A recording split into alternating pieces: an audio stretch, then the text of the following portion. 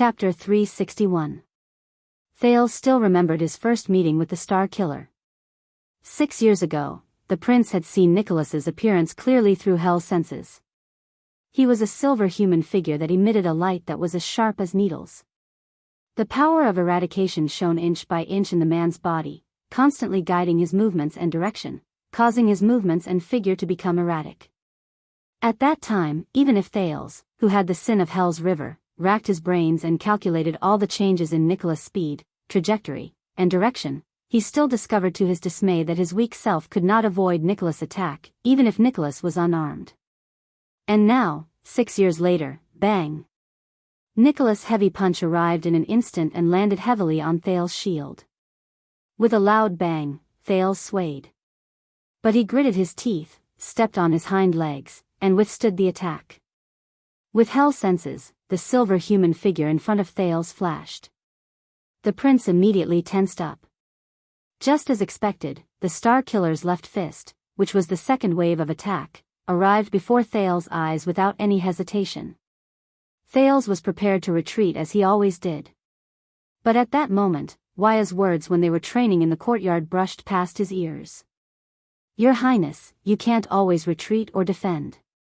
This is what happened when Caribbean and I fought against that big guy in Heroic Spirit Palace. We were too afraid of the Rising Sun Saber's attack and kept avoiding the fight, but in the end, we failed. Defending is not giving up, but preparing for the next attack." Nicholas' fist brought with it a terrifying sound of wind. Thales took a deep breath. The next moment, he faced his opponent's fist with a stern expression. He took a step forward and attacked with the Northland military sword style's flank attack. The tip of the sword forced Nicholas to stop attacking for a moment. However, the Star Killer's adaptability was beyond his imagination. While he avoided the tip of the sword, he also changed the direction of his left hand and struck his right wrist, which was holding the sword. With the help of Hell's senses, Thales watched the movements of this supreme-class elite. He praised in his heart, as expected, defense is not the same as retreating. Take Nicholas for example. Every time he defended, he would take an aggressive step forward. Even if he was retreating to dodge, his opponent would never think about avoiding damage, but about inflicting damage. When he thought of this, Thales gritted his teeth and moved forward again. He pushed out his shield and collided with his opponent's swinging left arm.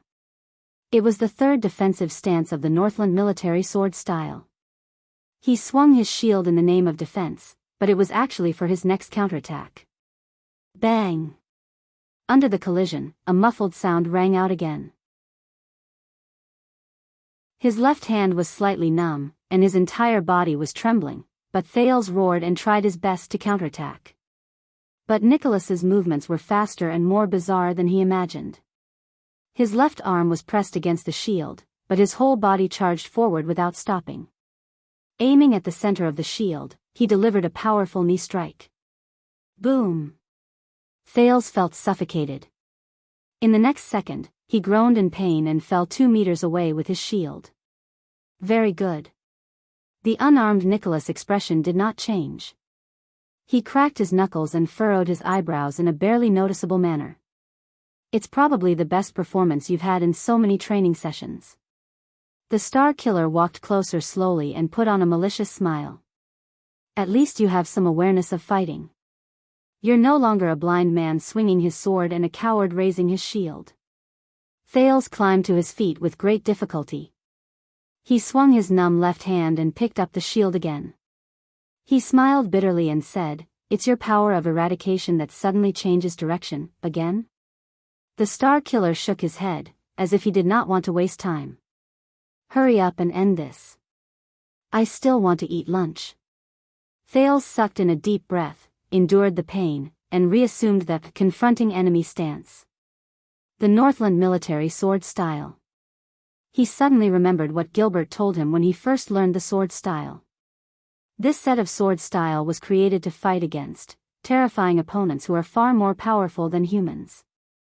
A huge disadvantage, a hopeless battle, a sure-death defense, a suicidal charge. He looked at Nicholas, who was getting closer to him, and sighed in his heart. Terrifying, opponents who are far stronger than humans? No, it's not just that. Another mysterious man's back appeared in Thale's mind. How did humans defeat the ancient orcs when they were at an absolute disadvantage? How did they win the battle of eradication? True elites seek hope in hopeless situations, seek to turn the tables when they are at a disadvantage, turn favorable situations into certain victories, and turn unforeseen and unexpected situations into their own support. They seize all useful and useless factors, hold tightly onto every possible bargaining chip, play the most crucial move, and change the entire battle. Thales took a few deep breaths and tried to shake his head, which was a little dizzy from the fall. My bargaining chip, my chance of victory, there are. But, only once. In the next second, Thales roared and charged at his opponent again. He thrust his long sword. Nicholas knew him too well. Every time they trained outdoors, the Star Killer would use all sorts of methods to defeat him with a smile that was at ease. Every time they conducted a surprise inspection, the Star Killer would rely on his skills to toy with him. Every time he probed and provoked him, the Star Killer would be fully prepared to test the standard of his followers. So, Thales' pupils shrank. So this is the Star Killer's biggest weakness. He knew himself too well. Come on. Thales' face was contorted. He gritted his teeth, roaring with his mouth and calling out in his heart. Come on, my companion. The sin of Hell's River. The familiar fluctuations surged towards him. After 6 years of experience, it instantly spread through his entire body in a faster, steadier, and smoother manner. Again? Nicholas sneered as he watched Thales charge towards him. Same method, same ending. The Star Killer exerted force in his legs and charged towards Thales. He easily dodged Thales' thrust and threw a punch at the prince's face. The wind from his fist howled. Thales' entire body trembled. He swung his shield once again to counterattack. He swung his fist at his opponent. But this time, it's different. This time, I need strength. Strength. The teenager thought coldly. The sin of Hell's River surged excitedly into his arm. The shield and the iron fist collided again. Asterisk bang. Asterisk Nicholas' sneer remained. As I said, young prince, but after a mere tenth of a second, his laughter came to an abrupt halt. Because an unprecedented force came from the shield in front of him. It shook his fists and body. Nicholas' expression changed drastically. Nicholas stared in shock at the roaring prince. He was forced to retreat under the great force and took an extra step to stabilize himself. What's going on?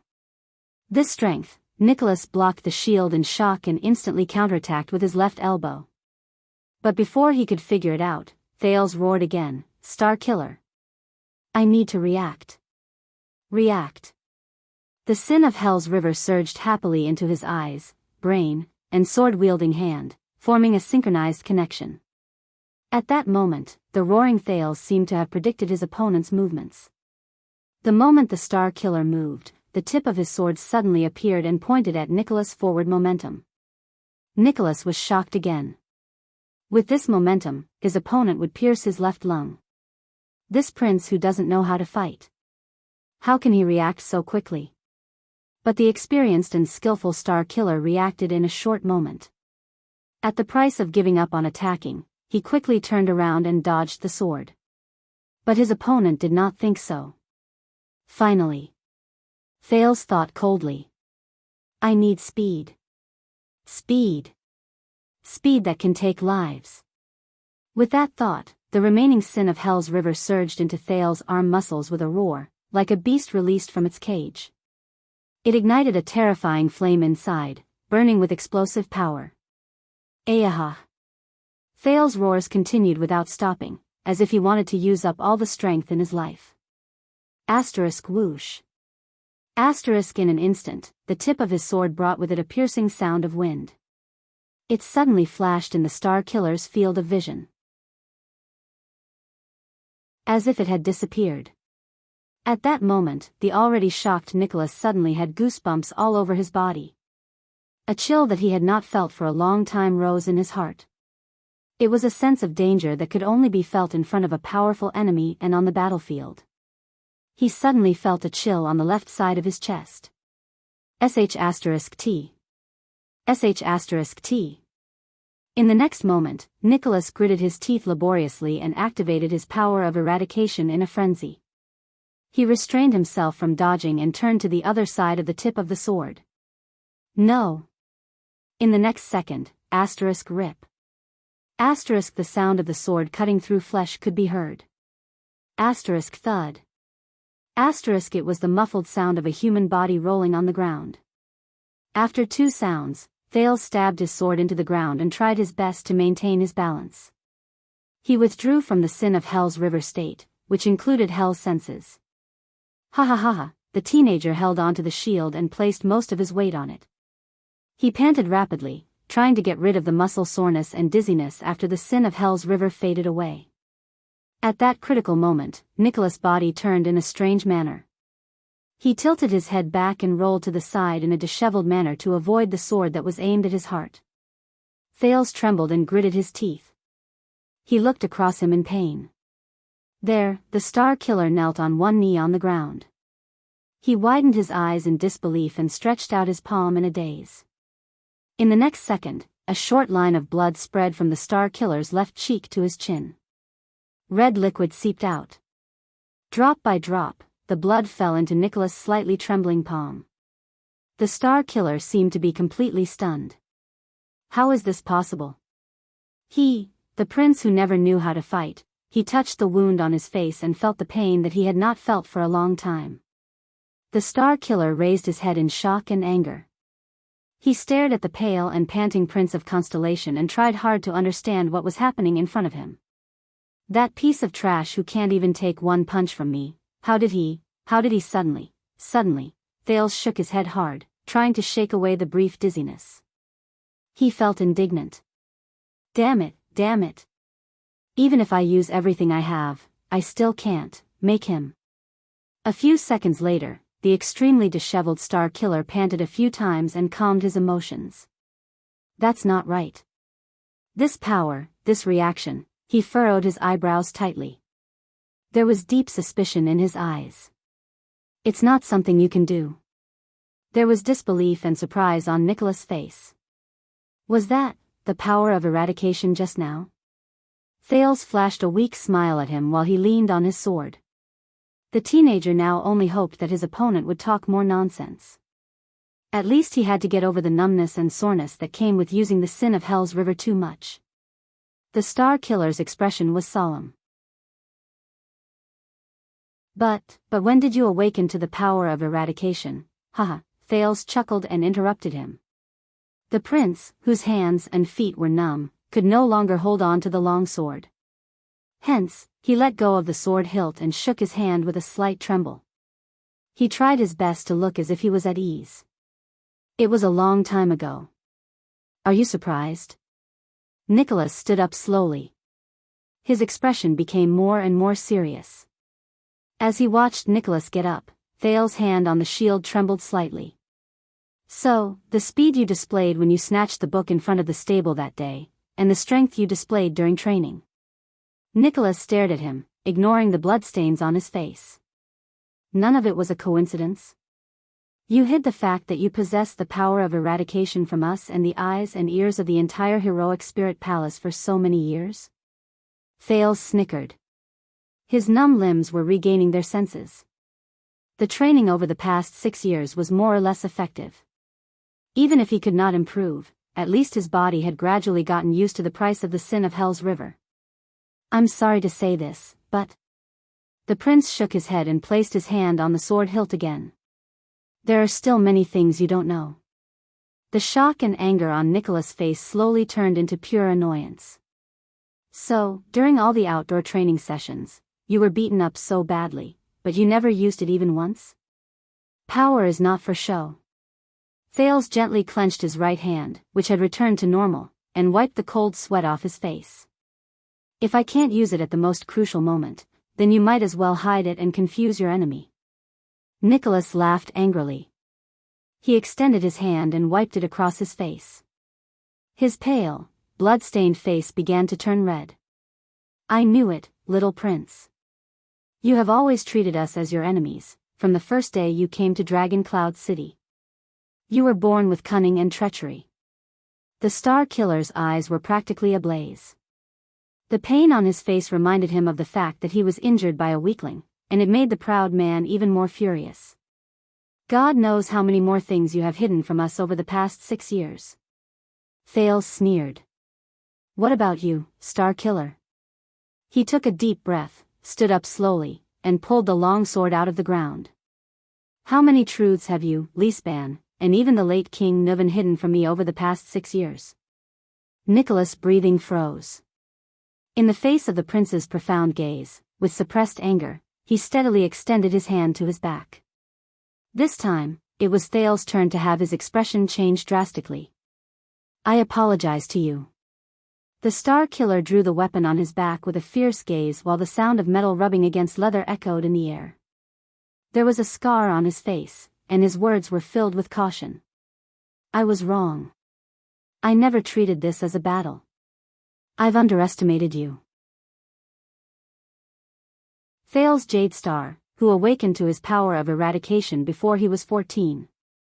Thales stared worriedly at the long and narrow saber in Nicholas' hand that reflected a golden luster. It was the legendary anti-mystic weapon that had once been pressed against his neck and threatened his life in the hands of its previous owner. The Rising Sun Saber. How terrible. "Are you sure?" Thales braced himself and raised his shield. "I heard Waya mention that this incredibly sharp weapon can cut through everything, right?" Nicholas started to sneer, but there was a hint of savagery in his voice. "Don't worry, I won't activate its ability, in case I can't hold back and accidentally cut your head open." He raised the Rising Sun Saber horizontally and pointed the blade at Thales. There was a rare seriousness and solemnity in his eyes. "And didn't I say it before? No matter how badly I beat you, I will leave you with that hand." In the next moment, Nicholas' expression changed. He instantly left the spot. The nervous Thales sucked in a sharp breath and instantly entered Hell's senses. In his field of vision, the silver figure flashed with a rapid light as it charged towards him. The battle began again. But this time, the speed and angle of the Star Killer's attack were far beyond Thales' imagination. The blade instantly arrived before his eyes. Sensing the threat, the sin of Hell's river automatically boiled. The nervous Thales immediately raised his sword and blocked the Star Killer's merciless slash. Asterisk clang. Asterisk as he stared at the golden saber in front of him, Thales felt a chill run down his spine. He could not help but think, if this thing is really like what Waya said and can melt everything, then wouldn't I already be? Without any time to think, Nicholas let out a low growl. He held the saber with both hands and pressed his entire body against Thales along with the blade. Thales only felt a weight on his hand. He was about to lose his balance. His heart tensed up, and he instinctively used a side attack to dodge his opponent's slash. But Nicholas did not stop his attacks. He used the momentum of the slide to charge forward, and with his right shoulder, he rammed into Thales. Asterisk thud. Asterisk Thales grunted laboriously. At least he managed to hide behind the shield before his opponent crashed into his bosom and forcefully withstood his opponent's charge. Asterisk thud. Thud. Thud. Asterisk a huge force charged at him. The prince scrunched up his face, pushed against the shield with his elbow, and took 3 consecutive steps back. Thanks to the increase in strength from the sin of Hell's river, he was not knocked down by his opponent's experienced charge. A true warrior is formed through experience and blood on the edge of a blade. Nicholas used half of his body to push against Thales' shield.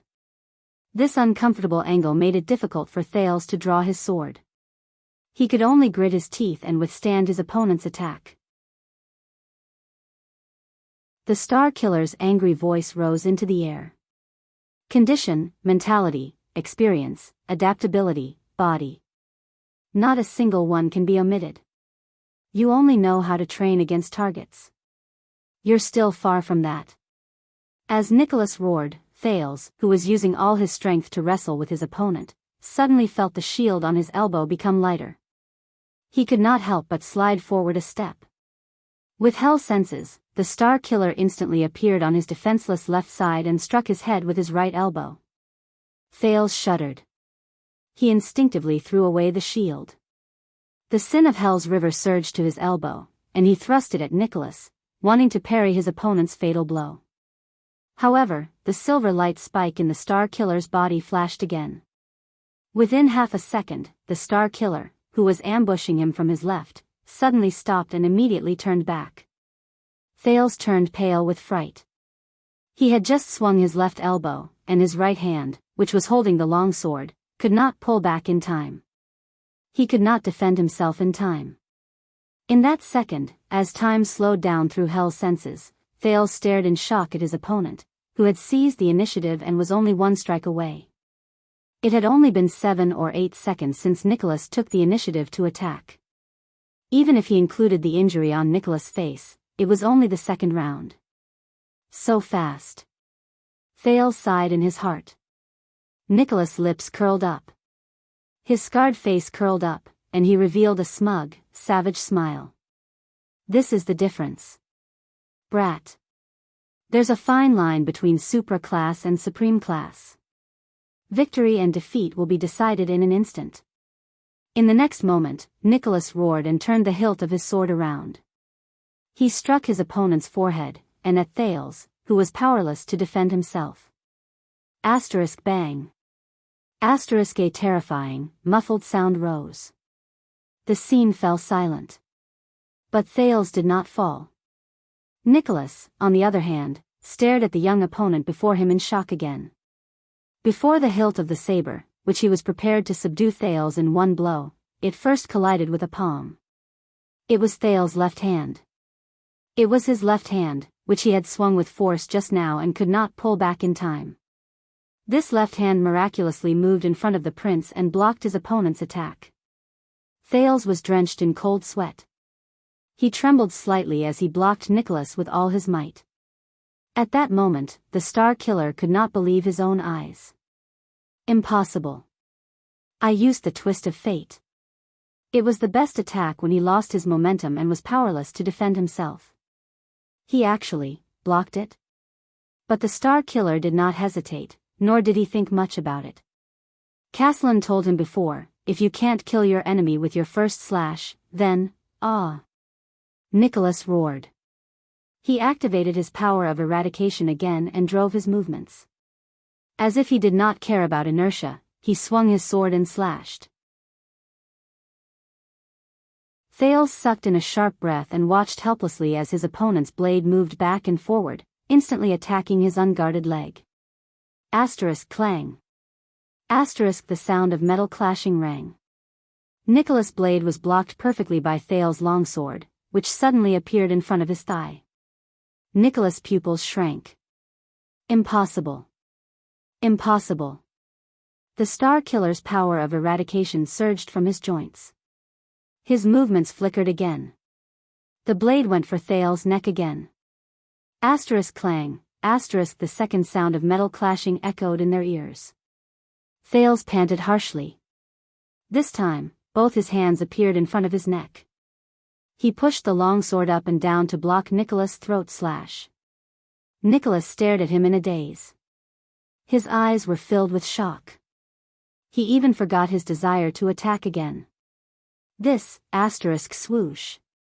Asterisk Thales used the last of his strength to force Nicholas back with one slash. Then, with a thud, he fell to his knees. The prince could not stop panting, and his groans were mixed with pain. But the Star Killer was already stunned. Just now, Nicholas blinked and stared blankly at Thales, who had an unpleasant expression on his face and was drenched in sweat, as if he was enduring torture. He opened his mouth gently. He wanted to say something, but stopped himself. His expression was incredibly complicated. Thales only panted continuously, as if the few attacks just now had almost taken his life. In the end, the surprised Nicholas still opened his mouth. You used it to block me just now. He furrowed his eyebrows tightly. No, your power of eradication is. Thales' breathing gradually slowed down. When he heard this, he weakly squeezed out a smile. Ha ha ha, Nicholas continued to stare fixedly at him and did not move. Thales was still kneeling on the ground. He supported himself with one hand and raised his long sword with the other. Oh, you're talking about this? The prince sucked in a sharp breath. In an instant, his face turned even paler. But he swung his sword sideways. His movements were very imposing. But when the sword was halfway through its slash, it strangely changed its direction. In an instant, it fell and cut straight into the ground. Asterisk clang. Asterisk Nicholas watched this scene in a daze. Thales laughed weakly and said, "A sudden change in direction that can't be predicted? This is..." The Star Killer murmured as he fixed his gaze on the long sword on the ground. "Huh, this is a rare Supreme Class Elite." Thales lifted his head weakly and stared anxiously at Nicholas, who had an interesting expression on his face. He forced himself to say, "He used 6 whole years to personally demonstrate this ultimate skill to me every week. According to him, this is a rarely seen power of eradication in history." Thales smiled again. No one knew that at that moment, the muscles in the prince's body were practically rebelling. Pain, soreness, numbness, pain, cramps, and all sorts of other sensations attacked him at the same time. It was simply indescribable. The Star Killer's expression became more unpleasant. The prince smiled even more happily and continued to say, "There is only one in Northland." Thales narrowed his eyes slightly while enduring the pain. "It's called the twist of fate." At that moment, Nicholas' expression almost turned into the coldest ice. "You should feel honored." Thales smiled softly again and carefully observed Nicholas, whose mind was in turmoil at that moment. "Because he told me."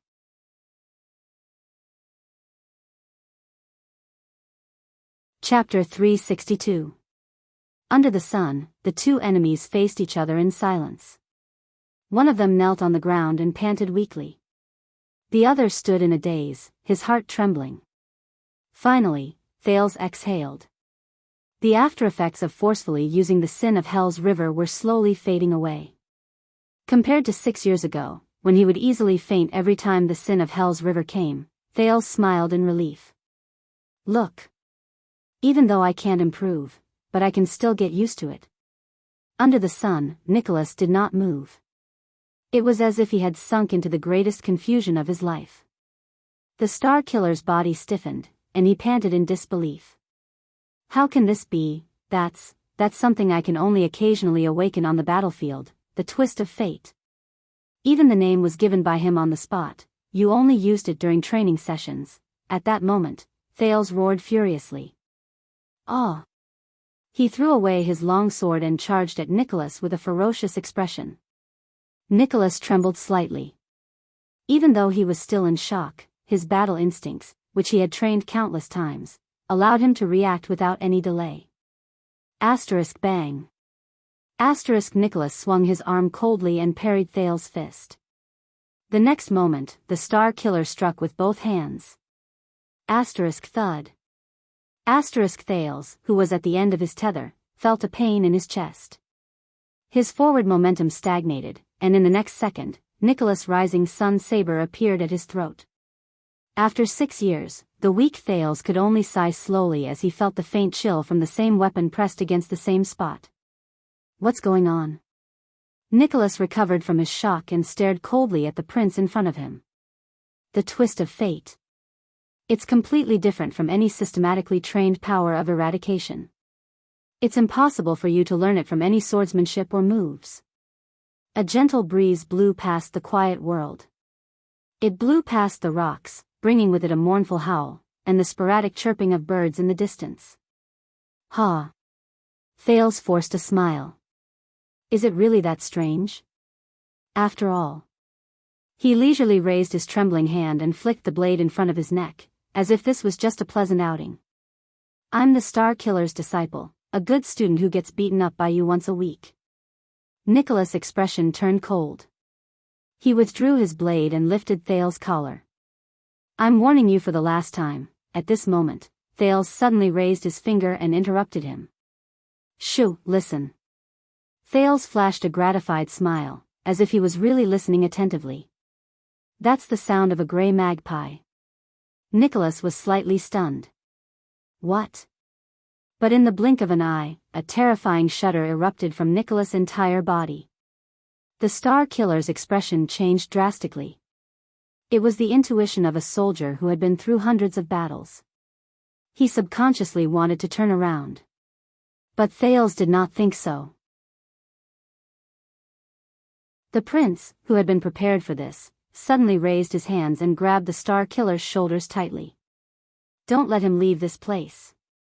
Nicholas, who was halfway through turning around, was suddenly seized. His expression changed drastically. He did not continue. A terrifying, muffled sound suddenly rose in their ears. Chi!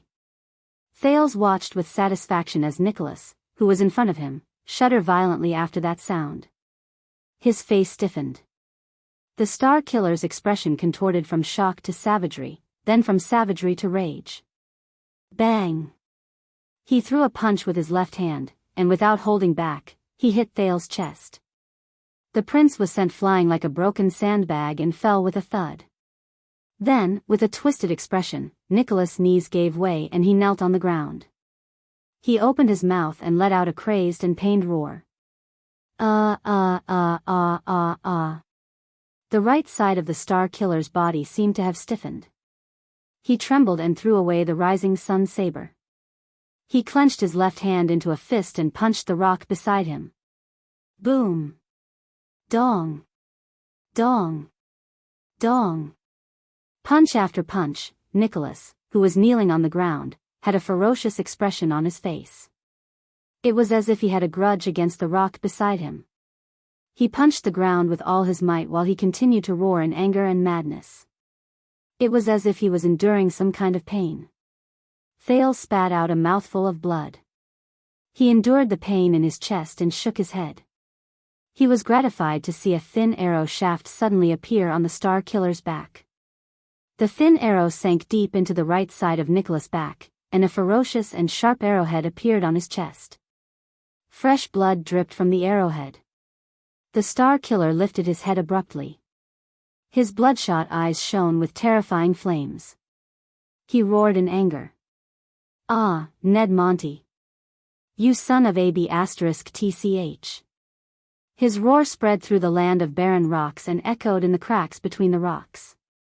At some point in time, the chirping of the birds had disappeared. Only the mournful sound of the wind remained. Thales sucked in a breath and closed his eyes. He was completely at ease. He had won the duel between him and Nicholas. He had grasped every factor and every bargaining chip he had. Thales coughed out a mouthful of blood in pain. He then could not help but laugh. Yes, the prince's only chance of winning in this duel is that Nicholas' opponent was never just him. The Star Killer's roar turned into pained moans and grunts. He tried to reach out to retrieve the arrow, but the location of the wound was too tricky. Nicholas could not touch it at all. TSK, Tisk, a hoarse and sinister voice that both of them were very familiar with came from behind a rock. Be careful, Lord Nicholas. Don't move, especially your right hand. That's a barbed arrow. The more you move, the more you'll get hurt. The hidden man let out a low chuckle. Nicholas' right arm was still trembling as he knelt on the ground. He used his left hand to support himself on the ground. He glared at Monty with bloodshot eyes and gritted his teeth. You can't run away. We'll tear you to pieces. Monty's cold laughter came from behind an unknown rock again. Oh. You? You're talking about Lum and Jella, the hidden sentries half a mile to the north who are providing support, or are you talking about the two new guards I don't know in the northeast? Nicholas' gaze froze. Monty, who was hidden in the dark, laughed out loud. Don't worry, I've already taken care of the 4 of them. I even left a mark for the people further behind. They won't come here. The Star Killer shuddered violently. His heart turned cold. Taken care? Thales panted in pain and felt slightly better. He struggled to sit up and reached for his sword and shield. A whistle rose around him. Monty's voice sounded near and far, as if he was moving non-stop. Spiky, you said that you strengthened the Royal Guard's scouting and scouting training, and reduced the amount of fighting against the enemy head-on, right? Nicholas tried to reach his wound again, but in the end, he failed. He could only moan in pain. Thank you so much. Those soldiers aren't very skilled. There was a rhythm in Monty's voice that made people's hearts palpitate. You saved me a lot of trouble when I intercepted them. Ah! Nicholas roared furiously and punched the ground again. Monty's laughter was intermittent, but anyone could hear the ghastly, unfathomable, and malicious intent in it. Fortunately, the Royal Guard still used the scouting formation passed down by the coward Lakin. Take a guess. Who is the person who knows, understands, and is most familiar with Lakin's 12 scouting formations within a circular area of 100 miles? Who is the person who can intercept them in the shortest amount of time and at the fastest speed on the path they must pass through? When he said this, the Raven of Death's smug laughter came from somewhere. Ha ha ha ha ha, Thales frowned slightly. Monty. Nicholas' gaze became more and more terrifying. The pain in his heart and body tormented him greatly. You son of a b*tch. A long sigh came. It seemed to be the Raven of Death's sigh. Yes, Spiky. He seemed to find it a pity. Now, there's only you and me left. The Star Killer clenched his fists while he knelt on the ground. Ahem. About that. At this moment, Thales coughed softly. Did you forget about me? The Raven of Death and the Star Killer's voices rose at the same time. Shut up. Thales raised his eyebrows. He closed his mouth and continued to crawl to look for his weapon. Noon had passed, and the sun began to set in the west. Listen up, Spiky. This is the land of barren rocks in the city of faraway prayers, the border of Extet. Further south is the terrifying Great Desert. Monty's voice rose coldly. It's very dangerous to faint in the wild. Nicholas let out a low growl. Give me this boy. Let me bring him to the city of faraway prayers. The Raven of Death clicked his tongue. Then we'll be even. Lum and the other three can also live. What do you think of this suggestion? Thales' expression changed. The air was quiet for a while. For a while, only Nicholas and Thales panting could be heard. Suggestion? The Star Killer raised his head abruptly. His gaze was vigilant as he scrutinized almost every rock around him. Why? Why do you insist on having him? Why do you insist on having this prince? Monty's strange laughter rose around them. You know very well that he will play a key role in the war between the City of Faraway Prayers and the Alliance of Freedom. The Raven of Death's words became fierce. We need him, more than Dragon Cloud City. Don't block our way. Thales scratched his head as if he had a headache. Old Monty, that's enough. There was another period of silence. Big Mouth, Nicholas was heard saying in a low voice. Do you remember what happened 18 years ago? The voice behind the rock was silent for a while. I don't want to talk about the past with you. Monty's cold voice traveled into his ears. You know I hate this the most. But at this moment, Nicholas, who had lost his composure and roared just now, raised his head and laughed. Strangely, this time, the Raven of Death did not interrupt him. That year, the Star Killer seemed to have had enough of laughing. He said airily, Prince Soria and his wife were assassinated. The late king was furious, and all the White Blade Guards were punished. Thales felt his skin tighten. He heard this incident from the past again.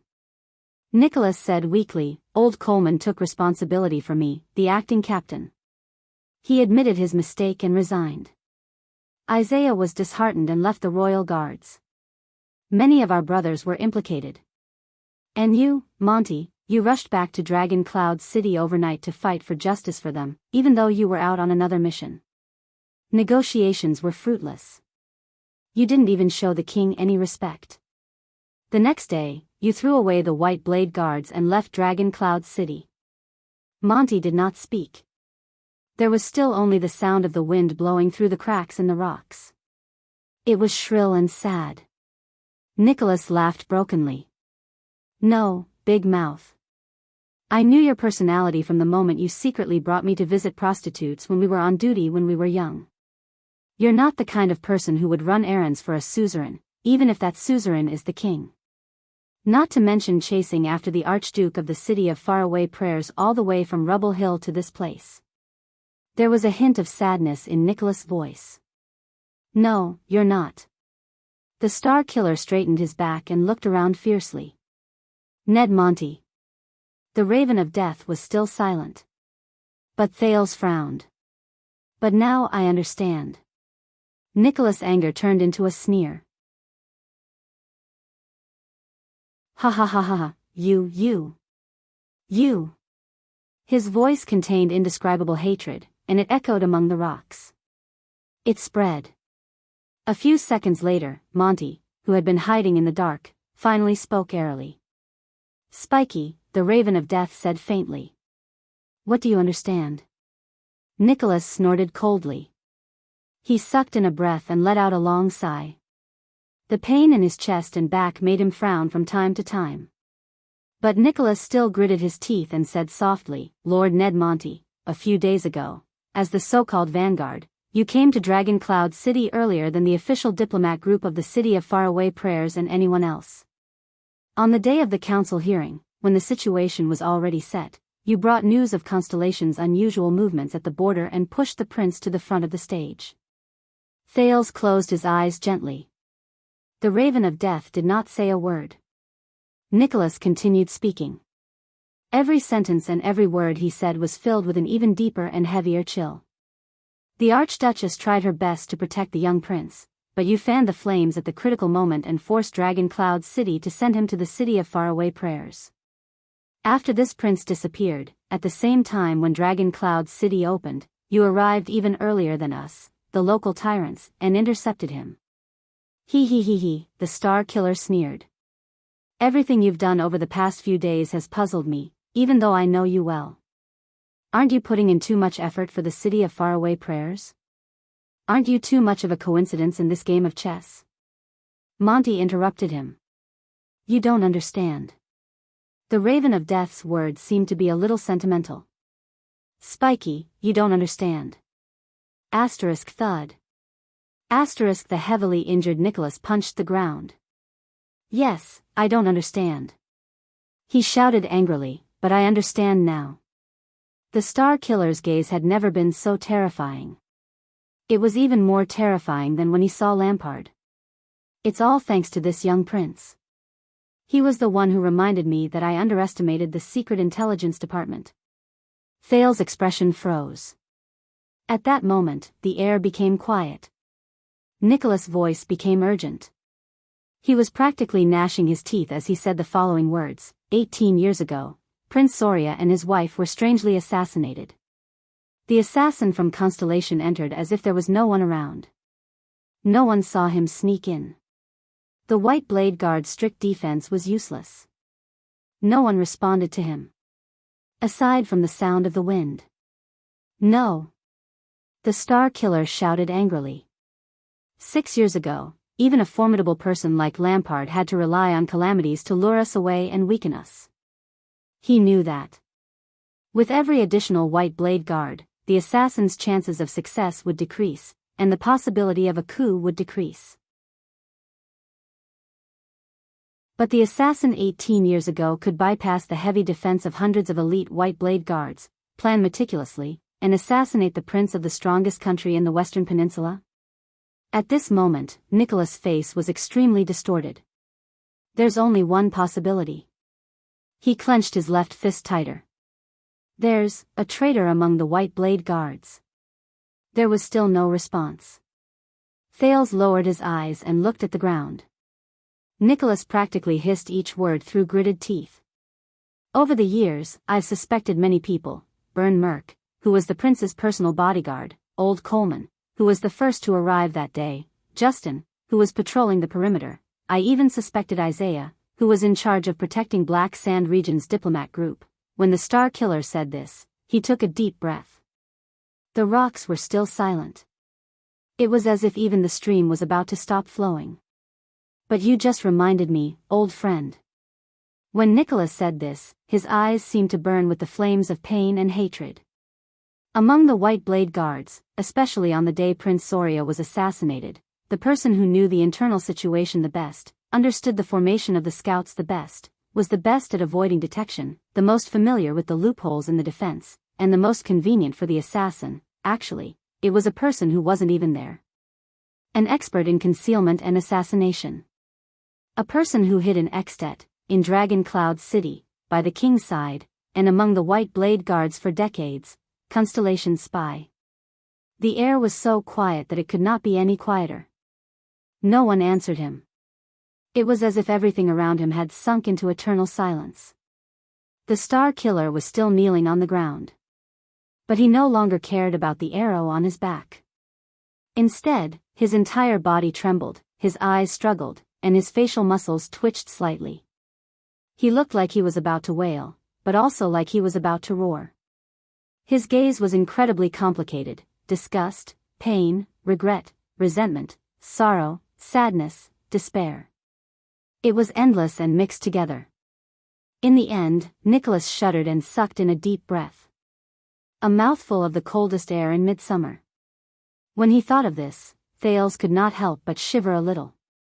"What do you think?" he asked the person behind the rock softly. "Big Mouth, Ned, Monty, the sworn brothers who joined the White Blade Guards with me."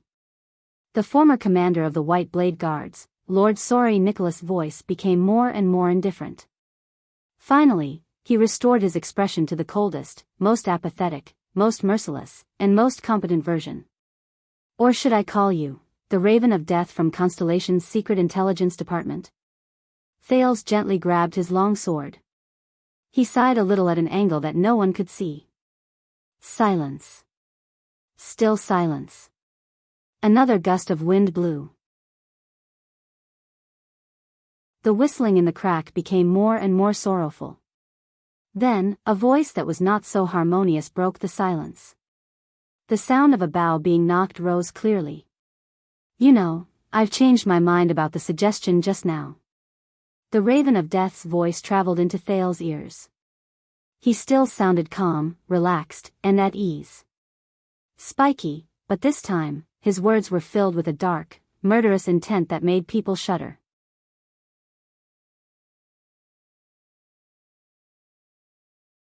Chapter 363. All these years, in the face of the Raven of Death's extremely callous words, Nicholas responded calmly, "Monty, this is the first time you didn't argue with me." It was as if he had lost all his emotions a moment ago. "You don't even want to defend yourself?" However, the only thing that responded to Nicholas in the crack was the soft sound of the wind. And whoosh. When he heard the sudden sound of a crossbow, Thales' breathing froze. Nicholas' body swayed violently. He turned his body in a disheveled manner to avoid the fatal arrow that sliced through the air. Thud. After a muffled sound, a short arrow was nailed to the ground not far from the Star Killer's shoulder. The shaft of the arrow was still trembling. "What a beautiful dodge." Monty's voice came from behind the rock again. Lying on his side on the ground, Nicholas panted rapidly. Even though he tried his best to dodge, the light armor on his left shoulder was still grazed by the arrow, leaving behind an ugly wound. "But how many more times can you roll with that arrow?" The Star Killer frowned slightly. He turned his head and glanced at the arrow shaft on his right back. He then endured the pain and looked at the wound on his chest. The tip of the arrow was slightly exposed, and it was dripping with blood. Obviously, the dodge just now had worsened his injuries. "Why?" Nicholas said hoarsely, "What benefits did the Constellations give you?" "Monty." But before he could finish asking, Nicholas' expression changed drastically. He supported himself with his left hand and dodged again. Bang. The bowstring sounded again, and the sharp arrow sliced through the air. Clang. Another arrow stabbed into the spot next to Nicholas' thigh, leaving behind a terrifying, muffled sound. The Star Killer's leg armor was cut by it, and spots of red could be seen under his clothes. Next to the stream was a small empty space surrounded by rocks. The heavily injured man's face was pale as he lay on the ground, panting. He was facing a terrifying and powerful enemy who was hidden from his sight. "Do you hear the sound of your flesh being torn apart by the barbs?" The Raven of Death's voice rose faintly. It was filled with viciousness and malice, and it continuously attacked the other's mind. But this time, the tormented Nicholas did not speak. On the contrary, his sweaty face was extremely focused. The Star Killer endured the pain in his chest and firmly extended his left hand to grab the golden saber with the black handle. Thales frowned. "It's a pity that the Rising Sun saber can't block arrows." Monty's cold laughter floated in the cracks between the rocks. Along with the sound of the wind moving about, he seemed to be near and far at the same time. "Are you thinking that it would be great if the Severing Soul's blade was still around?" But the Raven of Death's words came to an abrupt halt. Nicholas calmly got up from his kneeling position. He moved his left hand to the back of his head and extended the Rising Sun saber to his back. Thales' gaze froze. He was shocked. The Star Killer's blade swept past the arrow shaft, which was exposed outside the armor, and sparks flew. Sizzle, amidst a strange sizzling sound, the arrow that was instantly cut off fell to the ground powerlessly. One side of it was still faintly red and emitting faint white smoke. Nicholas coughed. "You know, this flaming knife really can't be used to block arrows." His blade returned to his chest, near the wound. There was another terrifying sizzling sound. As Nicholas grunted laboriously, his blade and right hand left the wound on his chest. Thales widened his eyes. A small but ferocious-looking barbed arrowhead and the broken arrow shaft were pulled out from his chest without hesitation. Aside from the sweat on his forehead, the Star Killer did not even frown, as if he had just cut open someone else's wound. But debridement, removal of the arrow, and stopping the bleeding at the same time are still very useful. The moment Nicholas' voice faded away, the crossbow bolts came flying again. Asterisk swoosh. Asterisk as the sound of the air being sliced rose, Nicholas turned swiftly. The twist of fate surged in his body, causing his figure to change. Asterisk ding. Asterisk the new arrow passed through the afterimage of its target and landed a few inches away from Nicholas' boots. It buzzed with the remaining force. Thales watched the scene in front of him worriedly. The Star Killer panted softly as he stared at the arrow on the ground, but he was not injured. Compared to before, Nicholas seemed to be at ease after he removed the arrow from his body. For the first time, the Raven of Death's fatal arrow did not succeed. Thales could not help but tighten his grip on his sword. 6 seconds, old friend. From the moment you knocked the arrow, aimed, measured the distance, and fired, you took a total of 6 seconds. It's about the same as 18 years ago. The Star Killer took a deep breath. He extended his right hand and clenched his fist lightly. Even though he was not as agile as before, he was no longer impeded by the arrow stuck in his body. Coupled with the movement after the arrow was fired, the interval between each arrow was at least 7 to 9 seconds. 7 to 9 seconds is safe. Nicholas' expression became calm again. He loosened his grip gently, and a small arrowhead fell from his hand. The wound on his chest had long since been sealed by the high temperature, and the wound on his back was no longer bleeding. The power of eradication gathered in the bones near the arrow wound and surged ceaselessly, urging his muscles to contract and seal the wound. Asterisk swoosh. Asterisk the wind from the arrow rose again. Before the Star Killer finished speaking, he suddenly turned around, turned his head, and slashed. Thales shuddered.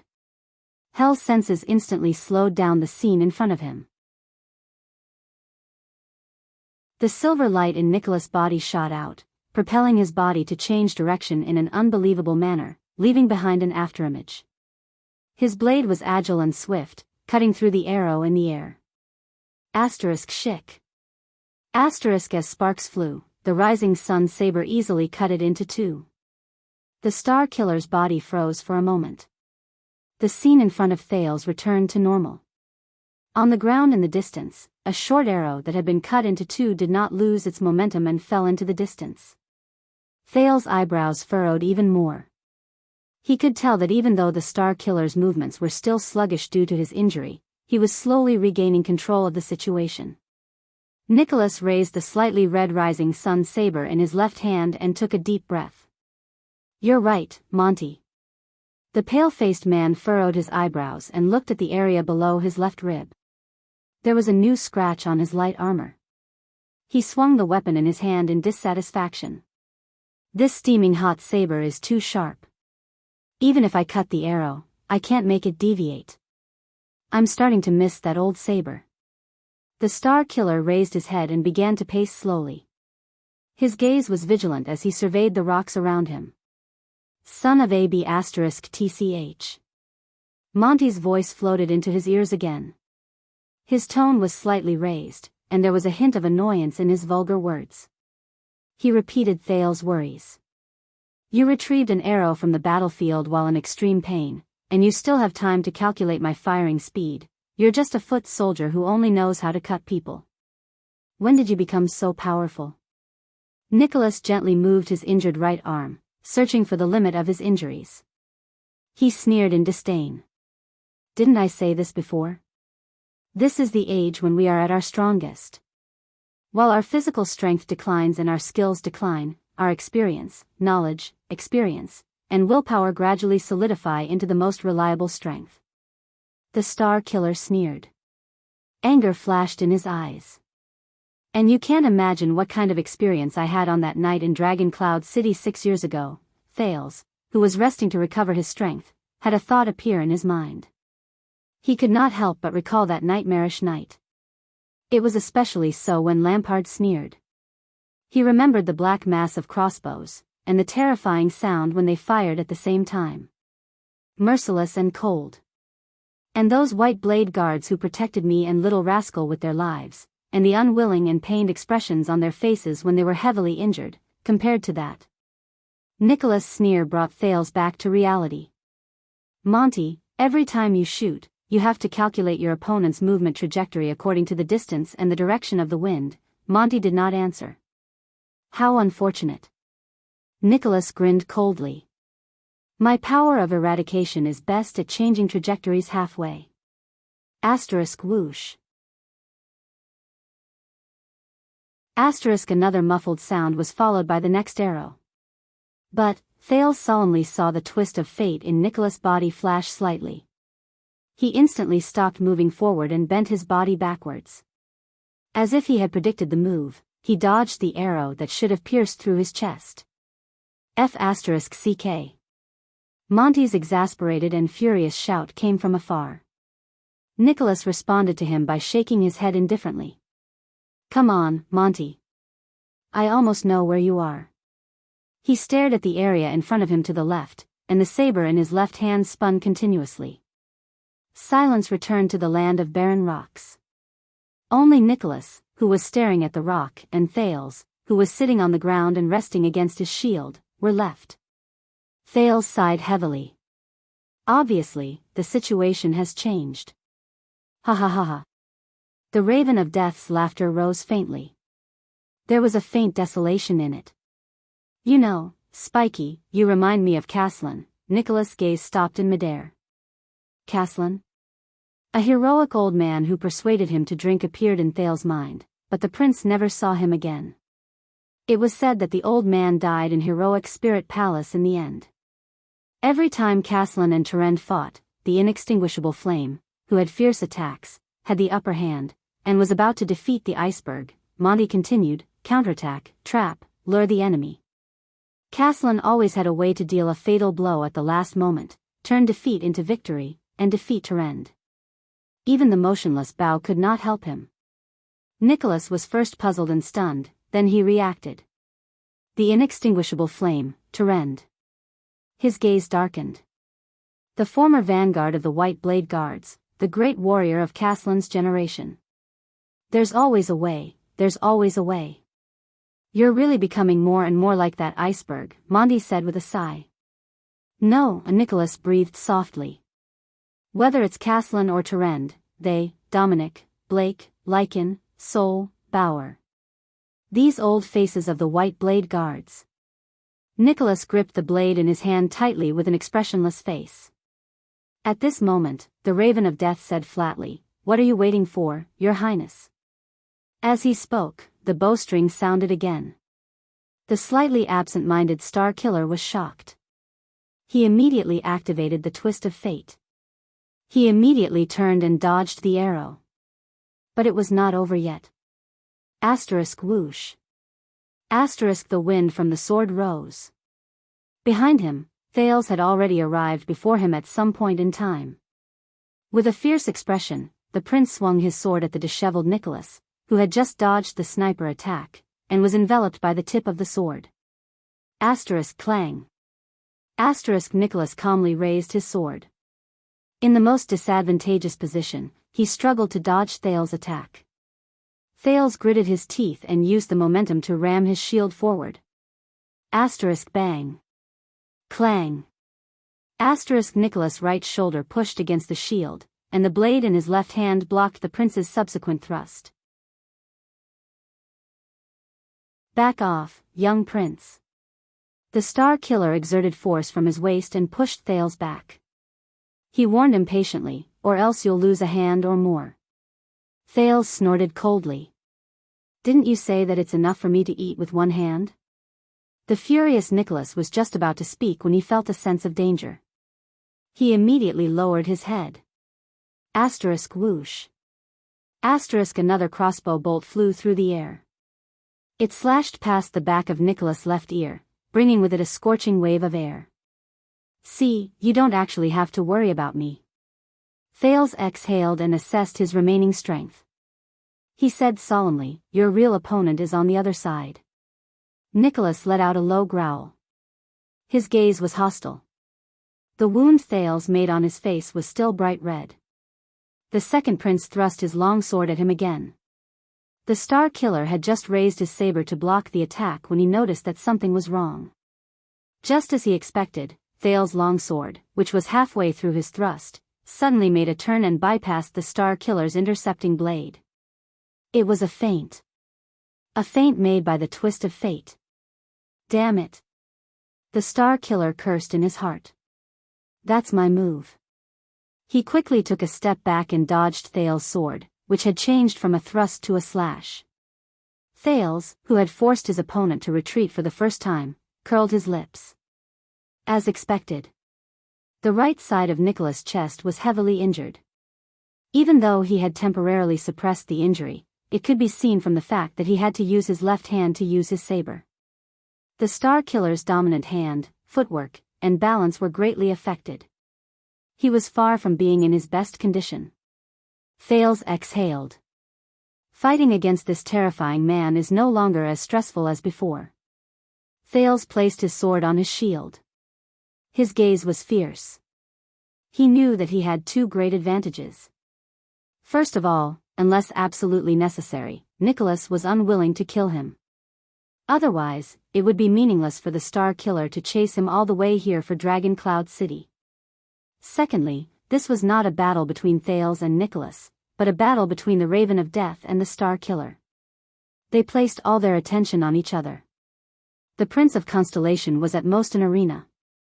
So, as long as I try my best to create trouble for him and make the Star Killer reveal enough flaws, then the Raven of Death hiding in the dark can. Do you want to continue playing? Nicholas looked at him angrily. Then open your eyes wide and watch. The next moment, the saber in his left hand immediately appeared before his eyes. Thales raised his shield, but his heart immediately skipped a beat. With his hell senses, the power of eradication in Nicholas' body surged. He swung his saber and instantly changed direction. Twist of Fate. It's this again. The Twist of Fate that allowed him to instantly change direction and reverse inertia.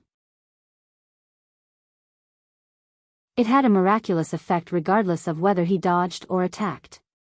Thales instinctively activated the Sin of Hell's river and imitated the silver needle-like glare that erupted from his opponent's bones.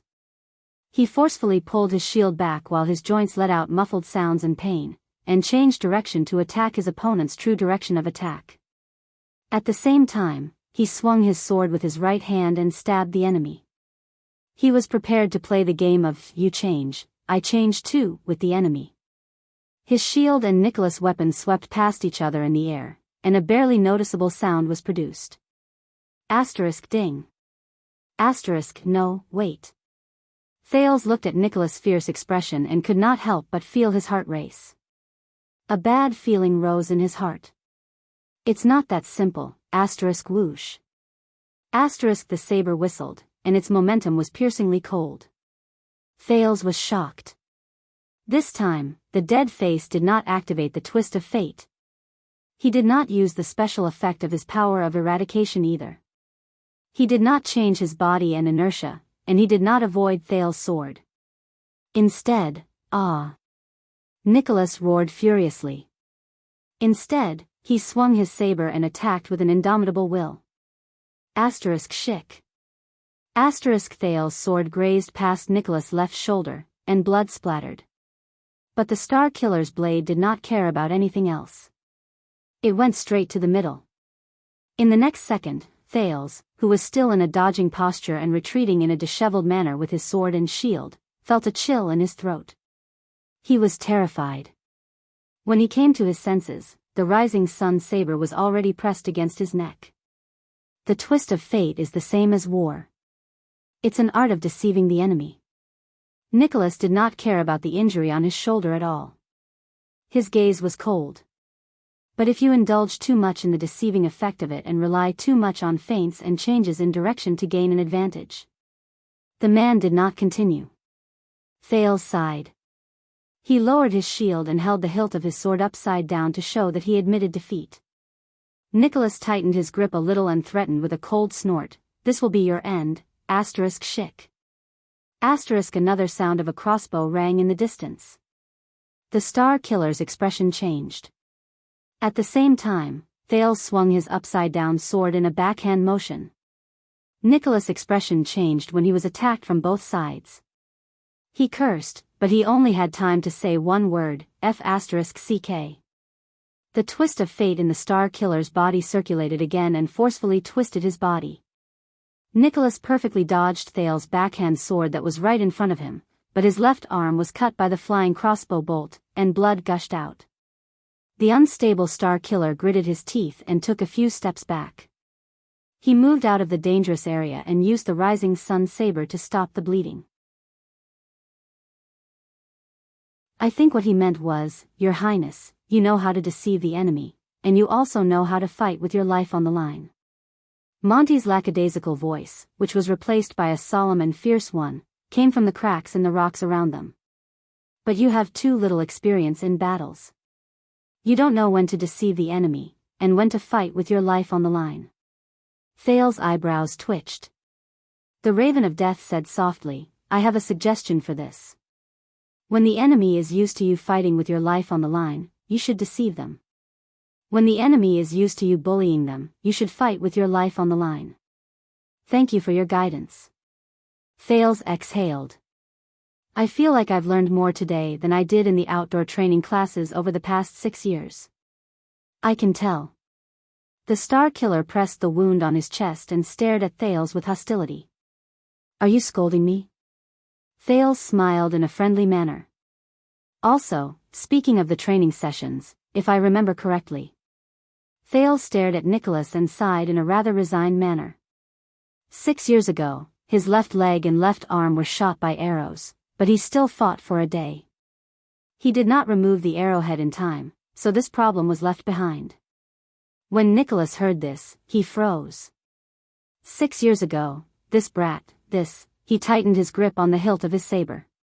Thales said solemnly, during the training classes, compared to his right side, his left side's movements were slightly uncoordinated. "Got it." Monty's answer was brief and very satisfied. Nicholas was silent for a while. "You." The Star Killer tightened his grip on the hilt of his saber. He no longer smiled coldly, but his gaze was fierce. "You are very good." Thales sighed in resignation. He shook his arm lightly. The numbness and soreness appeared again. "I'm almost at my limit."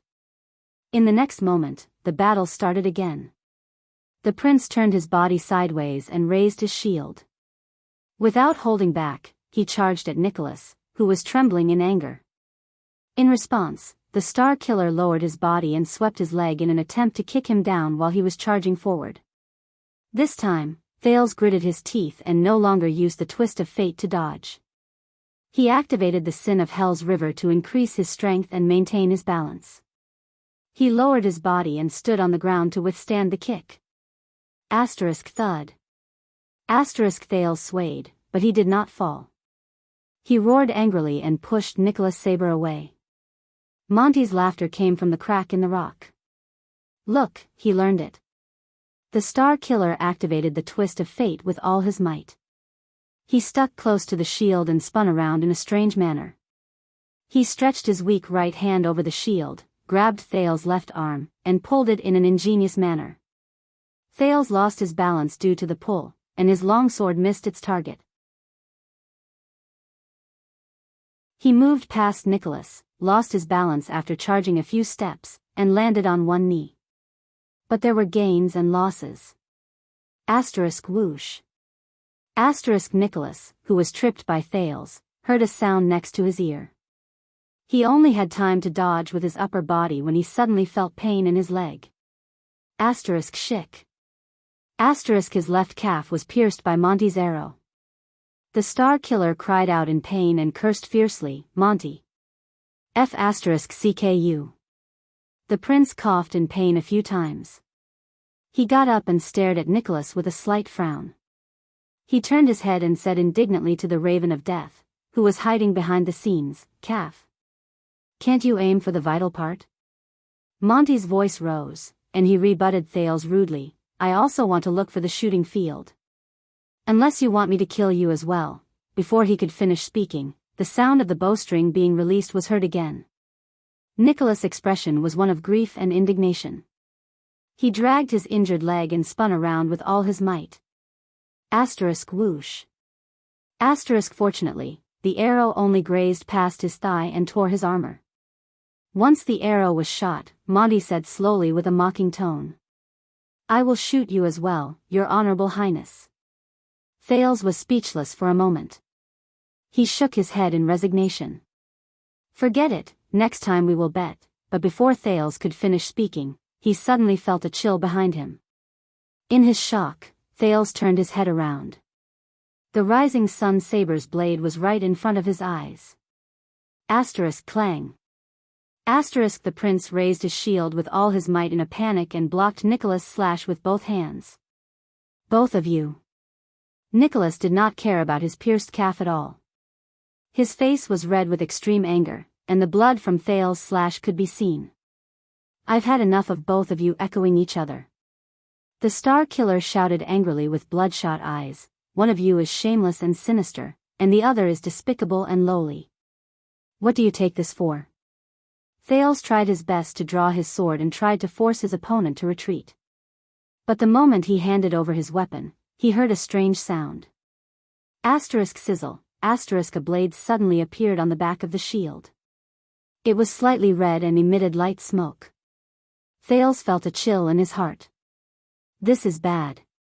As expected, at that moment, the red rising sun saber pierced through the other side of the shield and arrived in front of his eyes.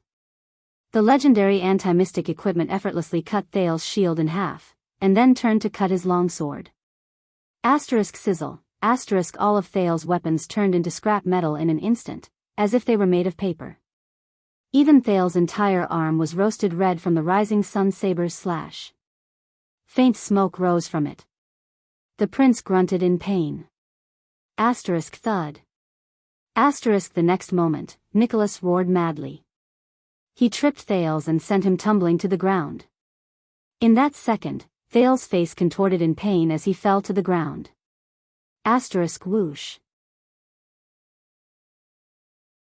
The sound of something slicing through the air rose again. The Star Killer instinctively leaned forward and bent down, sticking close to Thales' back to avoid the arrow, which was filled with murderous intent. Rip. It was the sound of flesh being torn apart at high speed. As Nicholas grunted, a crossbow arrow grazed past his lower back in a dangerous manner. It tore through his light armor, and as Nicholas bent down, it cut through his skin and came out from his shoulder and neck. This arrow brought with it the most blood the Star Killer had seen since the start of the battle. The bloody liquid even sprayed onto Thales' head. Blood flowed down his head. Thales breathed in laboriously.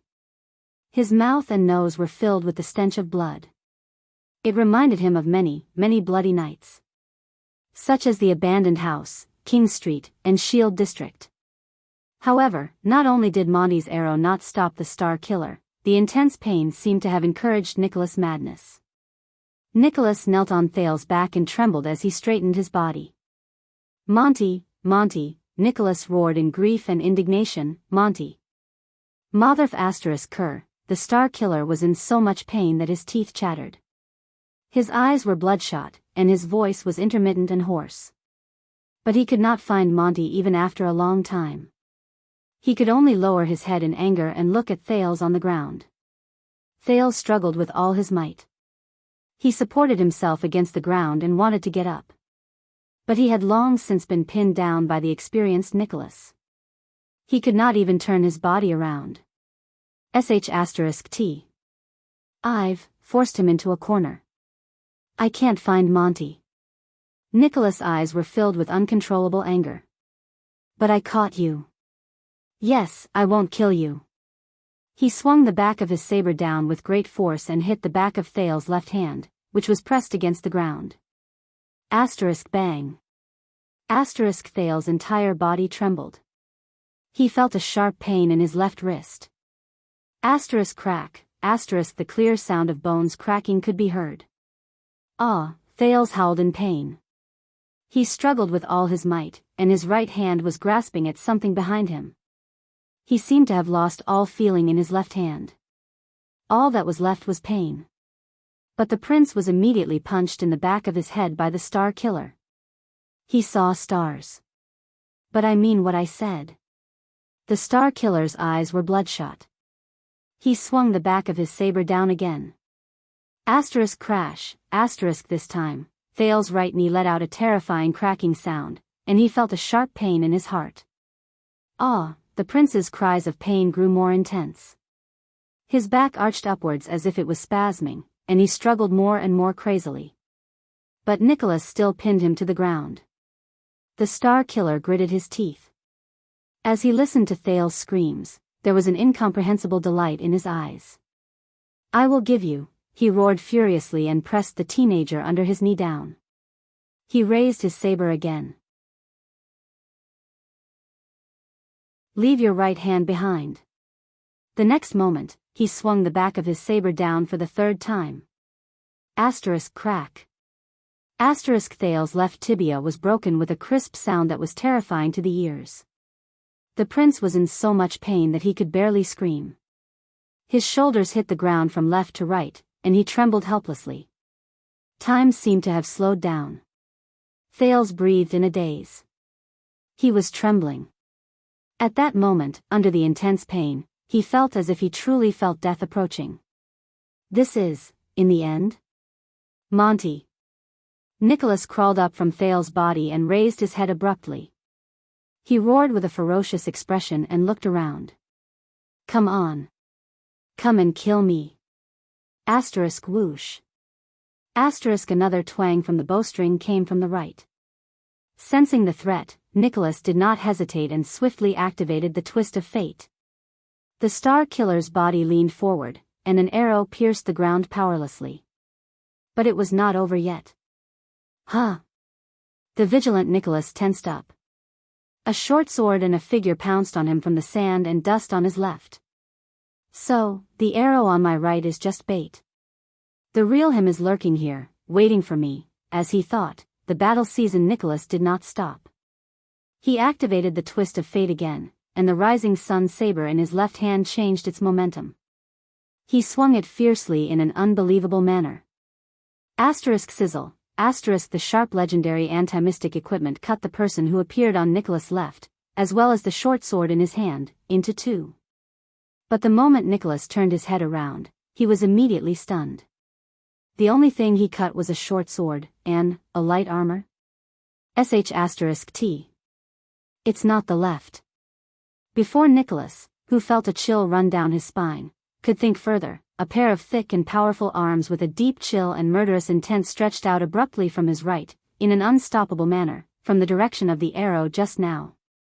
The enemy's left arm went through Nicholas' left shoulder, wrapped around his neck, and latched onto his throat with the crook of his arm. At the same time, the enemy's right arm went through Nicholas' right shoulder, latched onto the joints of his upper arm with his left hand, and pressed down on the back of Nicholas' head with his right palm. Is it the left? Or the right? War is the art of deceiving the enemy, isn't it? The familiar, brassy voice traveled into his ears coldly. Nicholas felt a chill run down his spine. He had just realized that he had made a fatal mistake. In the next second, the enemy behind him suddenly exerted force. The enemy was still tightly pressed against him, but he arched his body, and with his face and right palm, he pushed the Star Killer's head forward. He locked his arms behind him and seized the latter's neck. Do you miss Turen's favorite strangulation technique? 3 seconds to end the battle? 1 second. Nicholas' face turned pale. His vision swayed.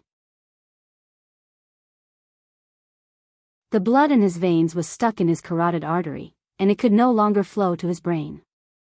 The voice behind him said coldly, "You're giving me a headache. Your instinctive sense of danger is really hard to kill. I really have to thank that child. Whether it was his reminder or his sacrifice, as expected, you're much slower when you turn your head from the left." 2 seconds. The Star Killer's vision darkened, and his consciousness became increasingly blurry. He had just pulled the rising sun saber, which he had swung backwards, back to his chest. He wanted to stab backwards, but his hand went limp due to the lack of oxygen in his brain. He could no longer find his target. Only the Raven of Death's eerie words remained in Nicholas' ears. They were short, clear, and terrifying. It's over. Spiky.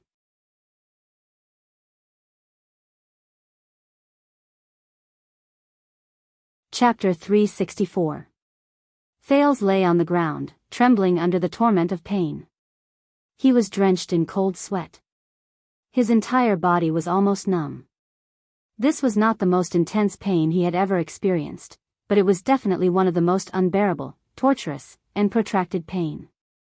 His left wrist, left calf, and right knee alternated with needles, blunt cuts, and even oppressive pain. It came in waves. He wanted to stand up, or at least move a few steps on the ground to leave the battlefield. However, if he moved too much, the pain would spread from his wounds to his brain, and it would be magnified endlessly. He could only shut his eyes tightly and try his best to breathe. He did not even care about the fight between the two men. As he listened to the sounds of fighting, Thales' face contorted. Large beads of sweat rolled down his forehead. He felt as if a century had passed, and he suddenly had a great desire to faint. And reality seemed to be developing towards his desire. After the continuous pain gradually exceeded the limit of his endurance, Thales began to lose consciousness. His entire body, especially the muscles and tendons around his wounds, began to twitch uncontrollably. He was about to faint from the pain. But at this moment, boom. The sound of surging tides rose in Thales' ears, temporarily drowning out the sounds of fighting. The teenager, who was enduring the pain in his muddle-headed state, was instantly shocked, and he became slightly more clear-headed. This feeling, it was as if something had suddenly spread through his veins. It's it. Thales, who was suffering from his injuries, tried his best to turn his face away. His mouth and nose brushed against the ground, and he sucked in a mouthful of dusty air.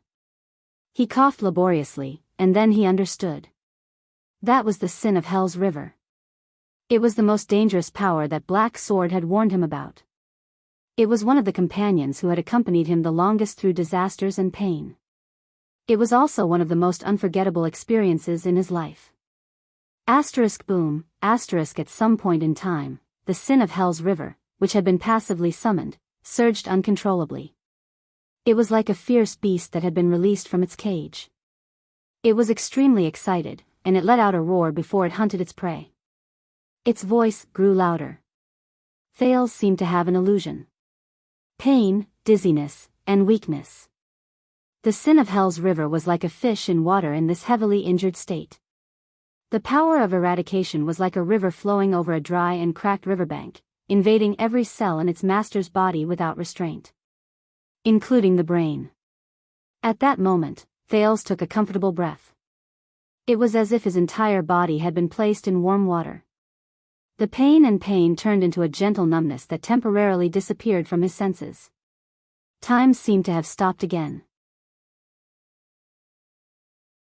Thales lay weakly on the ground and stared at the yellow rock wall in front of him with lifeless eyes. It was very strange. What flashed through his mind was the battle just now. Nicholas' sharp blade cut through his shield, broke his long sword, and swept him to the ground. The scene of the blade that would determine his future misfortune replayed in his mind over and over again. He shouldn't have stopped. Thales thought hazily as his consciousness blurred. The sin of Hell's river was like the flames of hell. It licked his wounds in an active manner and brought about a prickling sensation. Yes, he shouldn't have stopped. Thales gritted his teeth. An urge to get up and fight surged in his limbs. When his weapon was rendered useless, he shouldn't have stopped. He could have gone against the flow and continued to let the rising sun saber pierce through his shoulder. Then, he could have pushed the broken sword in his hand forward. Nicholas' blade was unstoppable. He had placed all the momentum in his body on it. He must have been too weak to defend himself and had no time to push it towards his opponent's neck. I might have to pay a huge price, yes, but Nicholas will definitely suffer a huge loss. He will be miserable. Thales smiled subconsciously in his daze. He clenched his right hand subconsciously, as if the broken sword was still in his hand. As he thought of this, the sin of Hell's river surged cheerfully again and let out a roaring sound. Yes. I don't need to dodge. I can ignore defense and give up on retreating. Forward. Only forward. Towards the enemy, Thales trembled as his vision darkened. He coughed violently, and his mouth and nose were filled with blood. Blood, he felt the feeling of his broken blade piercing through his enemy's artery, felt the heat of his enemy's blood gushing out of his neck, and felt the despair of his life gradually draining away. He fought fiercely in blood. Until death. Thales slowly closed his eyes and grinned. Next time, if there is a next time, just do it, boom. Asterisk as his last shred of consciousness disappeared, the sin of Hell's river surged with a bang. Not far away from Thales, Monty's expression was stiff. His entire body was tense, and he locked his arms around Nicholas' neck. He felt the other party struggle at the last second. However, the Raven of Death was slightly stunned.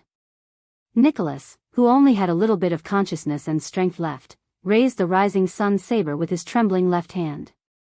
The hilt swayed in his hand. In the next second, Monty suddenly saw a flash before his eyes. A strong golden red light that was as bright as the sun shone from the golden blade. It was so piercing that Monty's vision instantly darkened. The Raven of Death shut his eyes tightly and could not help but let out a grunt. But he, who had already become an instinct to kill, did not waver in the slightest. Instead, he arched his back and leaned forward again, increasing the strength in his hands. He locked down the Star Killer's neck. Just a little more, that's enough. Monty's face flushed red as he thought in pain with his eyes tightly shut.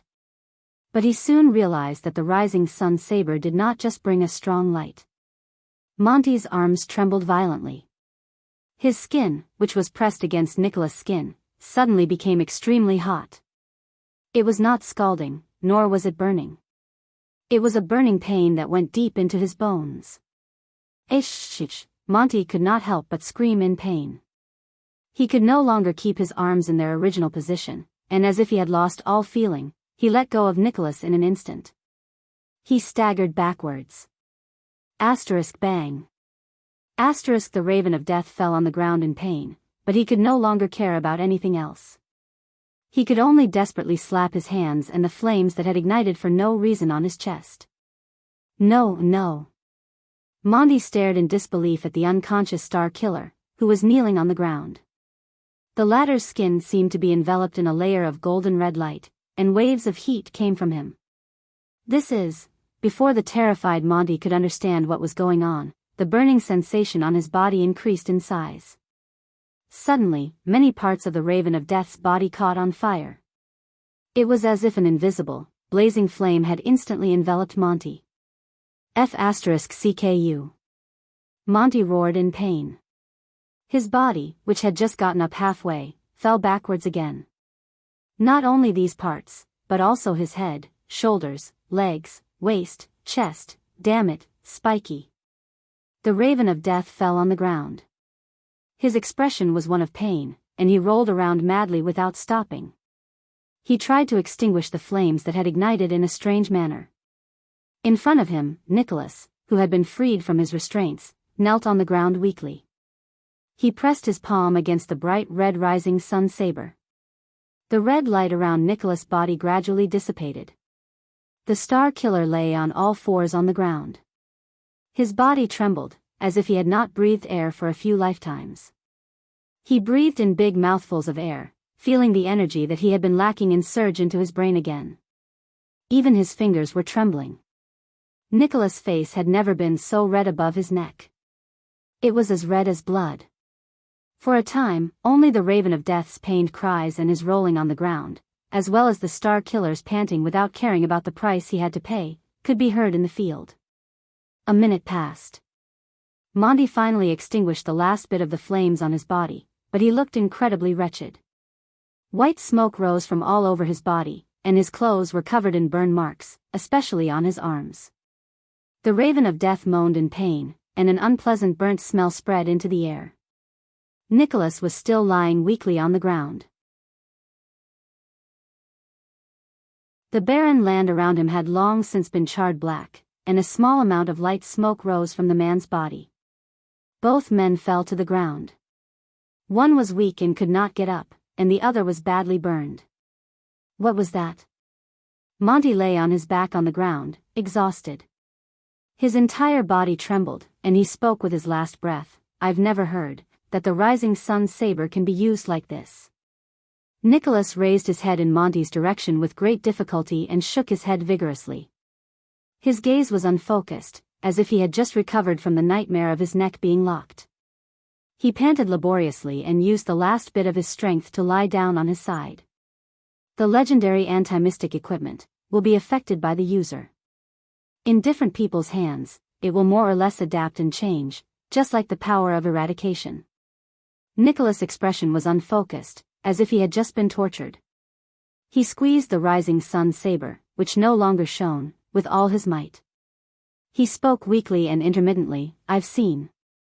Told you use the rising sun saber as a mystic gun, and in a narrow tunnel, create terrifying flames and explosions. Monty grunted hoarsely. He struggled to get up. Don't move, Monty. The Star Killer lowered his head. His voice traveled into Monty's ears faintly, and his words were filled with fatigue. If you don't want to be burned to ashes. I can't control it well. Hearing this, Monty froze a little. He sighed softly and lay down again. When he saw his enemy lying down, Nicholas, who had used up a lot of energy, heaved a sigh of relief. He looked at the rising sun saber in his hand with a dispirited expression. As you can see, I really can't get along with this broken saber. It's been 6 years, and I can only do this much. There was a moment of silence between the two. Can only? Monty laughed wanly. Trembling, he stretched out his arms. His armor had been burned, and his skin was charred black. He felt the last bit of his strength disappear along with the burn. You just used the rising sun saber to make an armor of flames for yourself and roasted me until I was half cooked, and you call this can't get along? Nicholas laughed. His gaze when he looked at Monty was especially complicated. No, you haven't been a captain before. You haven't read the records in the Legend of the White Blade Guards. The severing soul's blade once fought against the Night Wing King's tens of thousands of Eastern Peninsula's army on its own. But when I held it, I could only seal and isolate around 100 people at most. The Star Killer seemed to have rested well. His speech became fluent, and he said dejectedly, "The Rising Sun Saber, which is said to be able to burn everything, has become an armor that uses flames to protect and defend itself in my hands. I'm guessing that even the Soul Slayer pike, which once created a no-man's land that spanned hundreds of miles, in my hands, can only become the tip of the pike, which can keep the living away from it, and those who get close to it will die." Nicholas raised his head and flashed a bitter smile. "Otherwise, I wouldn't have wanted to fight in such an ugly manner." Panting in pain, Monty's gaze froze. "What?" The Raven of Death stared at his opponent in disbelief. "Are you saying that the current situation was something you planned from the very beginning? You lured me to show up and use the Rising Sun Saber to end the battle?" "Impossible." Monty stared at his old comrade, his old superior, and his old captain in a daze. For a moment, he felt as if he no longer knew him. Nicholas lowered his gaze and pursed his lips. "From the start of the battle, I was at my greatest disadvantage. You gained the upper hand and hid in the dark, while I was badly injured, and my combat abilities declined. Plus, this terrain." When the Star Killer said this, he looked at the seemingly unconscious Thales in the distance and pursed his lips. "This is the battle you're best at, and the most advantageous battlefield. Even if I searched for another 20 years, I wouldn't be able to find you. I wouldn't be able to counterattack, and I could only suffer in vain. And with that brat's interference, I wasn't confident that I could survive until you ran out of arrows." Monty's entire body stiffened. "I could only grab that brat, pretend to have lost my mind, and risk taking 2 of your arrows. For this, I even sacrificed my leg." Nicholas seemed to have finally gotten rid of the after-effects of having his neck locked. He slowly sat up and extended his hand to treat the injury on his calf. "I tried to lure you out and kill me in close combat." Monty gritted his teeth lightly. The Star Killer stared at the miserable Monty with a burning gaze. "Of course, it was still very risky. The timing of your appearance was too cunning, and the lock formed too quickly. I didn't even have the chance to counterattack, and I almost fainted." Monty sucked in a deep breath. Fatigue appeared in his eyes. "Son of AB****, the Raven of Death said dejectedly as he lay on the ground. "If I wasn't in such a hurry, I would have made a few poisonous arrowheads a few days earlier." "Humph." Nicholas curled up the corners of his lips and began to silently bandage his wounds. "Do you know why you lost?" Monty did not speak. He clenched his burned fists slightly. "You've been a scout for too long, and you're used to maintaining an absolutely safe distance." Nicholas seemed a little sentimental. His hands paused for a moment. "You're used to attacking from behind and killing with one strike. I guess you've almost forgotten what it feels like to fight and bleed while you're face to face. Is that so?" The Raven of Death frowned a little, then said in puzzlement, "But you, Spiky, since when did you start thinking so much when you're fighting?" Nicholas shook his head. The emotions in his eyes were complicated. A commander always has to think one step ahead of others. "You're different." Monty tried his best to sit up. Enduring the pain, he exhaled and said indignantly, "You're like Caslin, a person who fights with his brain. Are you still the annoying, hateful, and bloodthirsty Spiky I know?" Nicholas forced himself to smile. Enduring the pain, he pulled out the arrow from his calf. "Can you tell me now?" The Star Killer tore open his clothes and bound the wound on his calf tightly. The Rising Sun Saber was within his reach. "Why? Why did you betray us?" Monty closed his eyes in despair and placed the back of his head on the ground. "Is it still important? We're already like this." The Raven of Death's voice was unusually tired. "Hurry up and do it. End it."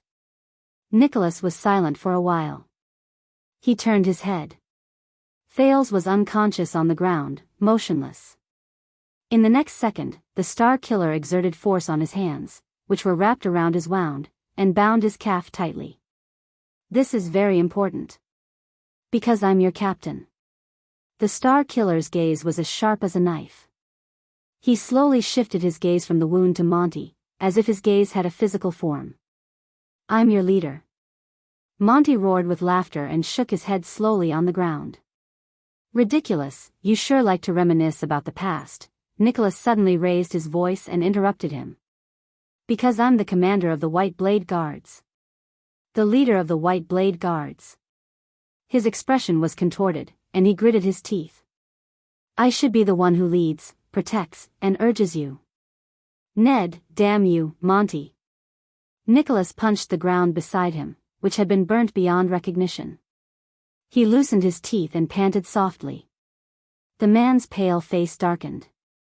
"And if anything happens to any of you, it's my responsibility." "I failed." The Raven of Death shuddered slightly. Nicholas put his hand into his breastplate and squeezed a small stone tightly. He tried his best to keep his expression unchanged. His voice was slightly choked. "And I need to know why. I need to know. Nicholas paused for a while before he spoke dejectedly. "Why?" The land returned to silence. Only the sorrowful whimpers of the breeze blowing through the cracks in the rocks could be heard. "Ha ha ha ha ha." Monty opened his eyes again and stared at the clear blue sky. His laughter was a little bitter. "Spiky, you've really changed. I finally know why you could kill Caslin, even when he was old." Nicholas did not answer. He just tightened his grip on the stone. "I can tell that you've surpassed Caslin in all aspects, be it in terms of fighting or fighting." The Raven of Death's gaze was unfocused. "Even when the ground shaker was at his peak, he was just like you now. You don't stand out in any way, you're usually inconspicuous, and you look normal, but when it comes to actual combat, no matter if it's good or dangerous, whether you attack first or later, no matter what kind of enemy you face, as long as they stand on the ground, they can't win against you." Monty laughed in spite of himself. "It's worse, but it's also better." Nicholas punched the ground again. There was slight anger in his voice. "Don't mention him anymore. After today, you'll have plenty of time to repent in front of him." What answered him was Monty's forlorn laughter. "Ha ha ha ha. Here comes the problem, Spiky, do you worship him and the iceberg that much?" The Raven of Death laughed so hard that he could not catch his breath. "But have you ever truly understood him?" Nicholas frowned a little. Monty tried his best to lift his upper body.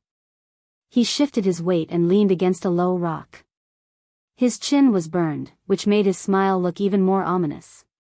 "Do you know what kind of existence Caslin Lampard really is?" Nicholas' heart sank. He remembered the day 6 years ago when Caslin stopped breathing forever in heroic Spirit Palace. Monty sighed softly. His eyes were filled with endless sorrow and sentimentality. "I really missed that day, Spiky, the day we officially swore the Oath of Blades and officially became new guards from the Royal Guards." Nicholas seemed to have understood something. He raised his head as if he was deep in thought. Monty said airily, "At least, we still had a choice that day.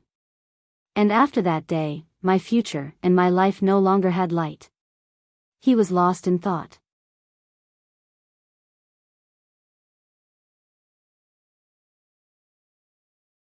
Chapter 365.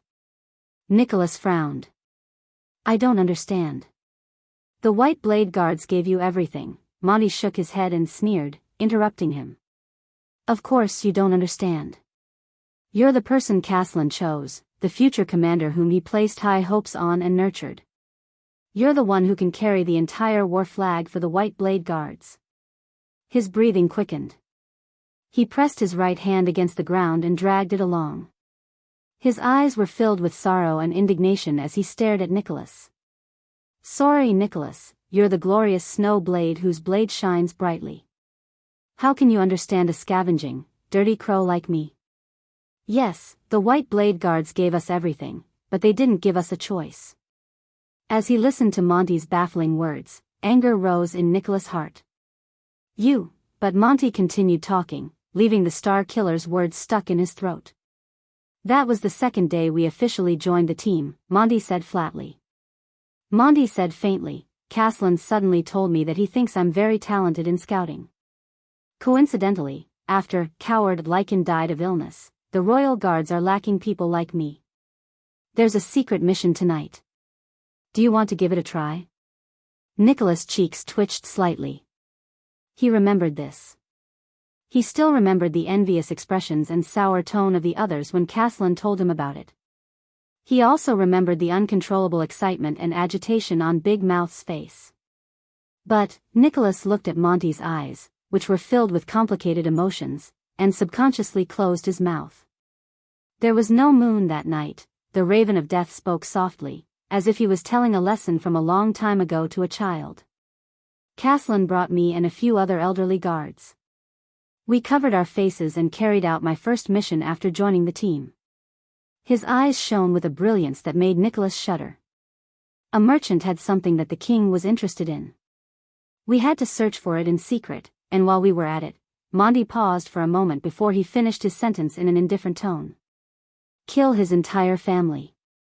The sun was covered by a cloud, casting a shadow between the two of them. It brought with it a faint chill. What? Nicholas' face turned pale. You? Monty's shoulders trembled. His facial features quivered. He leaned against the rock and laughed. Ha ha ha. His breathing was extremely unstable, and his speech speed was sometimes fast and sometimes slow. He looked like a person who had just been rescued from drowning. Covering your face in the middle of the night and committing murder and arson, it's hard to imagine, right? This was especially true for the awe-inspiring Captain Nicholas. To him, the White Blade Guards were perfect. Protecting is your most sacred duty. Nicholas did not speak. He only stared blankly at the ground. The moon was very dark that night. Even the human blood was black.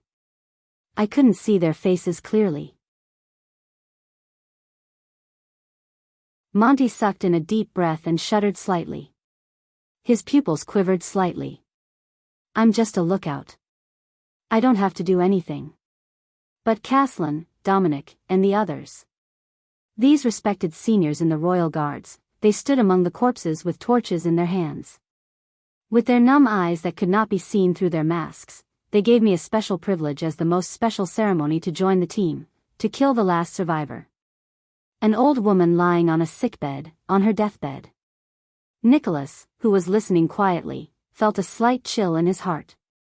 They probably thought that since I'm a newbie, I should start with the easier ones and slowly get used to it. She's about to die anyway. Monty let out a faint, hollow laugh. But Caslin and the others didn't know that when I cut her, her expression before she died was completely different from my grandmother's expression before she died. Of course, I might have remembered wrongly. After all, I've been through so much. My memory of my first target is already very blurry. But Monty's smile still faded away. His gaze was calm. But they don't know. They don't know. Nicholas did not speak. He only stared at Monty in a daze.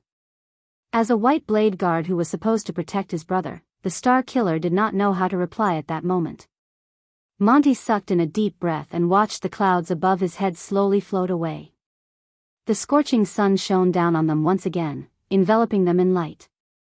Just like this, Spiky, before the light of the bright moon, under the witness of the snow, raise your white blades high, drink strong wine, and make a blood oath to become White Blade Guards. The Raven of Death said faintly, and I, in the deepest darkness, in front of the dim torches, facing the profound gazes of my seniors, raised my blade high, drank my blood as wine, and used my head as proof. I became another type of White Blade Guard.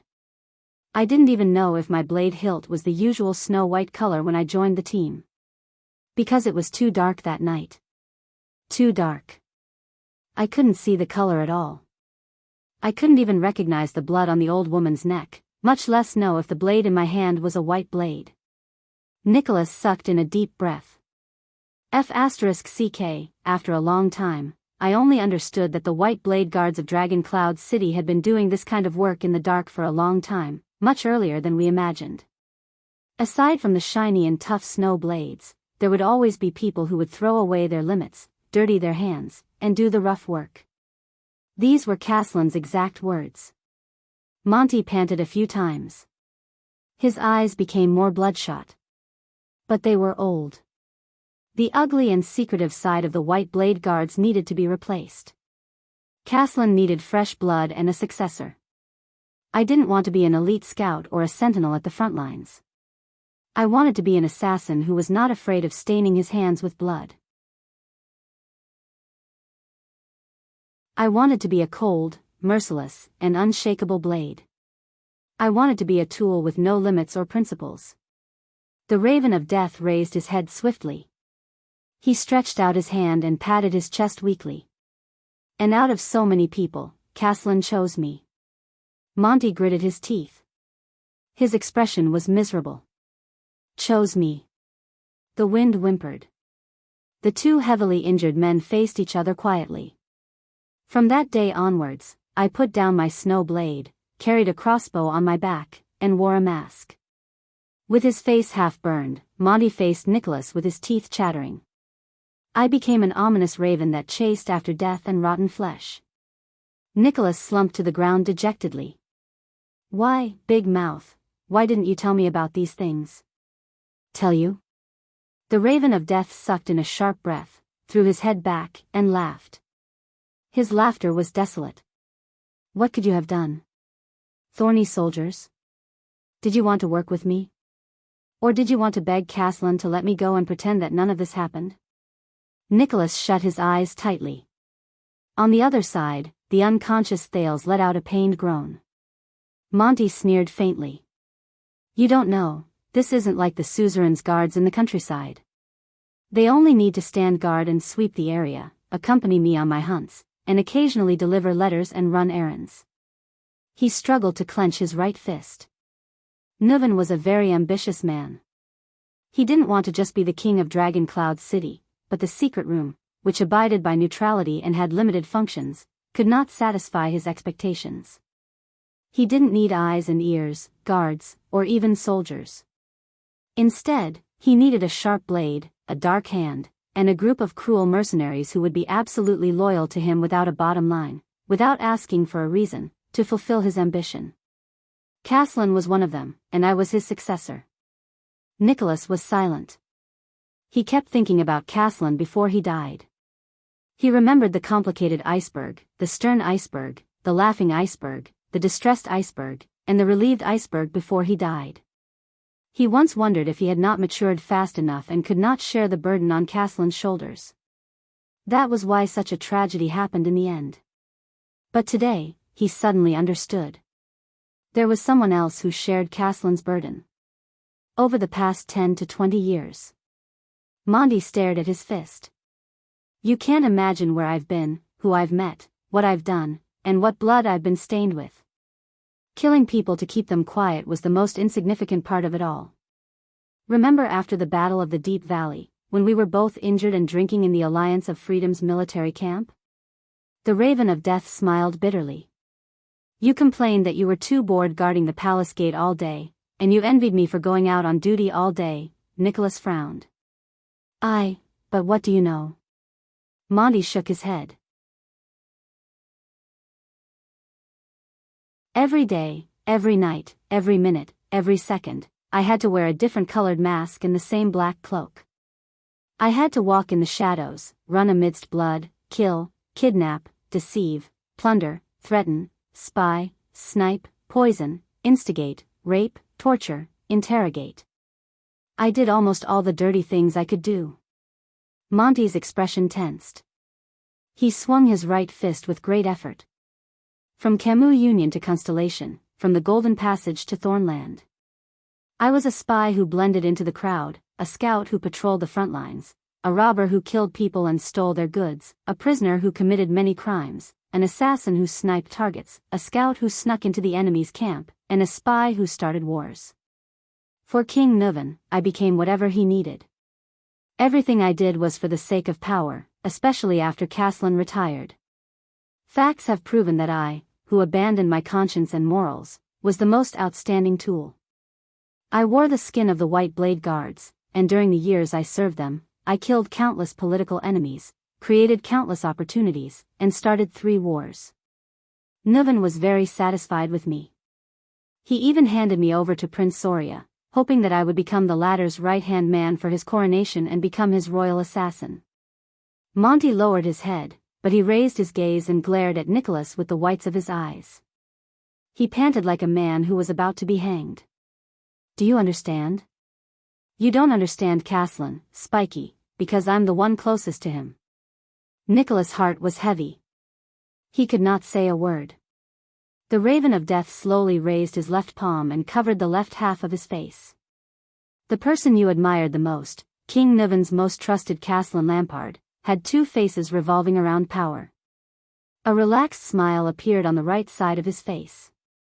He had the usual ruffian and boorish air of the blabbermouthed brown-haired knight, just like he did many years ago. Under one face, he held a white blade and protected the kingdom and Dragon Cloud City.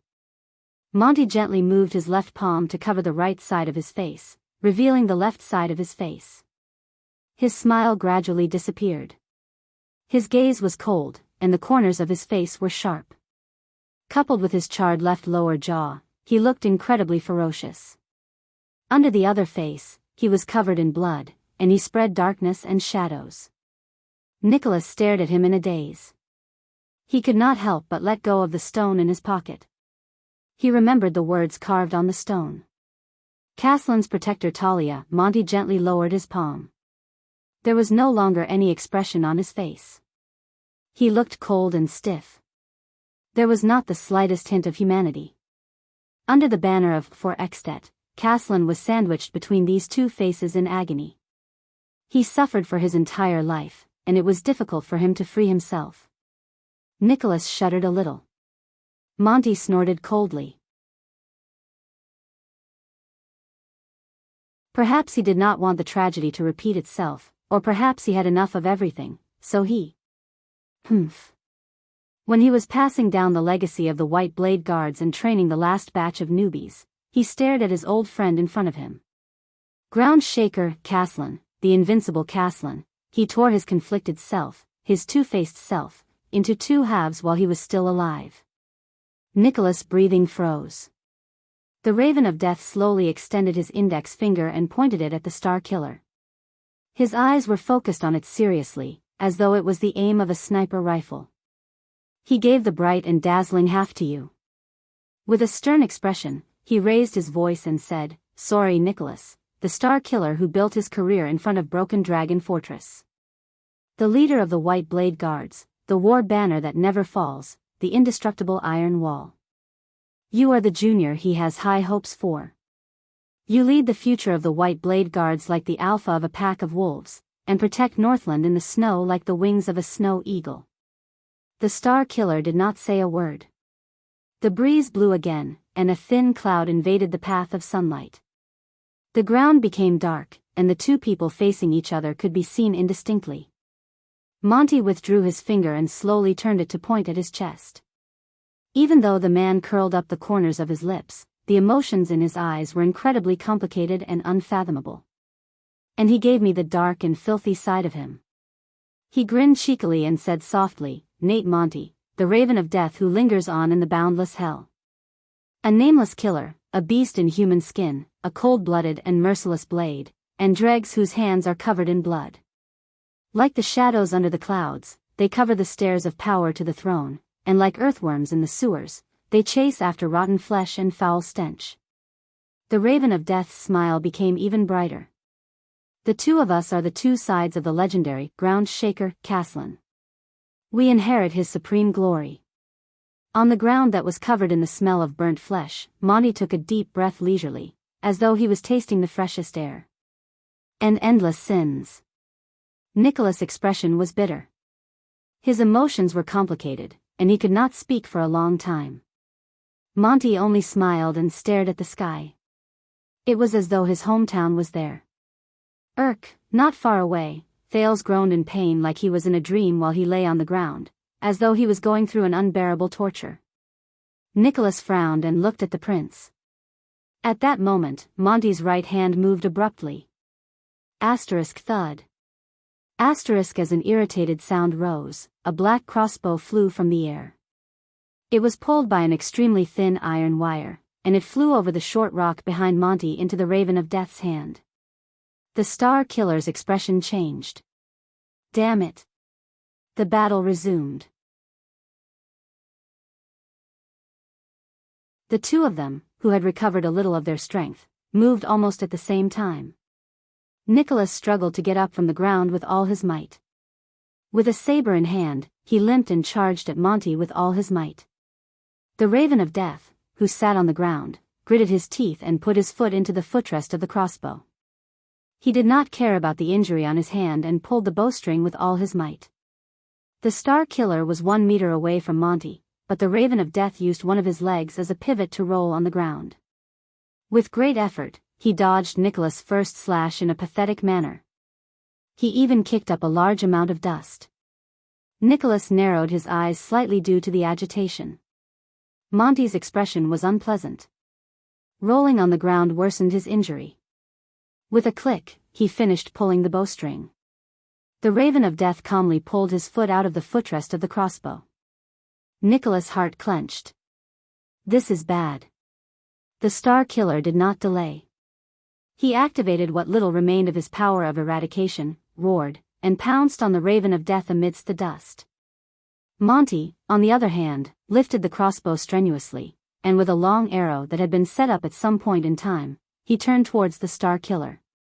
One of them sat on the ground, and the other pounced. Both of them, who were at the end of their tether, had savage expressions on their faces. They were less than 1 meter away from each other, and their blades and arrows were aimed at each other. In the next moment, asterisk clang. Asterisk this was the sound of the blade hitting the crossbow. Nicholas stared at the enemy in front of him and breathed a sigh of relief. He had finally hit Monty's weapon before his opponent could shoot the arrow. Strangely, the black crossbow did not break when it faced the rising sun saber, but it still deviated from its trajectory. Asterisk whoosh. Asterisk this was the sharp sound of an arrow leaving the bowstring. A whistling arrow grazed past the side of Nicholas' face and shot towards a place no one knew where it was headed. Asterisk thud. Asterisk Nicholas rammed his knee into the helpless Monty so hard that he coughed up blood and fell back to the ground. His only crossbow fell out of his hand and flew into the distance. *CK. The Star Killer roared in exasperation and fell backwards with a limp. Before he fell, he held on to the rock wall. You just won't give up, right? On the ground, Monty, whose face was covered in blood, tried his best to raise his head and smile. When he saw his expression, Nicholas suddenly felt that something was not right. Asterisk shick. Asterisk without any warning, as if he was pushed by an invisible arm, Nicholas' entire body crashed into the stone wall, and he was stuck to the stone wall. Asterisk clang. Asterisk with a few crisp sounds, the rising sun saber flew a few meters away and fell on the ground. The red blade gradually cooled down. Ah, the Star Killer let out a pained cry. He lowered his head in disbelief.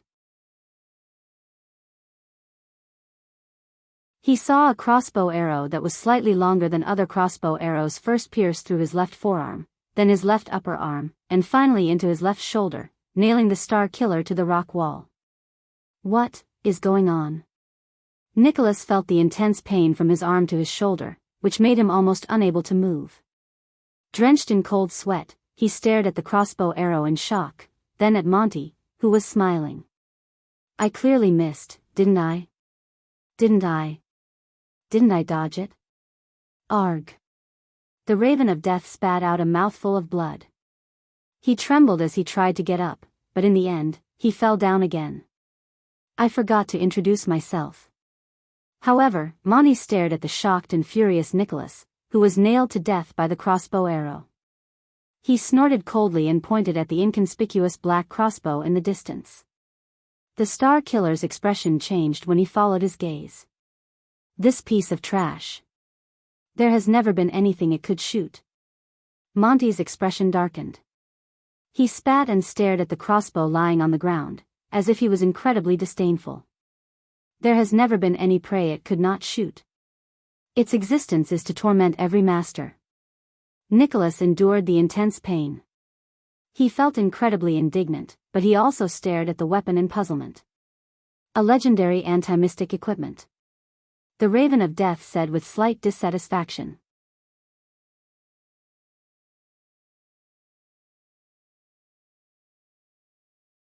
Chapter 366. In the face of the reversal of the situation, Nicholas, who was injured on top of his previous injuries, had an unpleasant expression on his face. He tried to pull out the arrow that pierced through his left arm and left shoulder, but the arrow wound on his right side affected his right hand. He could only attempt to pull it out repeatedly while grunting. Nicholas could only sigh softly. As he moaned, he ended his sixth attempt to pull out the arrow. "How did you hit me?" The Star Killer stared at the inconspicuous black crossbow in indignation, then angrily looked at the arrow that nailed him to the rock wall. "What is the ability of that weapon?"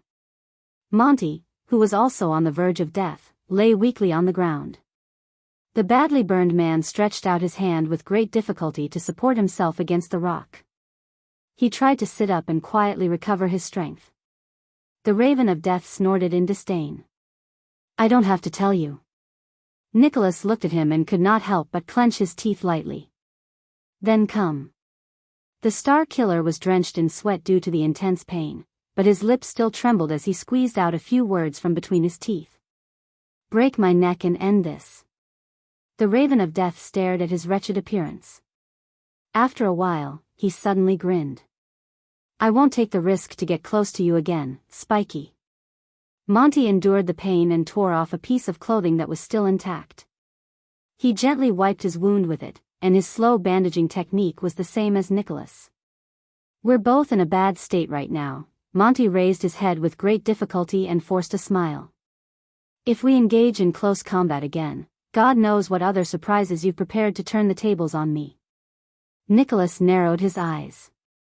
"You're afraid of me," the Star Killer said coldly. The Raven of Death shook his head. He tore off the cloth with his teeth, and while he grimaced in pain, he bandaged his right arm, which did not look good for him. "On the contrary, I've already controlled the situation. I just need to wait for me to recover, maintain this distance, reload the bow, and load a few more arrows." Monty panted. He pointed at the crossbow of time in the distance with a trembling finger, then pointed at his opponent. His gaze was sharp. "All that's left is a fixed target." Nicholas' expression darkened. The Star Killer's right hand grasped the arrow shaft in front of his shoulder powerlessly, trying to break it. However, crossbow bolts were much harder than ordinary long arrows. Without a sharp weapon like the Rising Sun saber, coupled with his injured and weak right hand, the effects of his efforts were limited. He could only gasp in pain as he tried again and again. When Monty saw this, he laughed loudly. His whole body was trembling, and he was sweating as he tore off the clothes stuck to his chest. He tried to stand up, but in the end, he fell to the ground. "Ha ha ha." Monty, who fell down in a pathetic manner, laughed in a nonchalant manner. "So, this has become a game of last till the end, is it?" On the desolate stone ground, the two injured men stared at each other, sparks flying in the air. The Raven of Death turned over. His severe burns made him groan in pain. "Remember the welcome gift we gave to the newcomers? That bastard iceberg stripped us naked and threw us into the snow on the first night. He told us that there would be hot water once we reached the finish line. So, a bunch of naked men ran for their lives while shivering." Nicholas furrowed his eyebrows tightly. Monty spat on the ground. "We were so frozen that we couldn't reach the finish line no matter how hard we tried. It was only when we couldn't take it anymore that we realized there was no finish line at all. The so-called welcome gift was a tradition of the White Blade Guards. It was just to test our limits." His gaze froze in midair, as though he was talking to himself. Lies are always the most effective whip. Nicholas shook his head with a stiff expression. "You don't have the right to mention guards." The remaining power of eradication in his body surged to his wound, and he tried his best to relieve the pain in his shoulder. Traitor of the Oath of the Blade. The Raven of Death froze a little, and his breathing became a little heavy. The Oath of the Blade. Traitor. At that moment, Monty looked a little absent-minded. But after a moment, a smile appeared on the man's face, and he shrugged. He endured the pain from the sequelae of the burns and hissed, "Whatever you say, anyway." The Raven of Death's expression became solemn, and his gaze was cold. "Those are your last words. Star Killer." Against his expectations, Nicholas smiled. He leaned against the rock wall and stared at Monty with an extremely complicated gaze. "If half of what you said is true, Big Mouth, then at least in the beginning, you weren't a member of the Secret Intelligence Department." Nicholas narrowed his eyes. "What made you turn traitor, or did the Secret Intelligence Department get hold of something against you?" Monty was first stunned, then he burst out laughing. "My God, the way you talk is really becoming more and more like Caslin." Nicholas ignored his attempt to change the topic. "Your life as a White Blade Guard may have brought you torture, but you won't improve much by turning to those maggots in the night from the Secret Intelligence Department. You don't really think that they're your saviors and can save you from your predicament, do you?" Monty's smile disappeared. "That's a worse step." The Star Killer stared at the rising sun saber and the crossbow of time in the distance. "You walked out of one abyss, but jumped into another abyss. You must have some other reason." Monty was silent for a few seconds, then he flashed a painful and happy smile. "Some things don't need a reason." The Raven of Death snorted coldly. "Perhaps I was born a traitor, heartless, unfeeling, and lacking in conscience. That's why Caslin chose me to be that dirty blade." But Nicholas still ignored him. He continued to speak. "That was your first betrayal, wasn't it? That assassination attempt." Monty's eyebrows twitched. The Star Killer looked like an old man who was reminiscing about the past. He said flatly, "After Prince Soria died, you thought of a way to leave Dragon Cloud City and the late king, because you were also afraid that he would discover the truth. And the reason that instigated your betrayal might have been in that assassination attempt 18 years ago." Nicholas fixed his gaze on Monty. The Raven of Death stared back at him with a solemn expression. "Damn it, you've not only become stronger," Monty muttered, "but you've also become more paranoid." Nicholas glanced at the unconscious prince who was moaning softly. The Star Killer said coldly, "If you fight against a cunning, treacherous, scheming prince of Constellation day and night for a whole 6 years, and you can't even lay a finger on him every single day, you will be able to do anything to him. You would become like me." Monty shook his head and could not help but laugh. "None of this matters anymore." The Raven of Death tried to struggle to get up again. His expression became fierce again. "Just wait for me." At this moment, Nicholas spoke softly and uttered another name. "Adele." At that moment, Monty, who was trying his best to get up, froze on the spot. After a long while, the Raven of Death, who had always looked relaxed, sat down. He was like a chess piece that had lost its center of gravity. As he watched Monty, who had lost his composure, Nicholas sighed deeply. "You haven't forgotten her, have you?"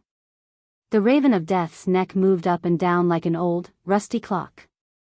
He turned to Nicholas with great difficulty, and his expression was stiff. "What?" The sun set another angle, and their shadows gradually slanted to the east. The Star Killer was like an old man who had been dealt a heavy blow. His expression was gloomy, and his tone was dejected. "I can only think of this reason why you harmed others and yourself, turned to Constellation and the Secret Intelligence Department, and why you wanted Prince Soria dead." Monty stared at his old superior in shock. You thought you hid it well in the past, and no one knew." Nicholas chuckled with an indecipherable expression, but his words were filled with fatigue. "But the way you looked at Madame Adele, and the abnormal frequency and location of your duties, no." Monty's breathing quickened. He stared at Nicholas with a gaze filled with disbelief. "You knew? So, you saw through it a long time ago? Son of AB*TCH. Nicholas only stared at him coldly and said with certainty, "So, your betrayal is indeed related to that woman. Am I right?" The Raven of Death lowered his head and remained silent for a long time. The Star Killer stared at him like an interrogator.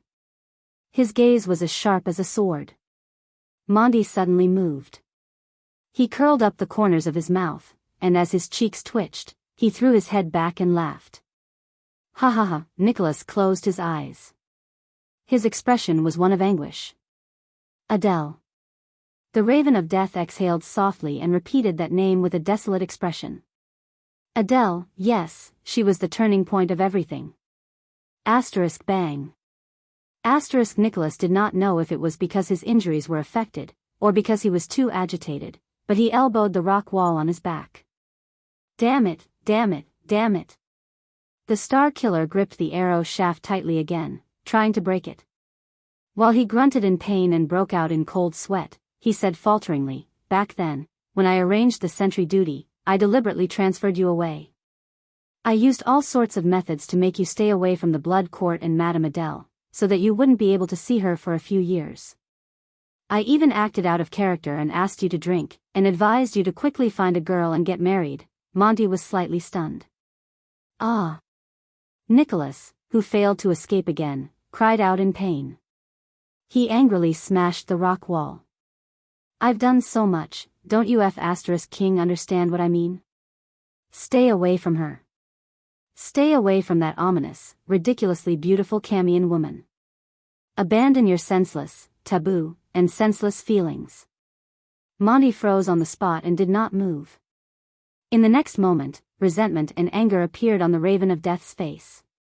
He slammed the ground and stood up while swaying without caring about his injuries. He glared at the Star Killer as if he wanted to eat him alive. Monty supported himself against the rock while trembling. He gritted his teeth and roared hoarsely, "So it's you, Spiky? During the first few years when Adele married into Dragon Cloud City, you deliberately transferred me away just to ensure that I stayed away from her? Couldn't see her? Couldn't get close to her?" The Raven of Death, who was covered in wounds, swung his arm in grief and indignation. "It's you." A small, handleless throwing knife flashed through the air. Nicholas' breathing froze, and he subconsciously swung his right hand. Asterisk ding. Asterisk the throwing knife grazed past Nicholas' gauntlet and hit the rock wall, falling powerlessly to the ground. Monty, who threw the throwing knife, lost his balance and fell to the ground with a thud, stirring up sand and dust. But he did not care about it at all.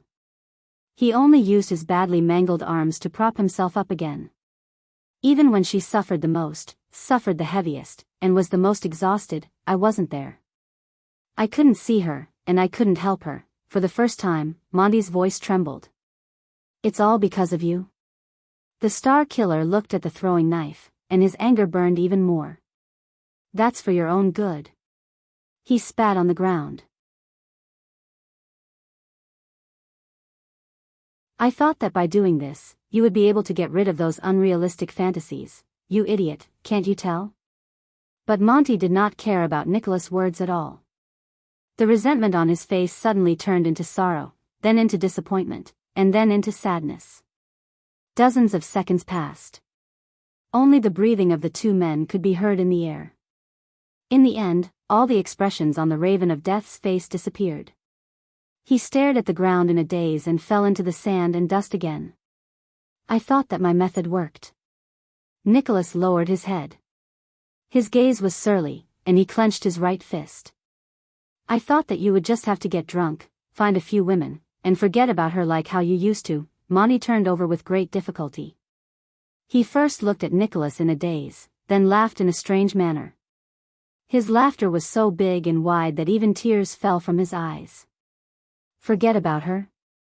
How is that possible?" The man covered in burns exhaled slowly. His voice was filled with endless melancholy and resentment. "I will never forget the day I entered Vine City. The gentle and graceful Lady Adele Jest, who was at the prime of her youth, wore a light veil and bid farewell to her parents and siblings with reddened eyes. Under the reluctance of all the citizens in the city, She slowly stepped into the wedding carriage of Dragon Cloud City's diplomat group. To the cold north. Monty stared at the sky. His right hand trembled slightly. I remember that when I helped Adele into the carriage, her slightly red face, that innocent smile, and that bashful thank you. The Raven of Death spoke absent-mindedly. His face was full of perplexity. I remember the beautiful bow on her wrist, the pattern on her dress, and the way she played the zither and sang in the carriage. That song seemed to have some sort of power that made the Northlanders, who were used to killing, hold their breaths and listen to it. Nicholas shut his eyes tightly and let out a barely audible growl from his throat. The veins on his arms bulged because he was using too much strength. I still remember that I, who was usually a glib talker, suddenly became clumsy.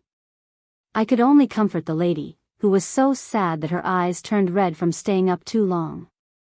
I comforted her that Northland was a good place, that all the people there were bold, uninhibited, tolerant, unyielding, and passionate.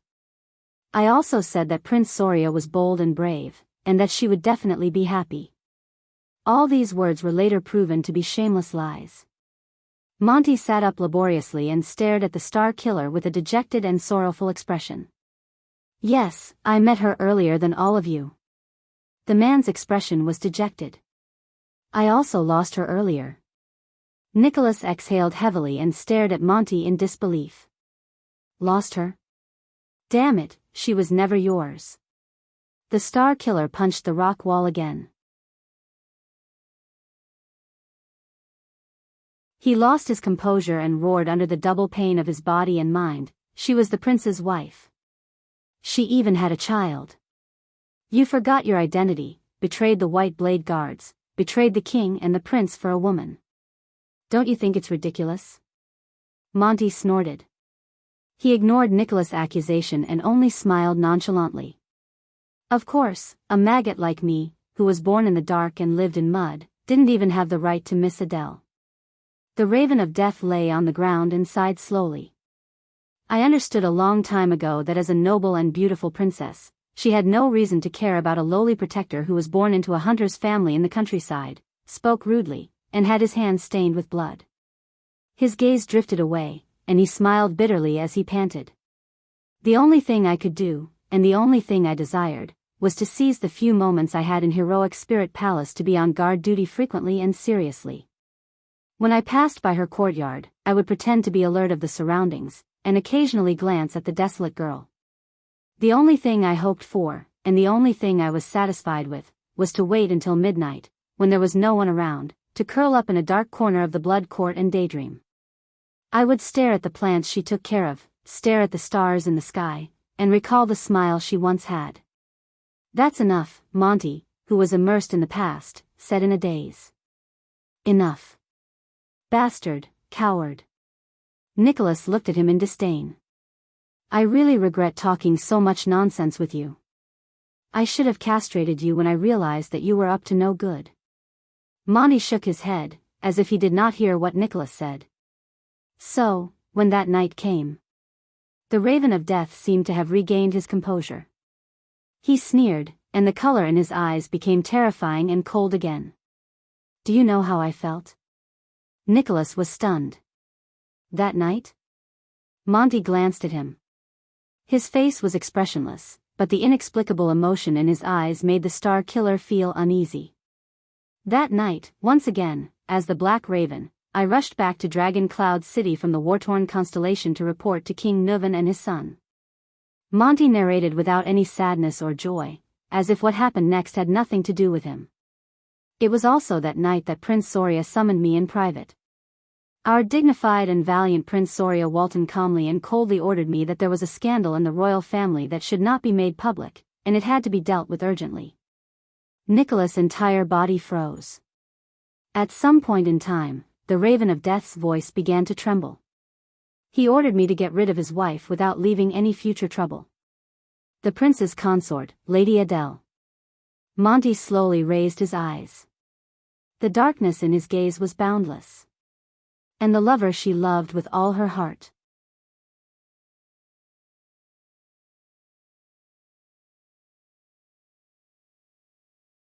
Chapter 367. Nicholas stared at Monty in a daze, as if he was meeting him for the first time. He subconsciously said, "No. That's impossible, Monty." He frowned and said, "You're lying." Monty glanced at him, chuckled in disdain, and shook his head. "What's impossible?" The Raven of Death sat on the ground, his emotions unreadable.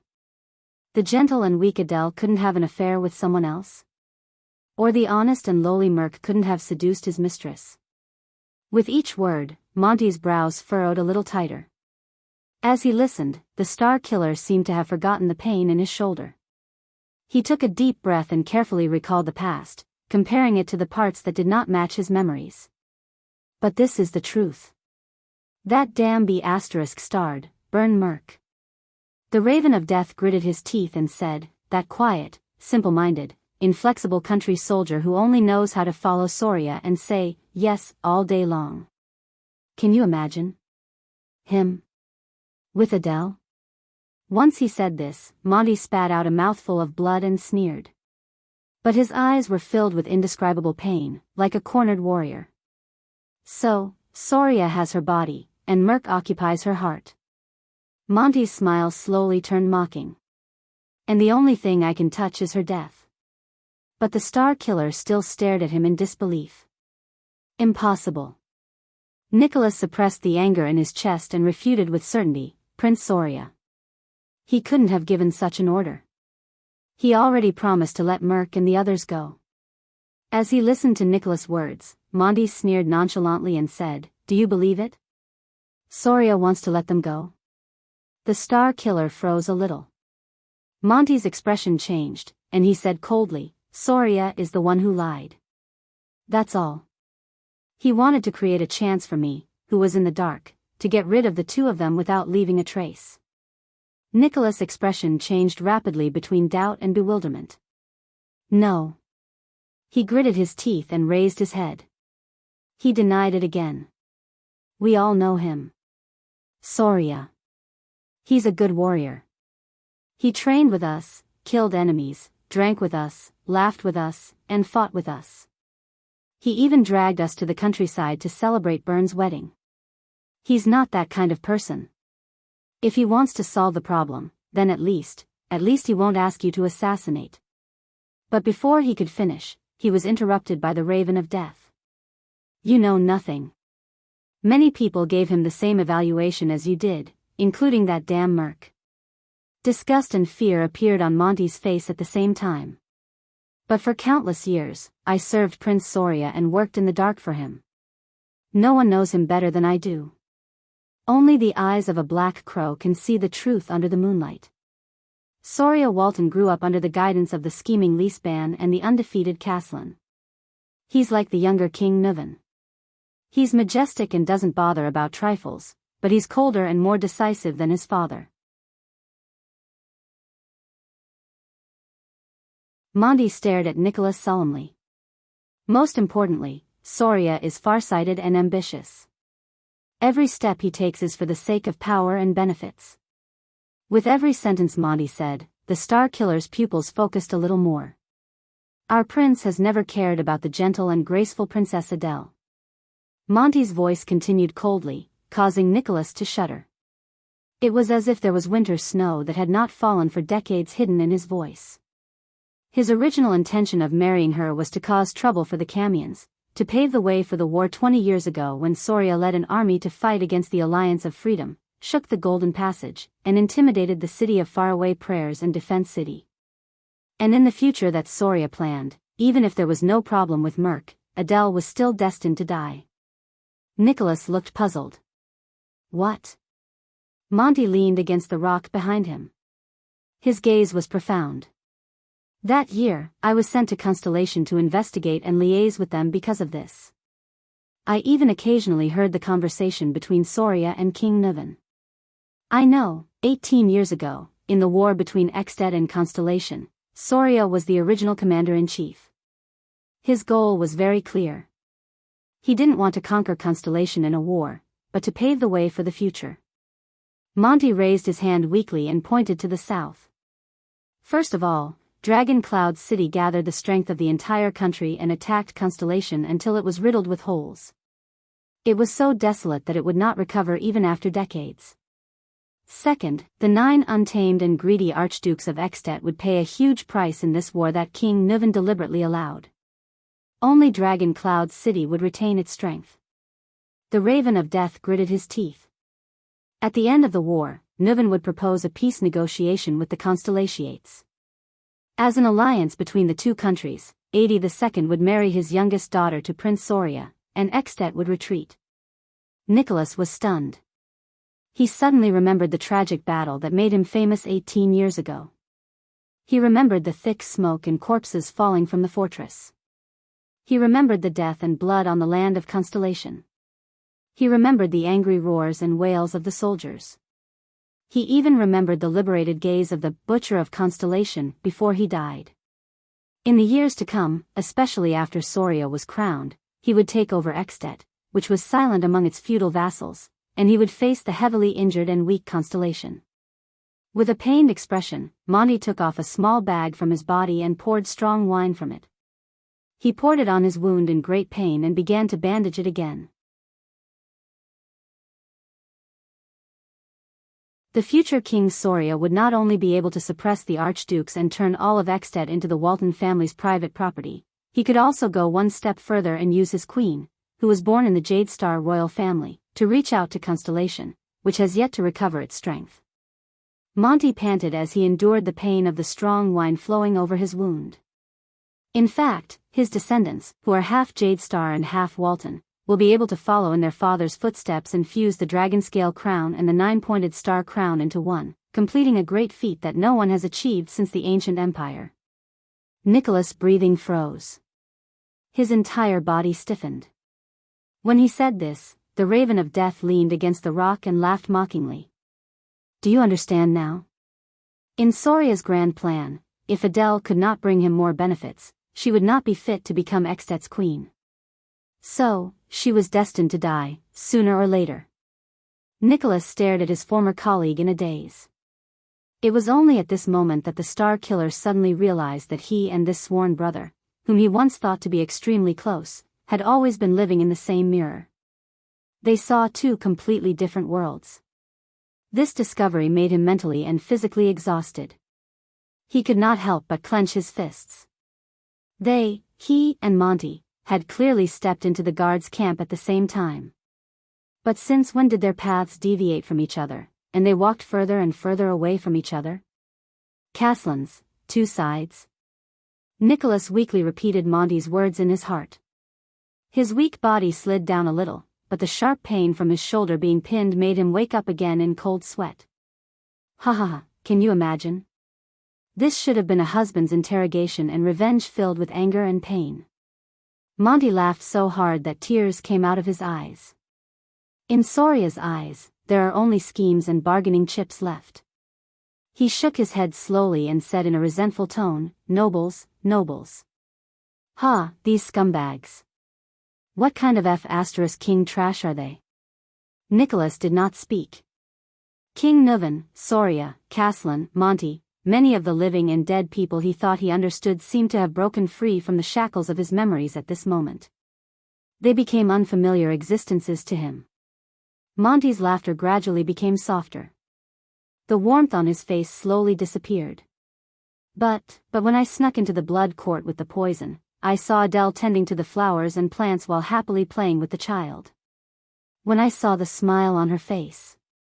Monty's gaze froze. I knew that I had no right to blame her. Monty let out a slow sigh. She was just a delicate plant. It was me. I brought her into this hell. The Raven of Death's expression was pained. Under the sun, he became one with his own shadow. I left her in heroic spirit palace to be tortured and humiliated, to be tortured in these scumbags' chessboard. The Star Killer slowly raised his gaze. So, you acted on your own? Nicholas said slowly, you wanted to save her? Even if you betrayed her? Monty's expression changed. He cast Nicholas a cold glance. His gaze was fierce. Did you really not know? Spiky? The Raven of Death gritted his teeth softly. Adele has been married to Dragon Cloud City for a long time. As the king's personal guard, as the acting captain of the White Blade Guards, and as the guardian of Heroic Spirit Palace, do you really not notice anything? Nicholas furrowed his brows. For the first time, Monty's eyes shone with undisguised pure hatred. His chest heaved up and down. It's hard to imagine. Every day and night, Adele was tortured, abused, and humiliated, and all the people in Heroic Spirit Palace, including you, treated it as the prince's private family matter. They turned a blind eye to the misfortune and suffering she went through. They stood by and pretended to be deaf and mute. Adele had to turn to that silly Merc for solace. Monty shuddered. And even so, the useless Merc she looked forward to couldn't give her anything.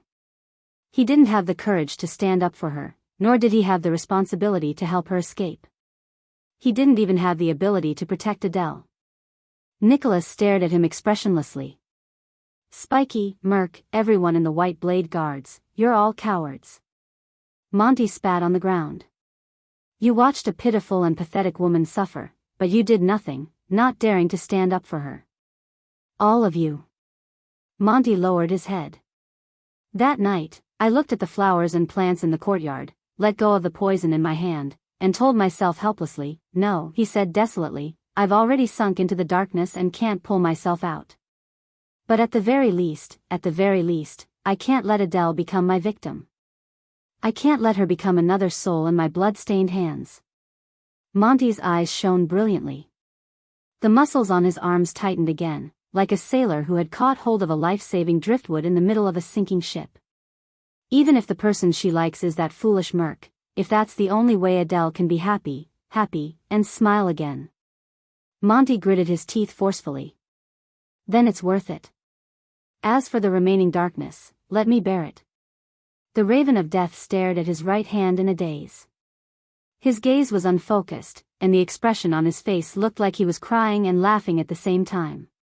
I will protect her only hope in the boundless darkness. Nicholas took a deep breath. He felt his chest churn with emotions. So, you went to Constellation's secret intelligence department? Monty forced out a weak smile. They were the ones who found me, the Raven of Death said faintly. That hotel in Spear District. When I was drinking in there, the owner of the hotel from Camus Union could drink a lot, and he was also very good at persuading people. He told me the love story between him and his wife. He told me that in a short lifetime, there would always be a time when you would throw caution to the wind and never turn back. Of course, I only found out later that he was the person in charge of the secret intelligence department in Dragon Cloud City. When he said this, Monty sneered. No one knew whether he was laughing at Nicholas or himself. You already know everything that happened after that. The Star Killer closed his eyes. Both of them fell silent. A breeze blew past, and the moans between the cracks in the rocks became even more mournful. So, just for a woman? Monty, who has always been gluttonous and lazy, became like this. Nicholas asked tiredly. A woman you can never have? Monty was slightly stunned. But he immediately burst into laughter. Come on, sorry Nicholas, the so-called Star Killer, haven't you also persevered until now in pain and conflict for a woman you can never have? The Star Killer stiffened. Yes, I knew a long time ago. Just like how you know me, I also know who the person you miss is. The Star Killer is not as cold as the rumors say. Nicholas stared at the Raven of Death in disbelief. His train of thought stopped. With a mocking expression, Monty clicked his tongue in a sentimental manner and said, when she came to the guards' training camp to visit Caslin, all of us bastards surrounded her like a waterfall. Hundreds of pairs of eyes could hardly leave that girl, only you, Spiky. Only you turned your head away and pretended to be disdainful, but in truth, you didn't even dare to look at her. Trust me, I know what that feels like. Nicholas did not speak. He only shut his eyes tightly and tightened his grip on a stone in his pocket. Once, when we snuck out to look for a woman, you got drunk and hugged a woman. You even called out her name." The Star Killer suddenly opened his eyes. "Monty." Nicholas stared at the pair of bloodshot eyes. He was a little angry, and he interrupted the Raven of Death with a cold expression. Monty's words came to a halt. "You know, I suddenly realized that I..." Nicholas took a deep breath and said in a hoarse voice, I almost can't recognize you anymore." Monty was stunned for a moment before he burst into laughter. "Ha ha ha ha, it's not just you." At first, he laughed happily, but later on, his laughter became a little forced and even a little miserable. "There are many times when I look at this man in the mirror.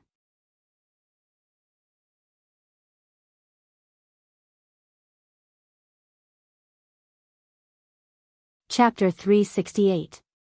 Flustered and terrified, he looked up at the king, then at Lady Alex, who seemed to be asleep in his arms.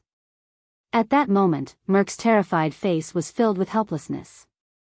"That's right, I am your long-lost friend. I'll change it back tomorrow. Before that, let's reminisce about the past." Thales stared at the motionless Alex in a daze. Little Rascal, who was sitting by Thales' feet, seemed to be scared out of her wits. She just stared at Alex's body blankly and shuddered from time to time. Merc's face began to contort. "Please, Your Majesty." He knelt on the ground. His voice changed as he spoke. Like an asthmatic, it was a mixture of gasps and pauses. Tears rolled down Merc's cheeks and dripped onto Alex's face. What followed was his pleading voice, "Why? Why?" Thales clenched his fists, lowered his head and exhaled. Merc sobbed as he screamed at the king, "Why? Why?" King Niven seemed to have just recovered from his silent contemplation. He stared quietly at Merc, who was trembling and weeping, and uttered through gritted teeth, "You're right." He gritted his teeth and said, "Burn Merc. Shouldn't you know that?" Merc shuddered violently. "If it wasn't for Mariah's death, I wouldn't have combed through the Walton bloodline." King Niven closed his eyes and said in pain, "The High Priestess of Bright Moon Temple wouldn't have realized that she wasn't of the Walton bloodline." Merc stared at King Niven with his eyes wide open and trembling in disbelief. Thales' jaw dropped. He stared blankly at Merc and the little girl in his arms. "Bloodline? Not of the Walton bloodline? Doesn't that mean that the Walton family, which has been around for 600 years, and this also reminds me of many things," King Niven said coldly. "Soria loved to hunt, but he never brought a woman with him, not even his wife." "Tell me," the old king said in a low voice, "what happened in the assassination 12 years ago?" Merc listened to the king's words as if he didn't hear them. He hugged the little girl in his arms tightly and sobbed. Tears rolled down his cheeks. King Niven seemed to have exhausted all his patience. His face was ferocious and he roared like a terrifying lion, "Speak!" Frightened by the roar, the nervous little rascal shrank back with a yelp. Thales tried hard to sort out the situation before him. He exhaled forcefully, walked to Little Rascal's side, and pulled her up. Little Rascal grabbed Thales' arm tightly, as if she had found someone to rely on. She looked at the terrifying scene before her eyes from behind her glasses with a terrified expression. Merc's eyes were filled with despair and desolation as he cried. He looked at the girl in his arms and snorted, as if he was crying but not laughing. 12 years ago. The reason why Soria brought Lady Adele out of the city was because his words were mixed with his breathing, like the last words of a dying man. Because of what? King Niven stared at him. Because. Merc stroked Alex's hair painfully. Because Soria found out. Found out what? The king's voice was bone-chilling. Merc's face was filled with pain, as if he was tormented by the biggest nightmare of his life. He found out, about us, about me and Adele. Thales stared at the short-haired warrior in shock. Little Rascal pulled Thales' arm and hid behind the Prince of Constellation. She gritted her teeth and watched the scene in disbelief. Yes. Merc wailed in despair. Alex, she is, my daughter, *clang. King Niven could not take it anymore. He threw the wine goblet to the ground with a force filled with hatred. The iron goblet clanked against the ground, accompanied by the administrator's sobs. Thales took a deep breath and tried to understand the situation before him. Only Merc's sobs and the old king's heavy breathing could be heard in the hall. Ha ha ha ha. King Nuvan's suppressed laughter came from his throat. There was a hint of sadness in his laughter. You? Soria's most capable subordinate? His best friend? His most trusted brother? Just like that, you used betrayal and deception to repay his trust. The king's voice reverberated in the hall. Kneeling on the ground, Merc sobbed and raised his head abruptly. No. As if his greatest dignity had been violated, he roared with tears and snot in his eyes. I did not betray him. I did not betray Soria. Thales looked at the scene before him with an unpleasant expression. He felt bitter in his heart. Merc looked at the girl in his arms and sobbed softly. Prince Soria, Soria was a good brother, and I was willing to give up my life for him. He growled, in the White Blade Guards, we trained under Caslan to become the most valiant warriors. When we were at the 38th Sentry Ground, he crawled with a broken arm to block a fatal hammer blow for me.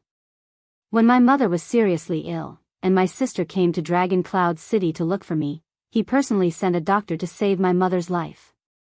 When we were surrounded on White Mountain, he and I had our backs against each other. Those sharp-eared arrows pierced through my left shoulder and his right shoulder. We cursed each other's luck as we retreated with our backs against each other until Dominic came to help. I still remember the day I returned to my hometown to get married. That bastard, Merc said with a smile through his tears. Soria brought his brothers from the White Blade Guards and came to our village with a tray full of rye wine and roasted meat. He raised the flag of the Red Dragon on a black background and the Cloud Dragon spear. The local counts and knights came. The expression on the village chief's face was even more exaggerated than when his son became a tax collector. Mother was very happy. She finally felt that her son was promising. Soria, I have always treated him as my closest brother, comrade, your highness. Merc roared angrily with tears streaming down his face. I will never betray him. King Nuvan stood up abruptly, his hair and beard bristling with anger. Bulsh *T. Thales felt his hand tighten. Behind him, Little Rascal began to tremble again. He could only try his best to hold Little Rascal's hand and comfort her. You cheated on my son, the man you were supposed to be loyal to. King Nuvan's eyes were burning with anger. He said loudly, you cheated on my son, the man you were supposed to be loyal to, and even gave birth to your child. You tarnished the Walton family's dignity and bloodline. Do you think this is not a betrayal? You never treated him as a brother in the White Blade Guards, a man you should be loyal to with your life and honor. Traitor. Kneeling on the ground, Merc listened to the king's words. He looked at Alex, his daughter in his arms, and roared in grief and indignation, ah. No. He closed his eyes in agony.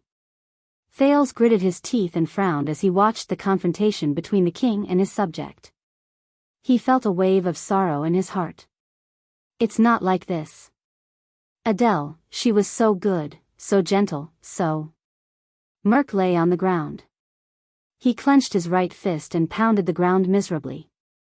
She shouldn't have married into Dragon Cloud City. Shouldn't have met Soria. Should have met you? King Nuvan's words were filled with terrifying emotions. Shameless traitor. Adele. Adele. That was a mistake. Merc's teeth trembled as he caressed his daughter's face. His expression changed several times, as if he was looking at another person through her. Whether it was me and her, or Soria and her.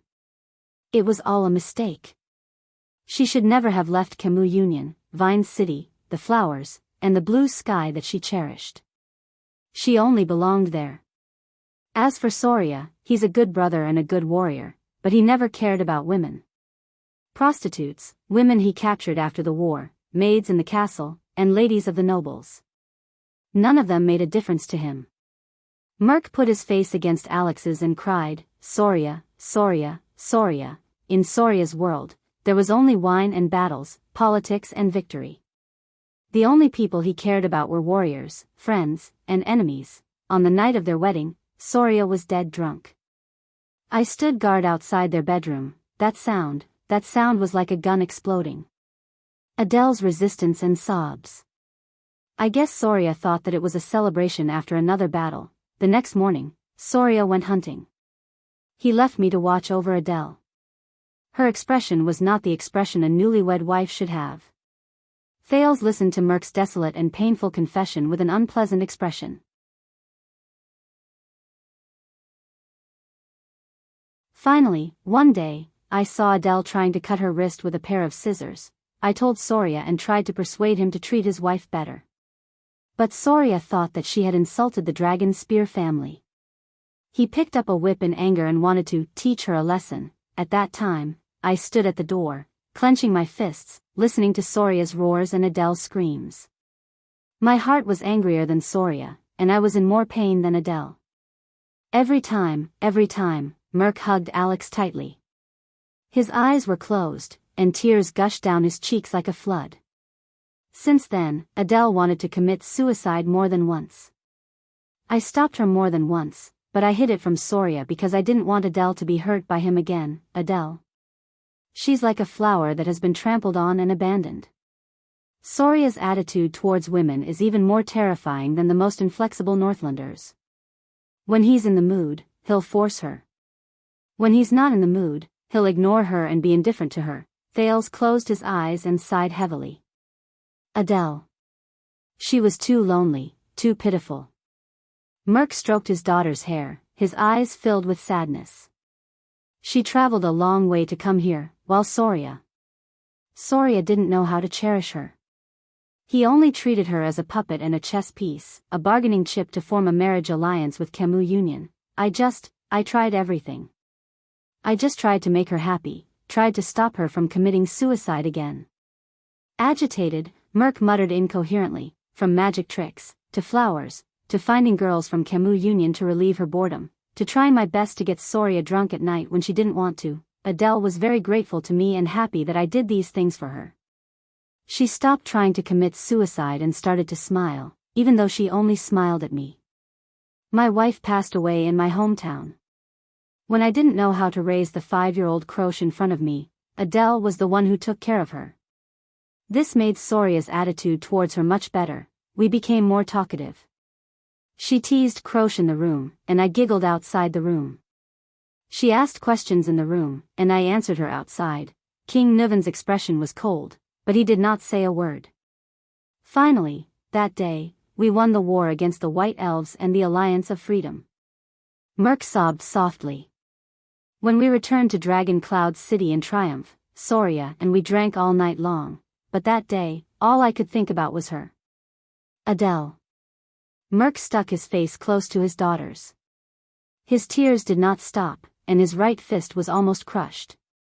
They were all drunk. I went to Adele's room and wanted to listen to her voice as usual. But my wound burst open at that time, and Adele asked me to go in and bandage it. Thales' gaze darkened. Thales' eyes dimmed. A memory surged up from an unknown place in his mind. Hey! Brother Brainiac, you're actually reading a romance novel.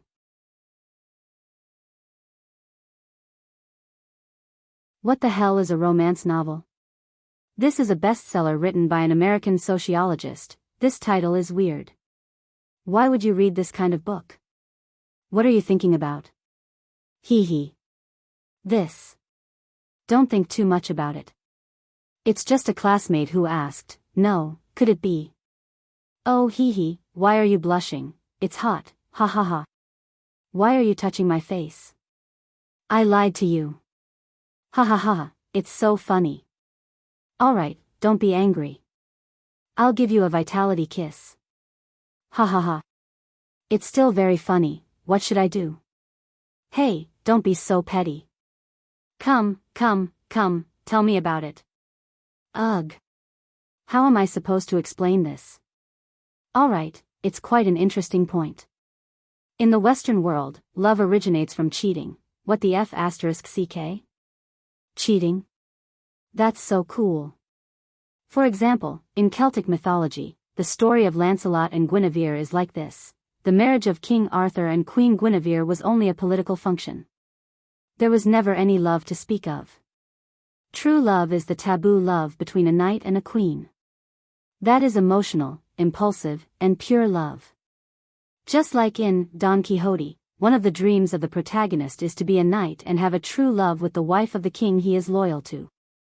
This originated from the Middle Ages, especially the Crusades. All right, you can shut up now. I'm still on the side of the king and Lon. Get lost, Ardwulf. Get lost, Queen Lily. I'm going to see it again. Oh, right, so are we having an affair now? Different social situations can't be compared like this, sister. This piece of memory slowly faded. Thales looked at Merc before him and could not help but sigh deeply. Merc continued to sob on the ground. God knows how much I regret it. But Adele, not long after Alex was born, Soria began to suspect. Soon, he found out the truth. The administrator gently brushed his daughter's hair aside and said in a hoarse voice, I could see the pain and hesitation in his eyes. I really wanted him to kill me. That night, Soria told me that he was willing to let Adele and me go. He would clean up and cover up. Merc said as he hammered the ground in grief and indignation. Nuven listened quietly. The next day, Soria took us out with him to finally resolve this matter. It was that day, the assassin, Thales felt little rascal trembling behind him. The assassin's first strike wasn't fatal. The assassin saw Alex and didn't strike a second time, but Adele. Merc opened his mouth and roared in pain. Adele didn't know Soria's purpose. She thought that His Highness wanted to execute us. So, when she saw Soria fall, she picked up a dagger. Hearing this, King Nuven seemed to have lost all his strength. He sat down on the stairs weakly. In the Hall of Heroes, only Merc was left sobbing in grief.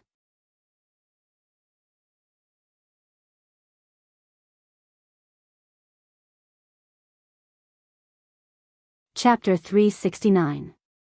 Thales frowned and said, Is there such a possibility? What are the consequences? Silver Shadowman was silent for a long time. After a full 10 seconds, he replied coldly, This is none of your business, Jade Star. Thales choked on his words and felt a little awkward. The Anti-Theft Chapter. Why would a good reader become an accomplice of a thief? If you want to read pirated copies, then so be it. Why are you hanging around in the book review section? Don't you know that you, who have 0 fan points, are talking about the contents of the VIP chapter, making me very embarrassed? How vexing. But he still sucked in a breath and stared at Silver Shadowman sternly. I have friends up there, in Dragon Cloud City. I want to know. I should know.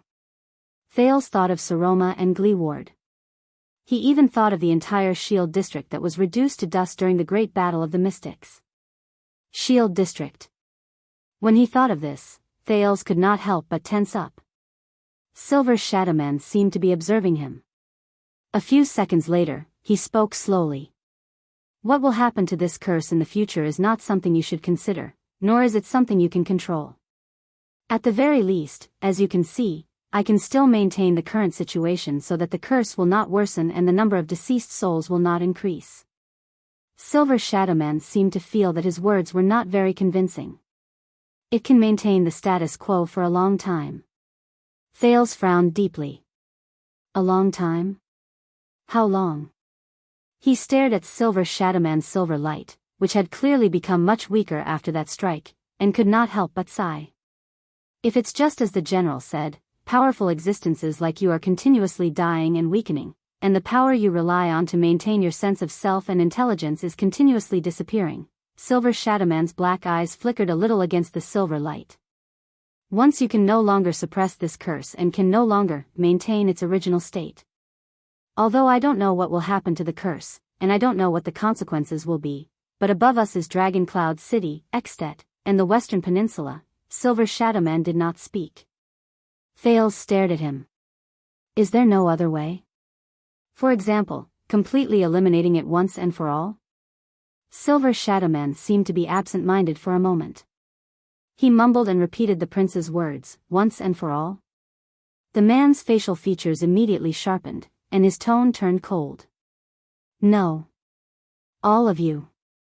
Stay as far away from it as possible. Silver Shadowman suddenly turned around. The contrast between light and darkness on his face was profound and dazzling, causing Thales to feel a chill run down his spine. Leave the rest to me. That's enough. This is the best solution I can think of at the moment, he said resolutely. Thales furrowed his brows for a long time. In the end, he shook his head.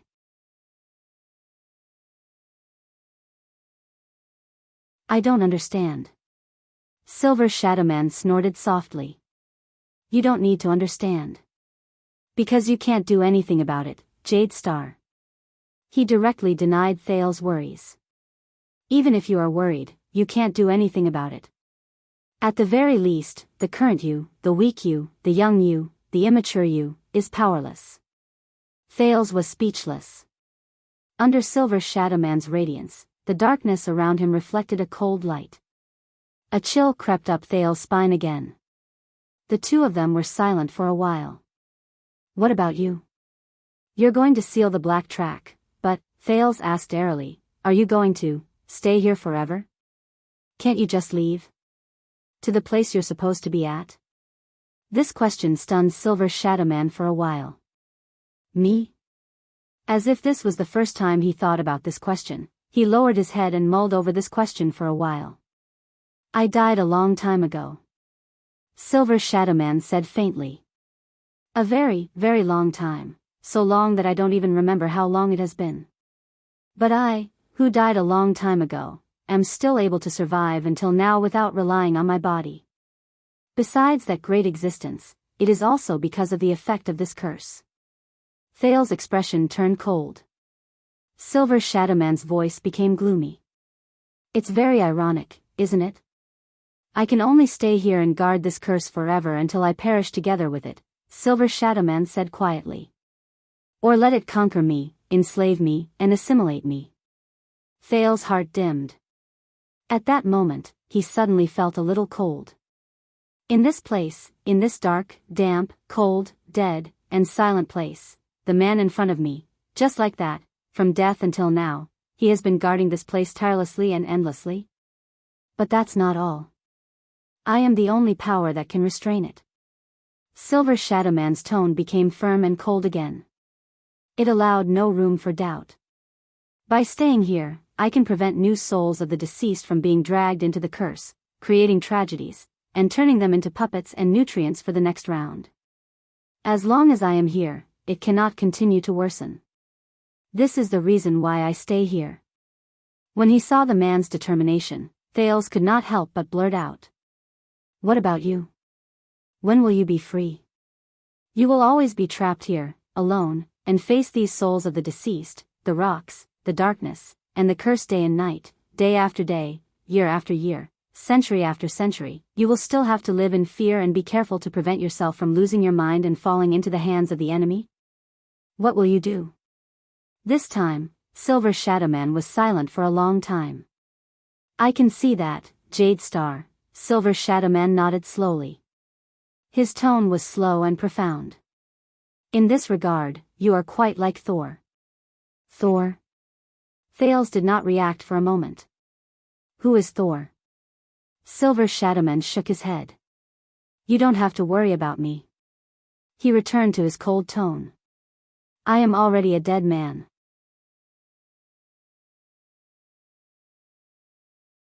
My existence will not increase, and my departure will not be affected. I only do what I am willing to do, and what I want to do. That's all. Don't think of me as so pitiful, and don't think of me as so selfless and great. Thales stared at him in a daze. But Silver Shadowman's tone immediately changed. But you are alive, young Jade Star. It is not time for you to join us yet. You should not die today, and you should not die here. His tone was a little dejected. In the end, we will have to part ways. The small cave was silent for a moment.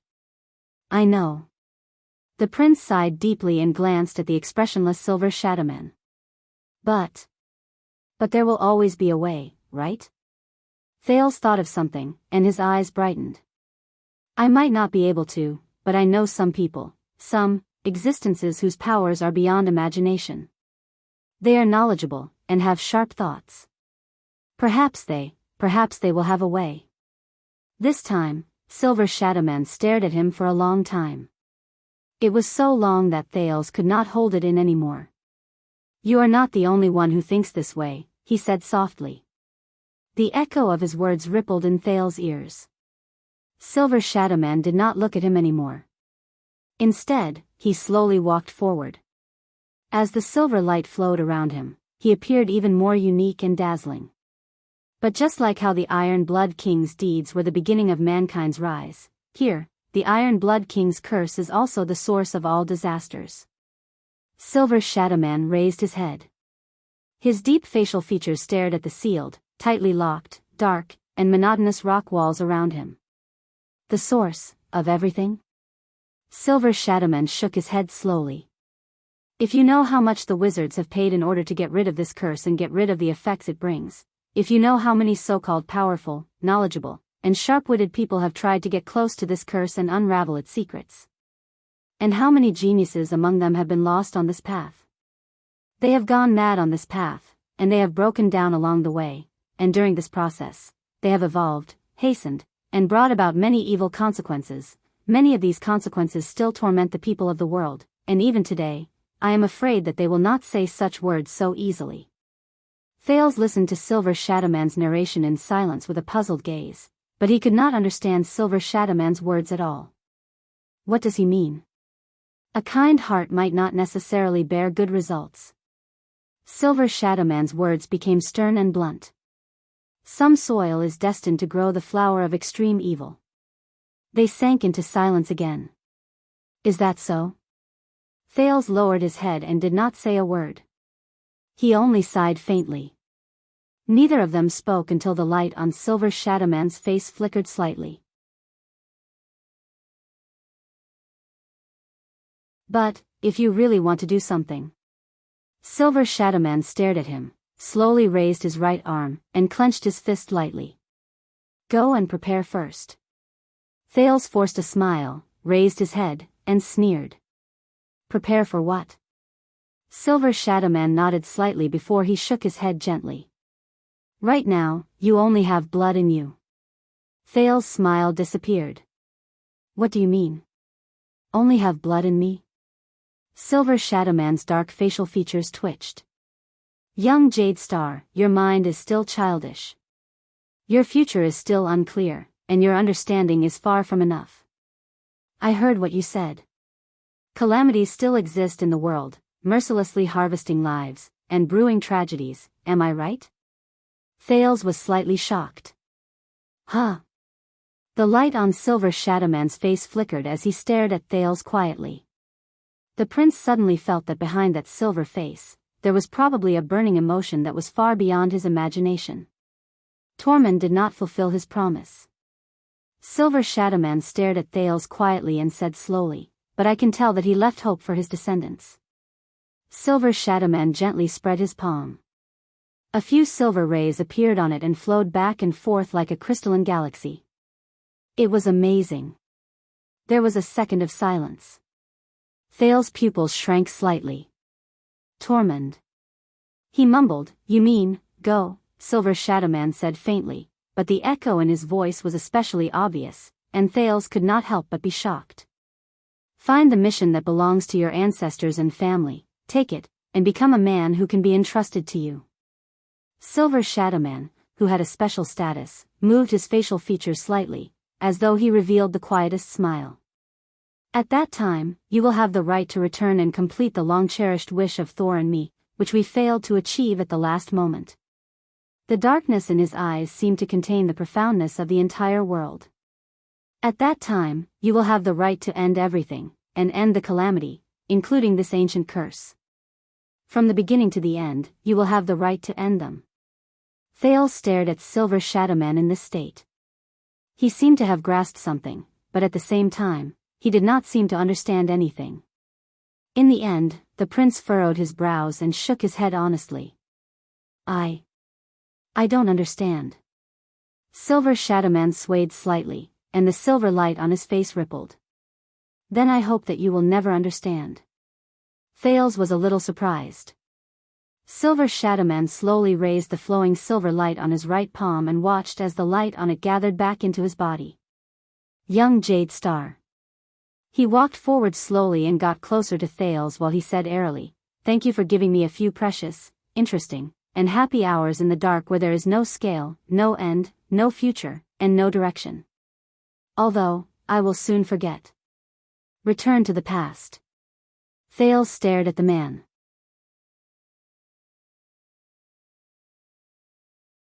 The emotions in his heart were complicated and indescribable. In the next moment, Silver Shadowman placed his right palm on Thales' face. He leaned forward and placed his forehead, which was formed by silver light, on Thales' forehead. He stared at him quietly. Thales only felt a slight chill at the center of his forehead, where the silver light flowed past. He stared blankly at Silver Shadowman, who was staring at him with a profound gaze. He felt that the man before him shone with a silver light that he could not look at directly, and he had to squint his eyes. But his eyes were incomparably deep. Thales had never looked into the eyes of this extraordinary Silver Shadowman at such a close distance. He even had an illusion that the man's pitch-black eyes seemed to contain all the stars in the universe. May the mountains accommodate your footsteps. May the earth bless your journey. The light on Silver Shadowman's body lit up. With each syllable, the silver light on his body trembled. At that moment, Thales heard a faint ringing in his ears. Asterisk beep, asterisk. It was lighter and gentler than any of the previous times.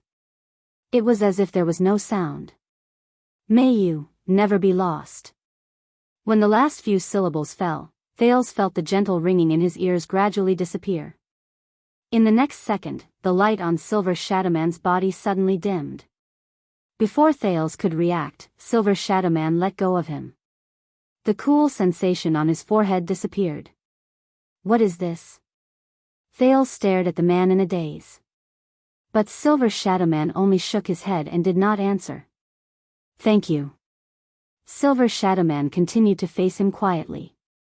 Thank you for bringing her greetings. In the next moment, before Thales could snap out of his daze, Silver Shadowman turned around and walked towards the seamless, pitch-black rock wall. The silver footsteps behind him shone brilliantly, as always. The souls of the deceased will not disturb you anymore. Turn around and move forward. You will find a way out. Forget today and return to your life. Silver Shadowman's words echoed in Thales' ears. A thought appeared in Thales' heart. He had a feeling that this was his farewell. An inexplicable impulse drove the prince to take 2 steps forward and shout at Silver Shadowman's back. He shouted at Silver Shadowman's back, "Will we meet again?" Silver Shadowman's footsteps paused slightly.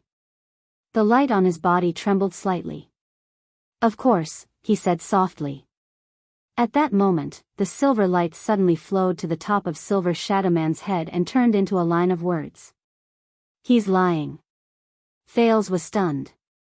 Silver Shadowman stood where he was, as if he still did not notice the abnormality above his head.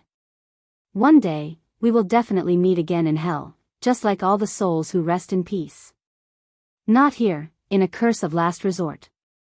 Young Jade Star."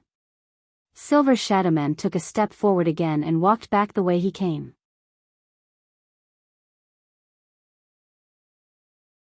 His body, which was formed by light, slowly fused into the rock wall. The silver light flickered and turned into words again.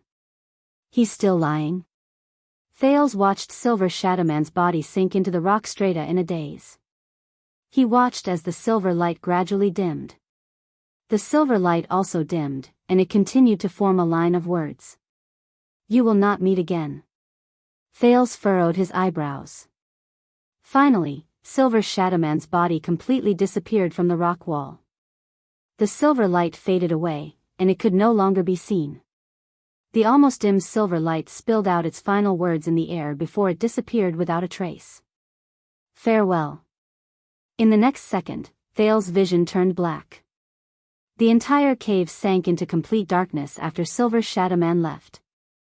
Thales was left alone, and he returned to the lonely and silent darkness. He faced the cold air, the stiff rock strata, and the endless silence. Thales could not see anything in the darkness.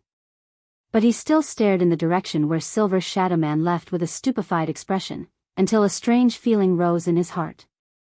Not long ago, Silver Shadowman threw a heavy punch, manifested in armor, and mocked him in a relaxed manner. It was as if that scene was still fresh in his mind. I am a dead man to begin with. On the first day I opened my eyes here, I can only stay here, until I am destroyed together with it. Leave the rest to me. It has been a long time, so long that I can't remember how long it has been. Thank you.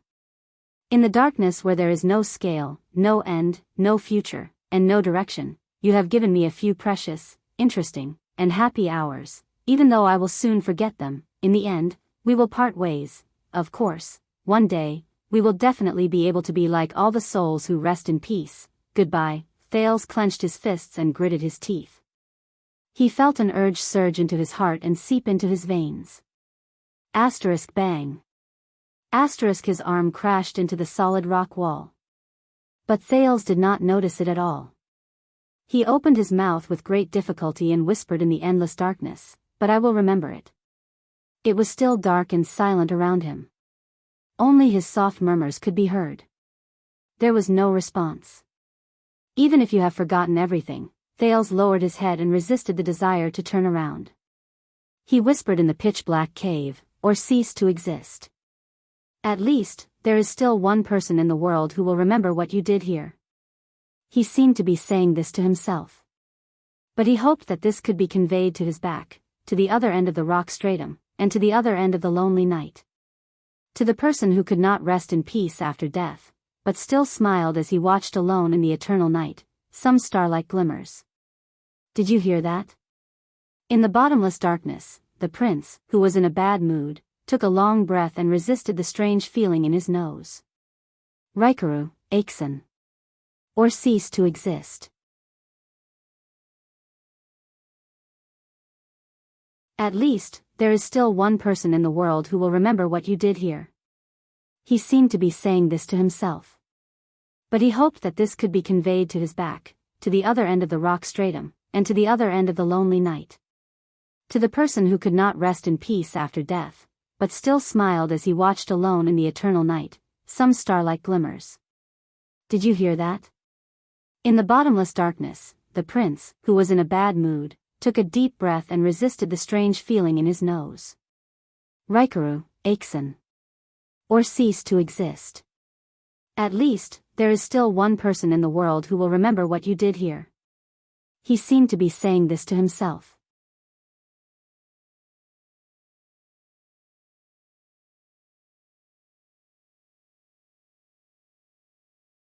Chapter 370. Once again, Thales sensed something in surprise. Time slowed down.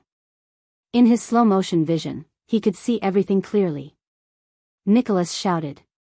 His face was filled with shock and anger.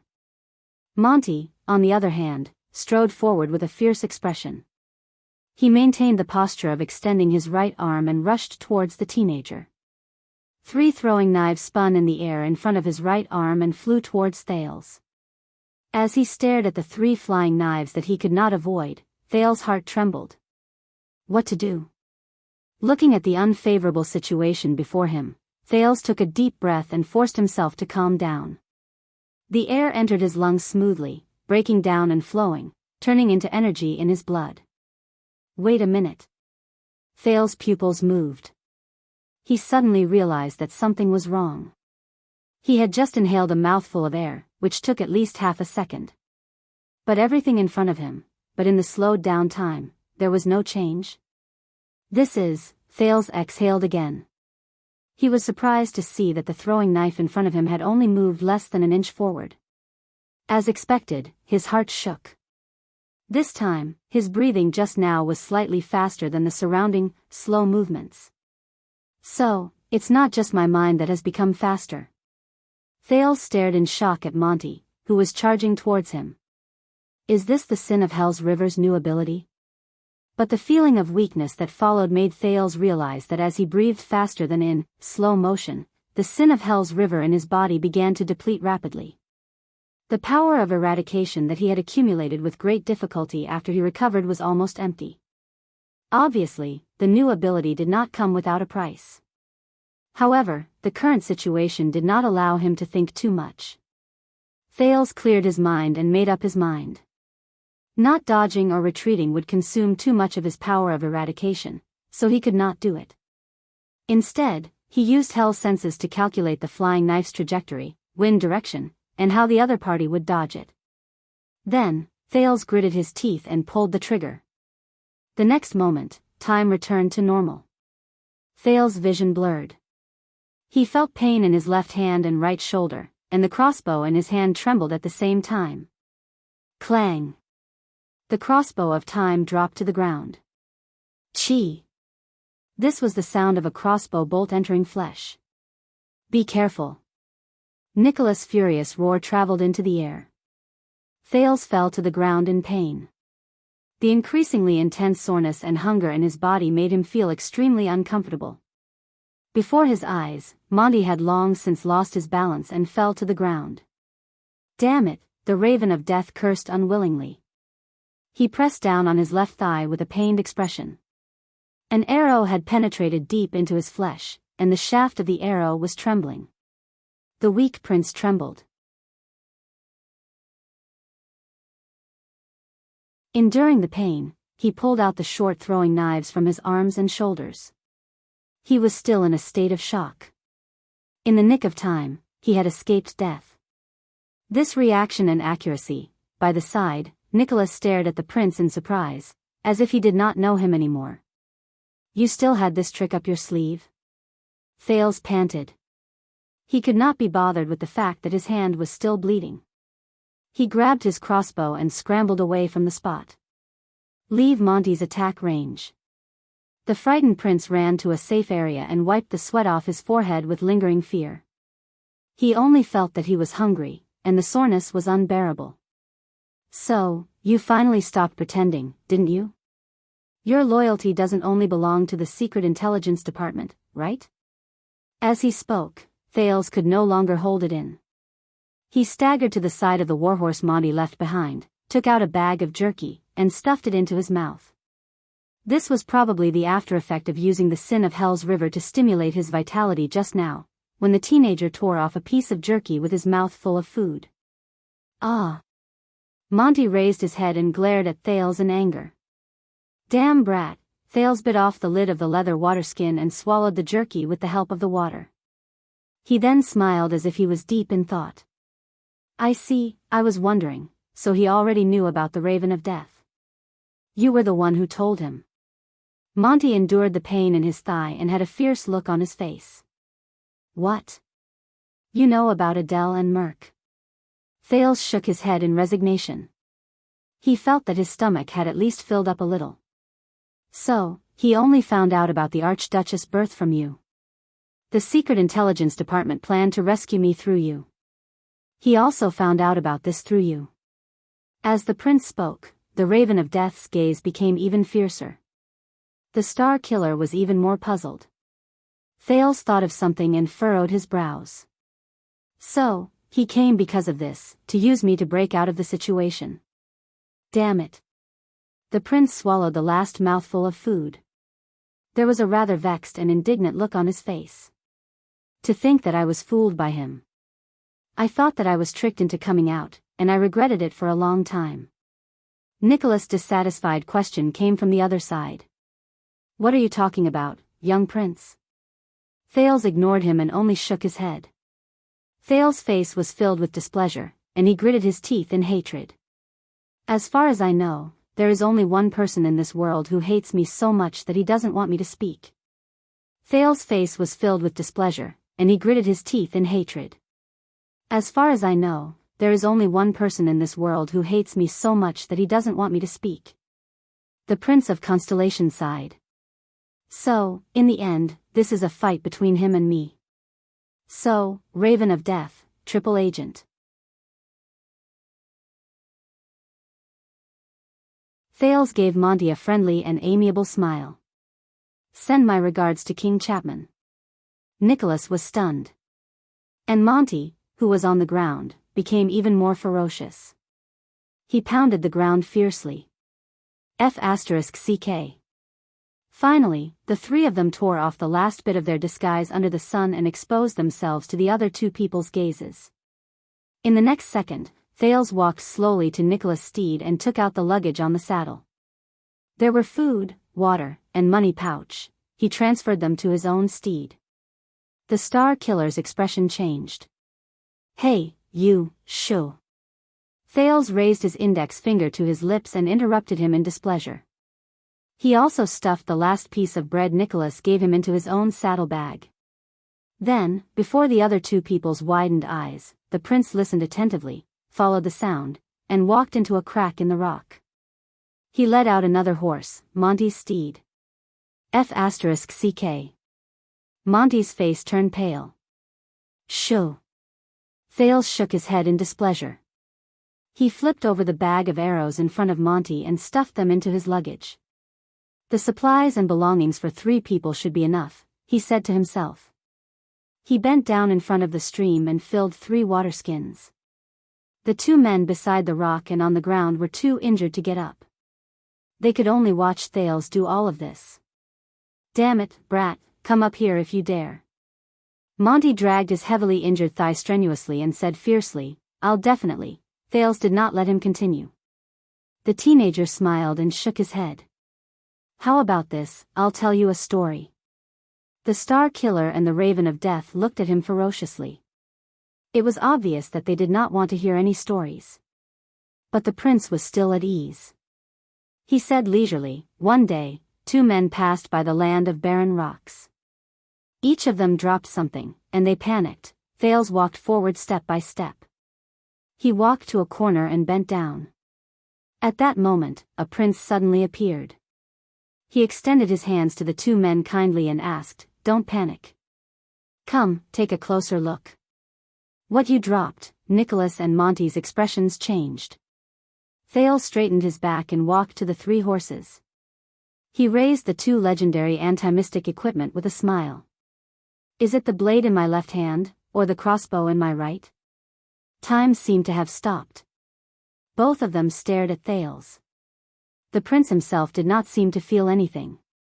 He even happily swung the rising sun saber and the crossbow of time in his hands. A few seconds later, Nicholas was furious. He glared at Thales and gritted his teeth. F***ck. Monty's gaze was hostile. He tacitly took over the Star Killer's words. Your mother. This time, it was Thales' expression that changed. Wrong answer. Thales stopped smiling and frowned. That prince said angrily, You're all dishonest. Thales shook his head seriously. These things, he first tied the rising sun saber to his waist, then hung the crossbow of time on the saddle. He flashed a bright smile.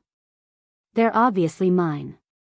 As he stared at their expressions, Thales happily untied the reins, stepped on the stirrups, and got on his steed. The horse did not resist his ride. It seemed that ever since Silver Shadowman gave him that blessing at the foot of the mountain, horses rarely rejected him. Thales snorted, looked at the sky, and smiled in a relieved manner. You know. Thales exhaled and touched the quiver on the saddle. I can raise the crossbow now and shoot all of you to death here. Humph, Nicholas said coldly. Try it. Monty was silent and focused on dealing with his leg injury. Thales rode on the horse and looked at the 2 heavily injured men in front of him. He suddenly smiled. No. The prince shook his head. Do you know what's the difference between me and you? The Star Killer and the Raven of Death paused slightly. Thales looked at the Star Killer. Nicholas, 6 years ago, I was indeed the one who brought disaster to Dragon Cloud City and brought you the humiliation of the White Blade Guards, but I was also the one who led you in counterattacking and chased Lampard out of Dragon Cloud City. Nicholas snorted coldly. Our enmity is indeed a little complicated. When Thales talked about the past, he felt a little sentimental. But it's okay. During the 6 years I was in Heroic Spirit Palace, we should have settled all our enmity. So, from now on, we don't owe each other anything. Nicholas looked at him coldly. In your dreams. Thales snickered. But his expression immediately became stern. He extended his hand and drew out the rising sun saber. But this saber, Thales stared at the golden saber in silence. Nicholas' expression tensed. The next moment, Thales suddenly raised his hand and threw the rising sun saber far away. Nicholas and Monty were both shocked. Asterisk clang. Asterisk the saber fell beside Nicholas' feet. The Star Killer stared at the saber under his feet in a daze. He did not react for a long time. What are you doing? Nicholas raised his head and asked through gritted teeth, pretending to be generous. No, I'm not that noble. The bones in my body that you broke are still hurting. Thales sighed and straightened his face. But this is the proof of the battle between you and Tolja, and also the weapon you used to protect Dragon Cloud City. Your real enemy is not me, especially after I leave. Instead of wasting time and energy on me, why don't you think about how to take back the saber that belongs to you? So, protect her well. Thales revealed a faint smile. Even if it's for Dragon Cloud City. Nicholas' expression froze. The prince turned to the Raven of Death.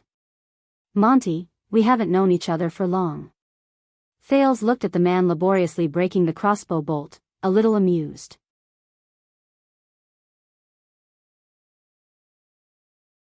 I have to say, no matter what your original intentions were, it's all thanks to your skillful scouting skills that I was able to escort me out of Dragon Cloud City's pursuit. Monty furrowed his brows tightly. Thales sighed. But you shot me a few throwing knives just now, then. The prince patted the crossbow on the saddle and revealed a mischievous smile. I'm not returning this crossbow to you. Monty's expression changed. Exasperated, he gritted his teeth and cursed, F***ck off. Ha ha ha. Thales laughed heartily. Nicholas watched all of this and curled up the corners of his lips slightly. A few seconds later, Thales slowly stopped laughing. You said that you live in the dark, and to survive, you don't care about who you're loyal to, but you remind me of someone. He seemed to be deep in thought, and his gaze was profound. A damn Camion. The Raven of Death gritted his teeth. Go to hell. Believe me, Lampard is not a good employer. He's too harsh on himself. Thales pointed to the east and shifted his gaze. So, one day in the future, when you're at your wit's end again, why don't you come to me? Maybe I'll give you a good price. Monty's gaze shifted. Thales stared at him seriously. Remember, this is a promise from me, Thales Jadestar. Monty did not speak. So, farewell. The prince shrugged and bared his front teeth at the two of them. Let's part ways. The moment he finished speaking, Thales swung the reins and whipped the other two mounts, driving them away. Wait. Thales' arm froze for a moment. Monty panted and raised his head. The desert is very dangerous. Heat, lack of water, sandstorms, getting lost, enemies, any one of these can kill you. Thales frowned slightly. I'm the only one who knows how to contact the person from the secret intelligence department in the desert. The Raven of Death gritted his teeth and said with a trembling voice, why don't you tie me up and bring me along? I'm already so injured anyway, at least don't leave me here. Thales pondered for a while as he listened to his words. He turned his head to look to the south. There was only endless barren rocks on the horizon. If you ask me, Nicholas said coldly, you'll definitely die if you enter the Great Desert alone. But bring him along? The Star Killer said sarcastically, you'll die even faster. Monty glared at him. What do you think? You'll give me a good price? The Raven of Death stared at him. Then how about we start now? Thales sighed. All right, your words make me hesitate. Monty's eyes brightened. But Thales smiled again. But someone told me that there's a good way to overcome my hesitation. Monty's expression froze. That is, Thales waved his hand at him cheerfully. Don't give yourself the chance to hesitate. The next moment, Thales' expression was solemn. He lashed the reins on his horse's body.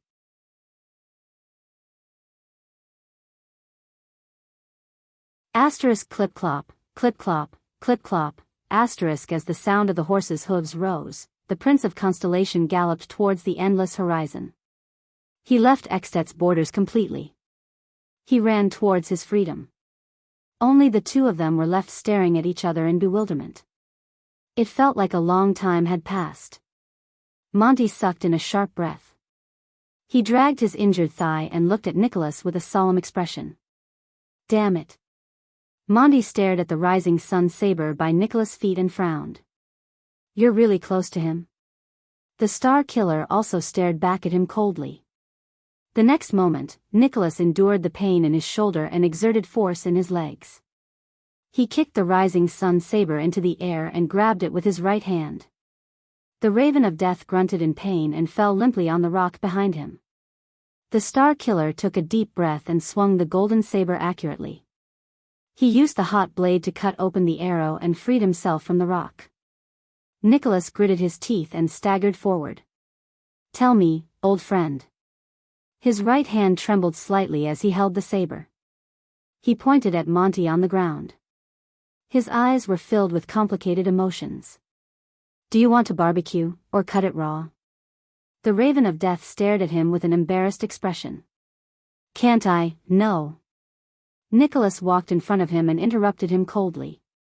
Monty sighed and closed his eyes in resignation. Nicholas slowly raised the saber. At that moment, asterisk whoosh, asterisk the sound of wind came.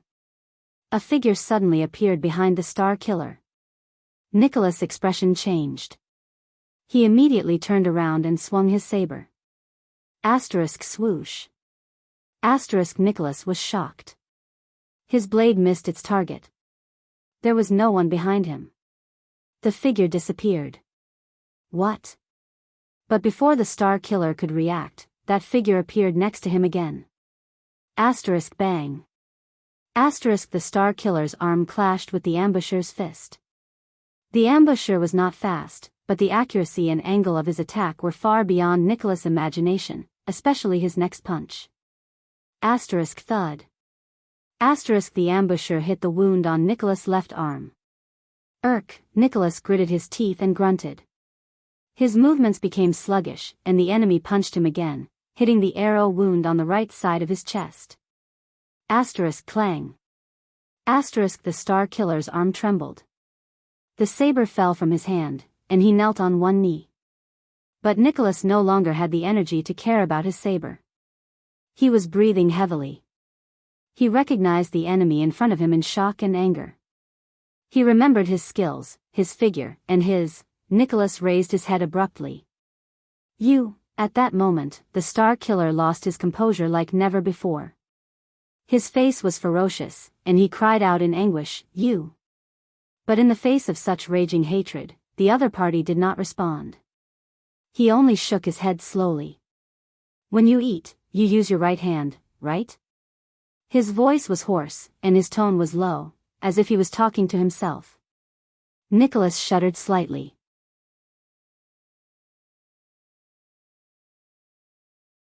He stared at the newcomer. The resentment and hatred in his eyes seemed to want to drown the entire world. He roared, as if he wanted to shout until his throat broke, It's you, but in the next moment, the enemy's hand struck the side of his jaw. Asterisk thud. Asterisk Nicholas' angry and indignant roar came to an abrupt halt. Under the heavy blow, the famous Star Killer fell to the ground in a dejected manner. He lost consciousness. Under the setting sun, the ambusher who knocked Nicholas down with one move slowly turned around and faced the Raven of Death. But at that moment, Monty stared at the newcomer with a dumbfounded expression, as if he had forgotten his pain. You? He only stared at the uninvited guest in a daze, as if he had been struck by lightning. A few seconds later, Monty sighed and closed his eyes. "It's you. When did you come?" The newcomer was silent. He did not answer, and he did not pay any attention to the dying raven of death. He only raised his head slowly and looked towards the south. "The first rule," the ambusher said slowly. Monty suddenly opened his eyes. "What?" The raven of death stared at him in surprise. "So, you've been following us since then? And I didn't notice it all along the way?" He sized up the newcomer in shock. The ambusher did not speak. It was as if he should not speak. "I understand now." Finally, Monty sighed and shook his head, as if he had been relieved. "How could Spiky and his Archduchess guards catch up to me?" "So you were the one who lured him here?" "You didn't have the confidence to defeat me," the Raven of Death said dejectedly. "So, you lured him here on purpose and waited for us to both be injured." Monty laughed in a seemingly mocking manner. He lowered his head desolately and did not speak anymore. The ambusher was still silent. A few seconds later, the uninvited guest slowly opened his mouth and repeated his first sentence. "The first rule?" This time, there was a strange undulation in his voice. Monty frowned. "What?" In the next second, the ambusher suddenly attacked. Asterisk bang. Asterisk he struck Monty's neck with his palm. The Raven of Death did not even have time to finish speaking before he fell to the ground and fainted. The ambusher did not even look at the Star Killer and Nicholas on the ground. Instead, he slowly turned around and looked towards the south. He looked towards the end of his field of vision.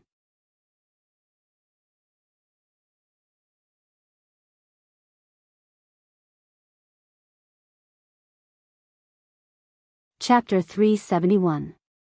Early in the morning, somewhere in the desert. When the first rays of dawn pushed aside the darkness on the horizon, a monster, who was tightly wrapped in clothes and thick cloth, moved in the shelter under a huge rock and climbed up clumsily. But it did not wake up naturally. In the darkness, the monster stretched out its thick limbs and yawned tiredly. It peeled its head and face out of the thick cloth and took a deep breath. The sky was bright.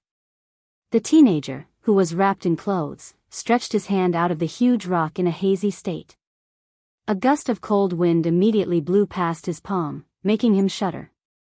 "It's really cold." Thales, who had wrapped himself up tightly, shivered and rubbed his hands together. He touched the fire he had painstakingly started with flint and dried twigs last night, but it had been extinguished at some point in time. He shook his head with lingering fear. "Next time, I can't spend the night on such a high sand dune.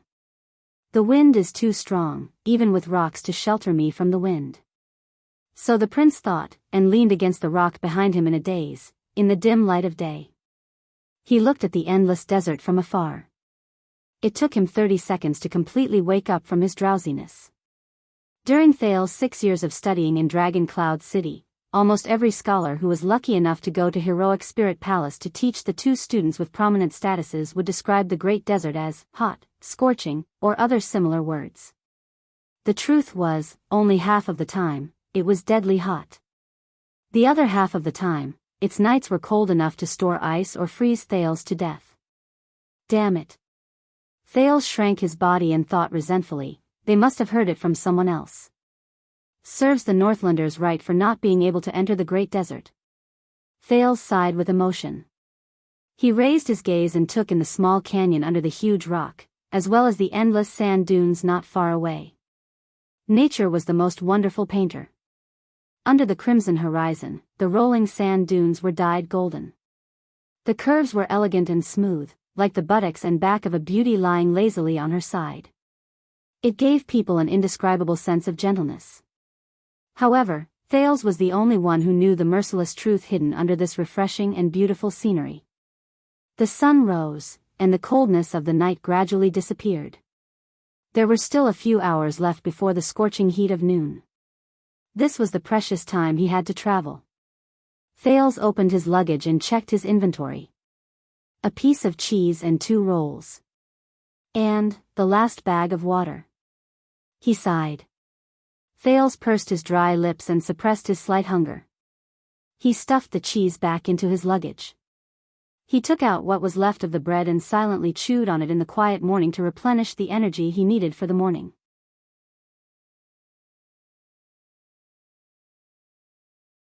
Before he found another water source, he couldn't eat too much, as it would make his body water deplete faster. When he thought of this, the pressure in Thales' heart suddenly increased. Thales got up and dug a sandpit not far from the camp. He uncovered a piece of sackcloth and took out a few stones from it. He was glad to find that the bottom half of the stones were cold and wet. The prince treated them like lovers. He happily opened his mouth and sucked on the moisture on them. The taste was a little strange, but he could get some water from them without using up precious water.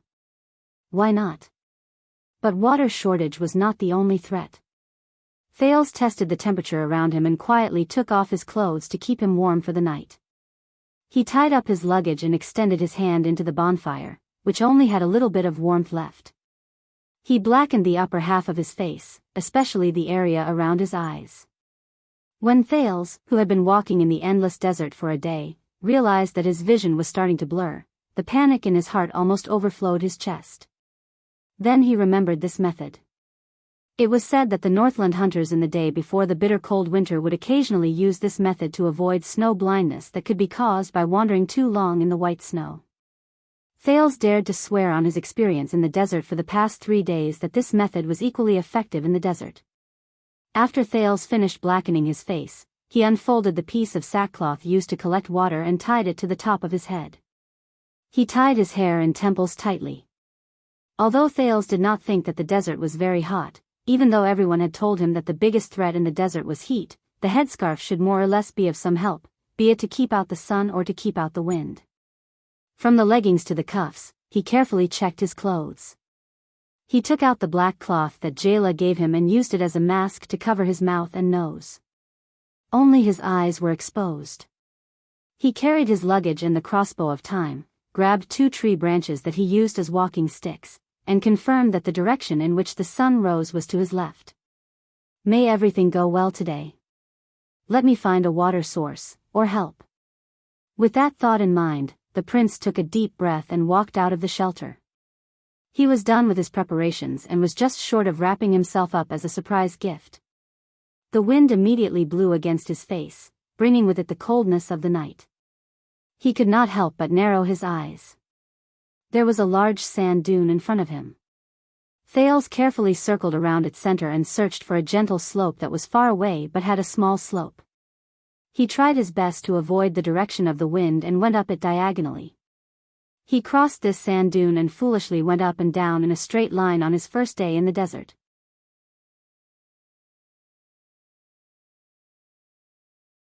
After climbing over 2 sand dunes, he was panting and his legs were numb. Now, Thales had finally learned his lesson. Asterisk whoosh. Whoosh. Whoosh, asterisk the wind and sand blew against his back. Tiny grains of sand hit the sackcloth beside his ears and made a buzzing sound. Thales used the strength of his walking stick to move forward step by step. When he encountered a high slope, he would take a detour, and when he encountered a gentle slope, he would proceed cautiously. The sun gradually rose, and the cold desert gradually warmed up. Occasionally, he would turn his head to look around, but all he could see was yellow sand. He could only hear the wind whistling past his ears. There was no sign of any birds or beasts. Even if there were plants, there were only short shrubs and deep-rooted drought willows. They lay lifelessly on the sand. Thales was still the only person in the vast sand dunes that he could see. There was no sign of human habitation. There were not even animal carcasses. At least they could remind him of the danger here and replace the dreariness with wariness. Thales shook his head and tried to hum a little tune. He thought about some pleasant things. The prince, who had been trapped by the high wall for 6 years, had read quite a number of Wanderer's notes. He knew that in such an extremely harsh environment, the most fatal thing was not the threats from the outside world, but the mental pressure brought about by loneliness and panic. Nothing could destroy a person more than isolation and loneliness. This was Thales' 4th day in the desert. He did not know when he entered the Great Desert. It seemed that there was no particularly obvious boundary between Extet city of faraway prayers and the famous Great Desert. For example, there was a boundary stone with the words Extet border or travelers are prohibited written on it. In fact, after happily parting ways with the other two, Thales rode for a day. The first place he entered was the rocky desert, which was almost identical to the land of barren rocks. It was full of exposed rocks. There were huge bedrock everywhere, and the terrain occasionally rose and fell. His field of vision was extremely wide. There were not too many low shrubs, which deceived Thales' eyes, making him think that the Great Desert was not in front of him yet. I have to continue walking.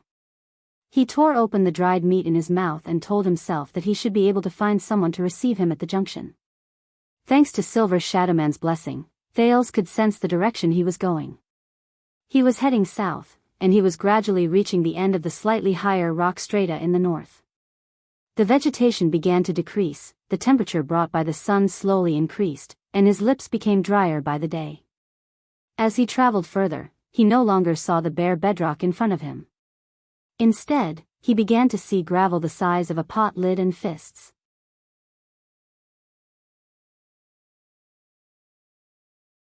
Fortunately, the quality of Northland's warhorse's hooves was excellent, so Thales did not have to suffer the pain of trudging. However, Thales passed by an abandoned settlement that was empty. He shook his head in disappointment when he saw an abandoned well, and the strong Northland warhorses showed a reluctance to continue moving forward that could not be ignored. When the reins in his hands became increasingly difficult to control, the second prince, who had been mumbling about geography along the way, suddenly realized that he had entered an uninhabited area. He had unknowingly entered a no-man's land. Half a day later, rather than wasting his strength to drag a horse that constantly wanted to fall back and force his way forward, Thales reluctantly took the necessary supplies and let the horse go. He broke off 2 thick branches and sharpened them into walking sticks. He used one to carry his luggage, and the other to help him walk. He moved forward with difficulty. The ground under his feet was still hard, and the boundless Gobi Desert was still in front of him. However, the wind was getting stronger, and the temperature was getting hotter. As he quickened his pace, Thales frowned and realized that the gravel under his feet was getting thinner. His footsteps on the ground were no longer crisp and clear. 10 hours later, at dusk, he raised his head after he was stingy with water. Only then did he realize to his surprise that regardless of whether he raised his head or looked back, everything around him was already covered in yellow sand. Unknowingly, he had arrived at the Great Desert. Thales stared blankly at everything in front of him and thought so. The problem was, where was the person to receive him from the Secret Intelligence Department? Did he miss someone, or did he go the wrong way? Thales hesitated for a long time as he looked back at the road he came from, but he was at a loss. In the end, he decided to continue moving forward. He would head southeast according to the direction in his memory to look for an oasis and the supply line for the Constellation Army. Before this, Gleeward and Kurtz in Dragon Cloud City seemed to have predicted that he would not stop even if he escaped out of the city. They had long since prepared an outfit suitable for the journey for the prince. Monty's 2 mounts were obviously related to the Secret Intelligence Department. The luggage on the saddle was filled with the necessary items to cross the desert: water, bread, salt, flint, as well as thick clothes and ropes. There were also the 2 walking sticks he broke on the way. Thales felt good for a while after he finished checking his luggage. However, the hellish journey of the next day told him that he was wrong. Thales had underestimated the Great Desert. It was far more terrifying than he had imagined. The loose sand on the ground seemed harmless, but in fact, it was an obstacle that made it difficult to walk.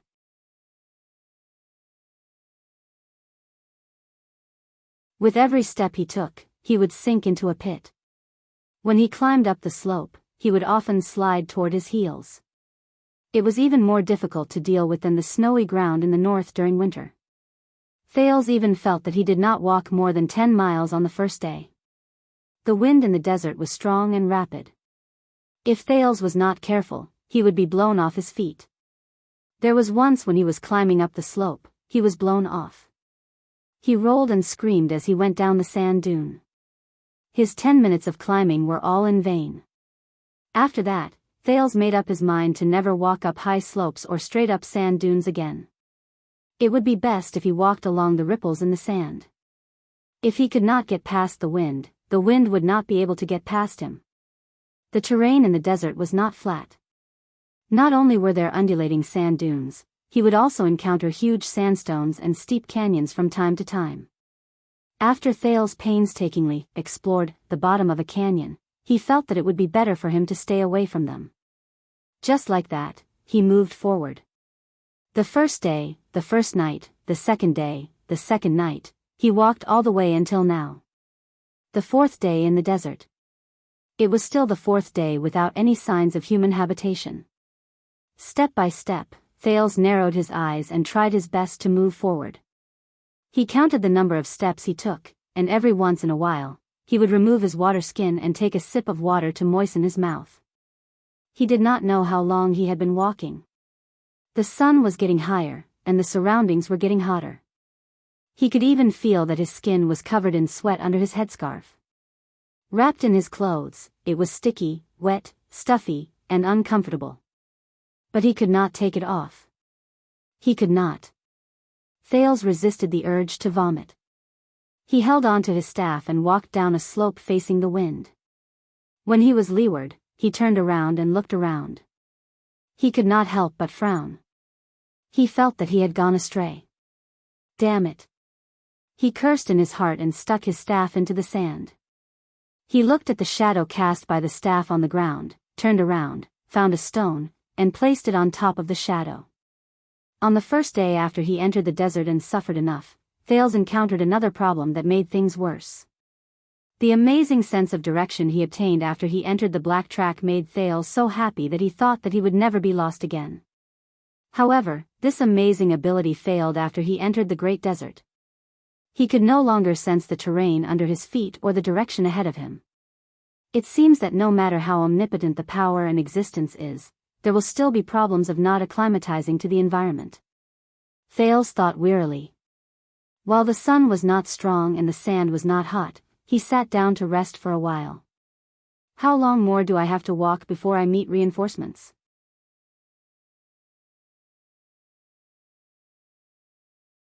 Will I die here? This is bad. F***ck. Thales shook his head and patted his cheeks to calm down his impatience. Don't think about it, don't think about it, don't think about it. Thales told himself, reach the next destination first, then think about the next step. Otherwise, he was afraid that he would not be able to find the place. The pressure would be too great and he would break down first.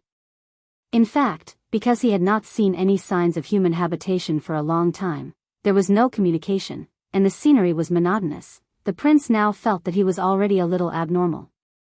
His reaction began to slow down, and his vision began to become fixed. And his emotions became unstable. Thales chuckled and shook his head. No, he could not give up. He had to adjust himself until he found a way out. The funny thing was, on the first day, Thales did not think that the desert was that dangerous. He followed the vegetation that was not very sparse at that time and found a small, shallow pool under a huge rock at dusk. The edge of the pool was full of life. There were even a few jackals gathered in a narrow corner by the pool. They took a sip, turned their heads, and drank water vigilantly but inefficiently. At that time, Thales was overjoyed. He felt that at least he had used his newbie's luck. He happily slid down the sand dune to fill his water bag. When he slid to the edge of the pool, his legs gave way, and his legs sank into the quicksand. The more the panicked Thales struggled, the tighter and deeper he sank. At one point, he sank down to his waist. Thales' heart turned cold. At that time, he understood why the jackals gathered in that narrow corner. They were stingy with their water and were unwilling to approach the seemingly wide pool. Only God knew how much despair the teenager felt at that time. If Thales had not used the sin of Hell's River in time to calm himself down, give up struggling, and lay his body flat to prevent himself from sinking, the first heir of Constellation would have long since died in the desert. That day, with trembling hands, he took out the crossbow from his back, tied a rope to it, and shot at a strange tree in the distance. He even shot twice, but his hand was too shaky the first time. Then, he pulled himself up while trembling. While the jackals howled in dissatisfaction, Thales occupied their safe corner with lingering fear. He trembled as he filled his water bag with great difficulty. This was the first time Thales discovered the dangers of the desert. Thales, who had rested enough under the sand dune, sighed and brought his thoughts back to the present. He grabbed the second stone and placed it on top of the shadow of the staff, which had moved quite a distance. It connected to the first stone. Thales looked at the path he came from. He frowned and compared it with the line connecting the two stones. It's a little off. I have to correct it.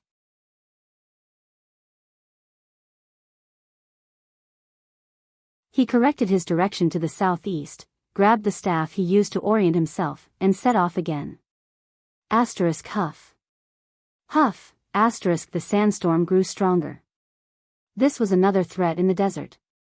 Thales gritted his teeth and climbed over a sand dune under the cover of a fishy smell and damp heat. He raised his right palm to cover his eyes and looked for a place with lush vegetation that could serve as a shade, and possibly a source of water. Noon soon arrived. He had to be ready for the next step of resting. He still remembered that on the first noon when he entered the desert, he chose to set up camp at the bottom of a large sand dune to rest to avoid the scorching sun and merciless sandstorm. However, when Thales woke up from his afternoon nap, he tasted sand in his mouth the moment he turned his head. Filled with fear and panic, he spat and got up. He was horrified to find that during the 2 hours he had been resting with his eyes closed, the sandstorm had already submerged his legs, and would soon cover his hands. If he had slept for another half an hour, Thales learned from then on that unless he wanted to find a free grave in the desert, he should never choose a place that was too low to rest. The prince silently recalled the many lessons he had learned during the past few days of suffering and torture. He found a place to rest, a small tree beside a steep slope. Thales took another small sip of water and continued moving forward. He moved forward with great difficulty. He could feel that the water in his body was rapidly draining away. As the sun rose higher and his surroundings became hotter, the amount of energy and nutrients he needed to move would increase exponentially. Rest, Thales thought solemnly. He forced himself to focus on the goal in front of him. He needed to rest and avoid the hottest few hours. The sandstorm continued. Thales watched as the yellow sand under his feet was slowly peeled away. He finally reached his destination after counting more than 800 steps. He hid in the shade of the tree to avoid the scorching sun. Feeling the rapid drop in temperature, he sighed and took off his headscarf and mask. Thales was ready to take an afternoon nap, but he was not in a hurry to find an empty space. Instead, he carefully grabbed his cane and knocked on the ground to push away the stones around him. It would be best if the stones were further away from him. Thales did not forget that the first friend he made in the desert was a rattlesnake. On the second day he entered the desert, when he was resting under the shade of a tree, he sat down on the ground in exhaustion. He pushed his left hand backward and pressed against a slippery and cold object. That thing quickly leaped up from behind the stone. She bit him on the forearm. Thales was scared out of his wits. The rattlesnake was obviously very dissatisfied with someone disturbing its afternoon nap.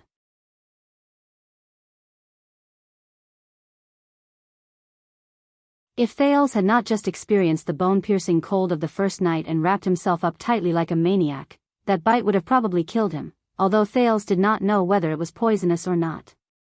Thales recalled the frightening journey that day and subconsciously touched his left arm. The tear on the 3-layered sleeve was still carefully sweeping away the stones around it. Sure enough, after a larger slab-like stone was lifted, a new friend ran out in dissatisfaction. Thales frowned and looked at the black sand scorpion that was half the size of a palm. He looked at its pair of terrifyingly large pincers and inconspicuous stinger on its tail. He extended his cane, ignored its protest, and chased the sand scorpion far away. He sat down, panting, and took out his water skin and the last of his food.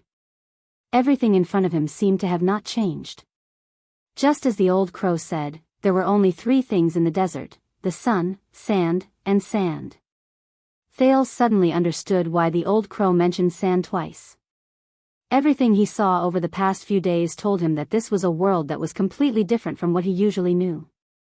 A teenager who grew up in the slums of the city and was used to the streets and castles could not imagine such a world. When he recalled the countless dangers he encountered in just 3 days, Thales could not help but shrink his body. Here, the heat was as deadly as the cold. Day and night were both terrifying. Here, life and danger appeared at the same time. The side of the pool, which was the source of life, was often the place where most animals were buried. Here, he rarely saw living creatures. Even if he did, their habits had changed a long time ago. The snakes in the desert never walked in a straight line.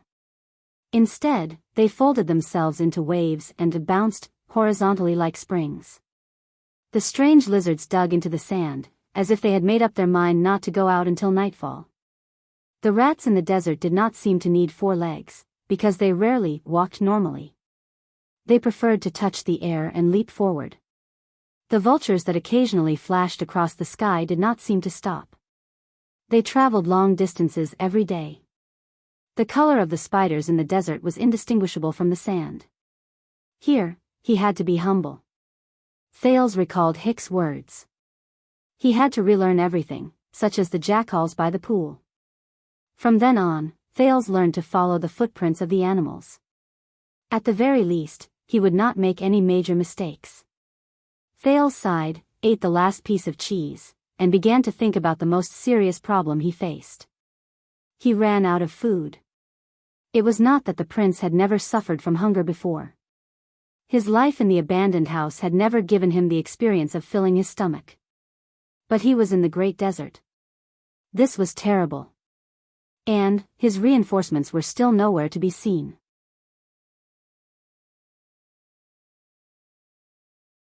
It was not that Thales had never tried to look for fruits from plants.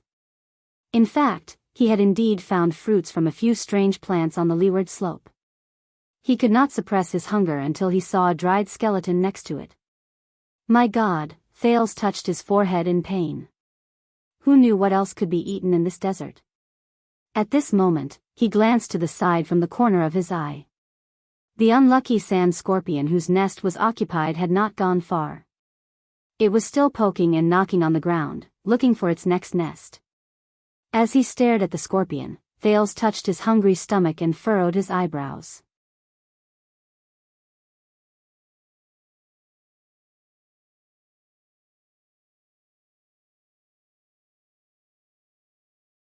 Chapter 372. Thales sighed in frustration. In the next moment, Sand Scorpion realized that the destruction of its nest was not the worst thing that could happen to it. Above it, Thales' face was ferocious. He raised his staff and pressed it against the scorpion while he struggled with his thoughts. Finally, Thales swallowed painfully in his dry throat and made up his mind. He took out his JC knife and cut off the scorpion's stinger. As it struggled madly, he ended its life with a single slash. The desert god is merciful, the desert god is merciful. He picked up the sand scorpion that had died a heroic death and raised it before his eyes with an unpleasant expression. Thank you for your sacrifice. You saved the Jade Star royal family and Constellation's hero, he added in his heart. Strangely, Thales felt a lot more relaxed after he said those words. Perhaps it was because they had not spoken for a long time, but when he looked at the unconsciously twitching scorpion, he actually had a feeling that they were communicating. When he thought of this, Thales suddenly realized something. He did not dare to think anymore. He closed his eyes tightly and bit the sand scorpion in his mouth with great difficulty and pain. Crunch. F***ck. The first bite made Thales' face contort in pain. The magical taste and aroma entered his sensory nerves through the taste buds on his tongue and the friction between his teeth. Crunch. The second bite. Fat, juicy, crisp, chewy, and life-saving. Thales desperately thought of these words. He forgot about the strange taste in his mouth and bit the 2 exposed pincers into his mouth. Crunch. It felt like a fruit shell filled with a foul smell. As he chewed, pieces of salty and wet juice exploded from the inside. It filled his mouth and seeped into his throat. Asterisk splash. Asterisk an, soft meat with the same strange taste. Should I clean its internal organs first? Finally, Thales resisted the urge to turn his stomach upside down. He twitched and swallowed the thing in his mouth. Feeling the vague strange feeling in his abdomen, Thales wiped the sweat off his forehead and let out a sigh. He raised his head expressionlessly and looked at the merciless and emotionless desert again. Hee. Now, I'm also a part of the desert food chain. Thales thought sorrowfully. When there was a first, there was a second. Thales searched the sand for stones and chased out a shivering Mr. or Miss Spider. He frowned, but still cruelly cut off its head, put the whole thing into his mouth, and chewed. Sizzle. This texture and taste seem okay? If its stomach was bitten open, pfff. I was wrong. I shouldn't have thought that. I was really wrong. Thales swallowed it with tears in his eyes. A few hours later, in the slightly cooler evening, Thales set off again. This time, his footsteps were much lighter. Until the next resting point. Thales caught an innocent, big-bellied lizard in a cave that was not well hidden.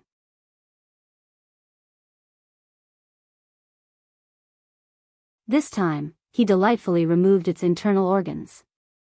Since it was night time, they had to start a fire, so Thales enjoyed a handful of roasted lizard meat. After the meal, his hunger slowly subsided. In fact, Thales was starting to miss the taste of eating it raw. The moment he ate the scorpion, Thales felt that he was different. It was as if he was instantly accepted by this place.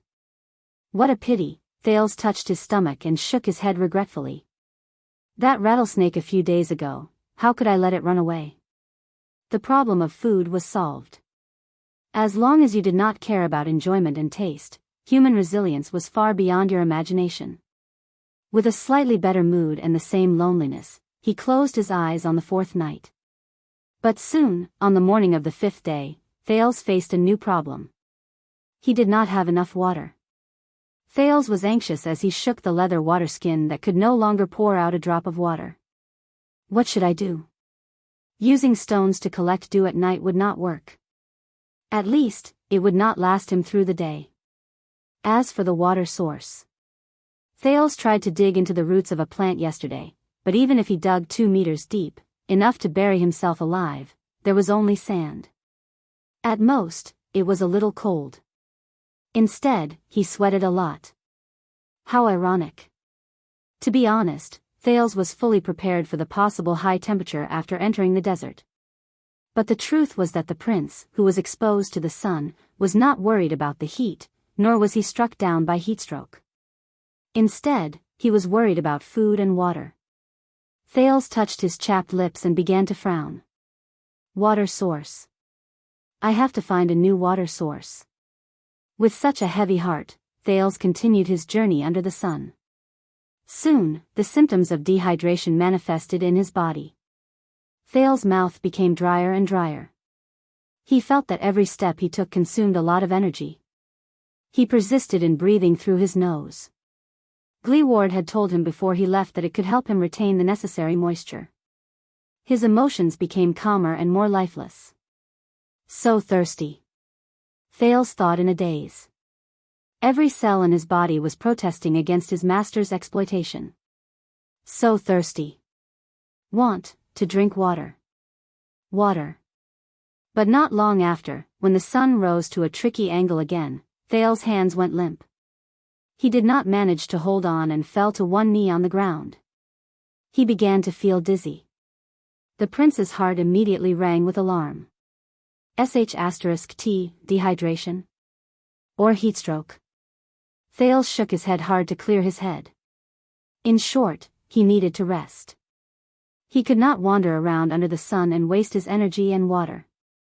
He raised his head and glanced at the scorching sun with narrowed eyes. Thales was sleepy and thirsty. But he knew that he could not just sit down and rest. The sand under the sun was extremely hot. Increasing his contact with the sand would only make him lose water faster.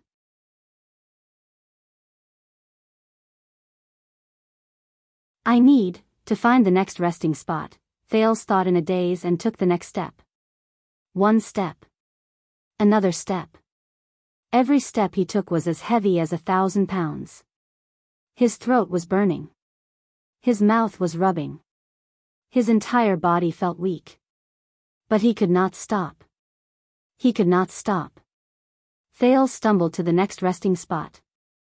It was a shade under a dry willow tree to avoid the scorching sun. He rested for a while and recovered his energy in the shade. Thales even began to seriously consider whether he should live on his own urine. But at this moment, Thales raised his head. He was on a high slope, overlooking the plains below him. He was stunned. At the end of the horizon, far away in his field of vision, a glimmer of light appeared. The prince stared into the distance in a daze. As he watched the ripples of light reflected in his field of vision, his heart trembled uncontrollably. That's a lake? Thales stood up abruptly. He could not help but use Hell's senses to confirm the distance in his field of vision. That's right. It's the reflection of the lake. There's a lake in front. There's a water source. The prince, who had survived a desperate situation, suppressed the excitement in his heart. But he did not even wait for the sun to completely set before he set off impatiently. Based on his experience over the past few days, although it was in his field of vision, it would take him at least an hour to travel such a long distance. An hour. Just an hour. Thales took a deep breath and strode forward. He swung his staff and walked towards his hope. 1 step, 2 steps, 50 steps, 100 steps, 1,000 steps, 1,500 steps, he climbed over a sand dune and another. A shrub and another shrub. Very soon, very soon. Seeing that he was getting closer to his goal, Thales became more and more excited. Water, water, water. Oh my God, I'm saved. Thales laughed in his heart. His emotions fluctuated. There's no disaster for the desert god. There's no disaster for the desert god. He thought, that's right. The desert will never send disaster for no reason. Raphael was right. The weak are afraid of disaster. In the desert, only by abandoning weakness can one. However, Thales gradually became anxious. He did not know how long he had been walking. But he knew the number of steps he had taken. It seemed like it had been more than an hour, right? Thales gritted his teeth and licked the blood on his dry lips. He persisted and continued moving forward. His whole body began to ache and ache. Even numb. But he could not stop. Thales stared at the water source in front of him and moved forward desperately. I can't stop. Why isn't it there yet? Finally, the sun slowly sank and dusk arrived. His surroundings became shady and cool. Thales panted hard and supported his body in waves of dizziness. But his heart was also cold. There was no other reason.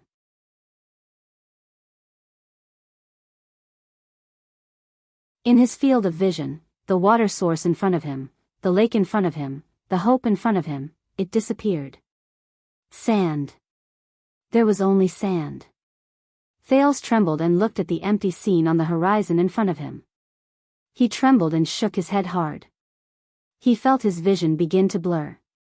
The dazed prince instantly reacted. What he saw during the day, what he longed for, and what he tried his best to reach, it was not a lake. It was not a lake. It was an illusion.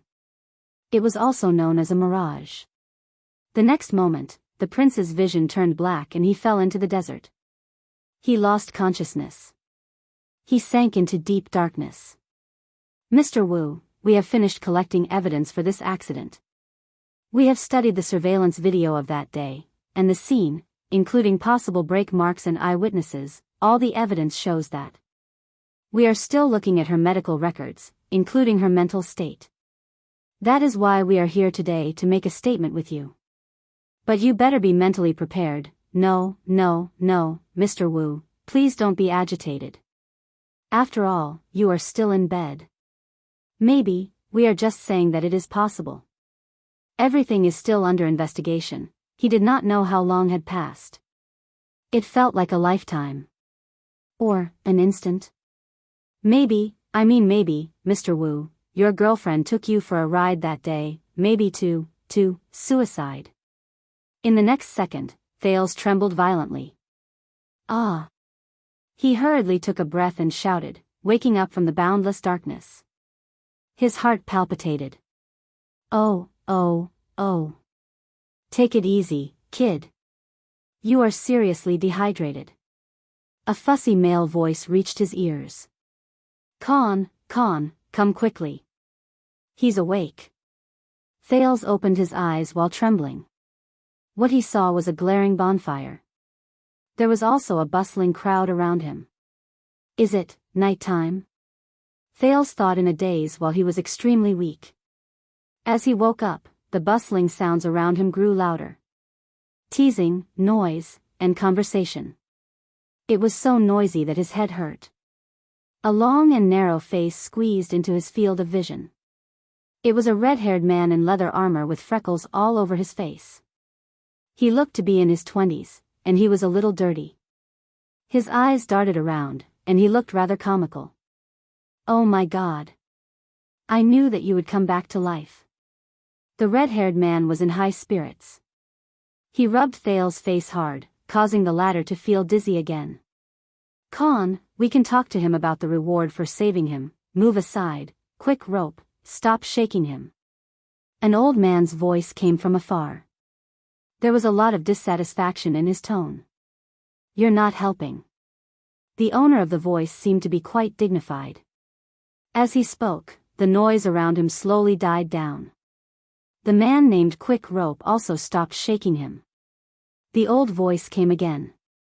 Here, drink. Thales felt his head being lifted up, and something hard was shoved into his mouth. The moisture in his mouth made him slightly confused. Wait. Water.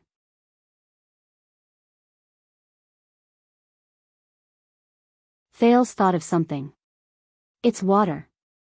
He struggled subconsciously, snatched the water bag with both hands, and sucked the liquid inside with all his might. Gulp, gulp, gulp. Thales held the water bag in his hand tightly like a madman. Oh my God. Water, water. He had never felt as if water was a gift from God as he did at that moment. Slowly, sip by sip. The dignified and old voice was very gentle. He supported Thales back while holding the water bag gently, controlling the speed at which Thales drank. You have just recovered. You cannot drink too quickly. Finally, a few minutes later, Thales let go of the water bag and leaned back, exhausted. He saw the owner of the old voice clearly. It was a bald man with a rough face. He was in his 30s, had a fine stubble, and was dressed in leather armor, just like Quick Rope. His eyes were deep, and he was staring at Thales with a thoughtful expression. Thank you, Thales said weakly and laboriously. Under the night sky, the bald man named Con smiled under the light of the fire. Very good, you look much better. At that moment, hey, Big Con. A sharp voice tore through the air, like a germaphobe who saw a cockroach. There was a commotion in the area again.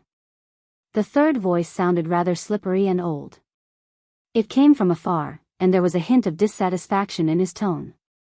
I heard that you were a busybody again and picked up a piece of trash on the road. I'm protesting against you. Although I respect you, you have to understand the risks of this journey, and prioritize our safety. Thales frowned slightly.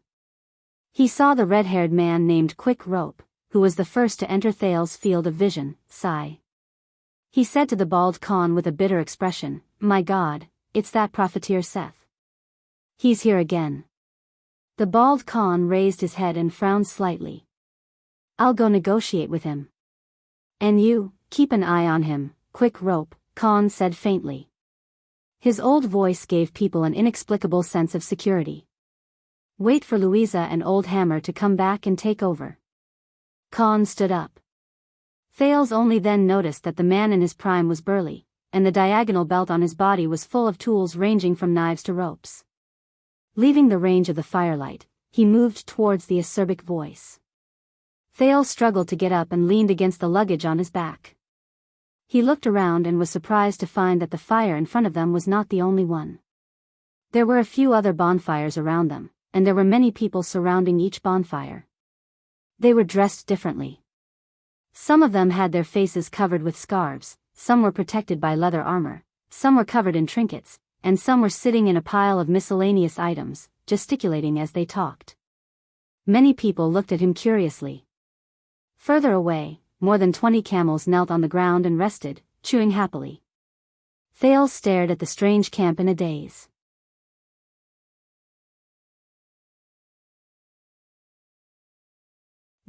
He raised his head and looked at the red-haired, freckled young man named Quick Rope. The man was also staring at him with interest. "Where am I?" Thales asked with difficulty. He felt that his tongue was heavy. Quick Rope was slightly stunned. "Where are you?" He scratched his freckled nose, then his eyes darted around. He grabbed a handful of sand from the ground and rubbed it away from his hand. "Of course you're in the Great Desert. Did you sleep too much?" Thales thought of something when he saw the sand in Quick Rope's hand. "I'm still in the desert." But, Thales stared at Quick Rope and mumbled, "So, who are you? Who are you?" When he heard this question, Quick Rope's eyes lit up. The expression on his face changed rapidly, and he instantly changed a few times. "Who are we?" He seemed to be hesitating. Thales looked at him suspiciously and urged him to speak with his eyes. After a while, Quick Rope finally made up his mind. He put away his hesitation and answered happily and decisively, "We." The young Quick Rope was beaming with joy. He said something that stunned Thales.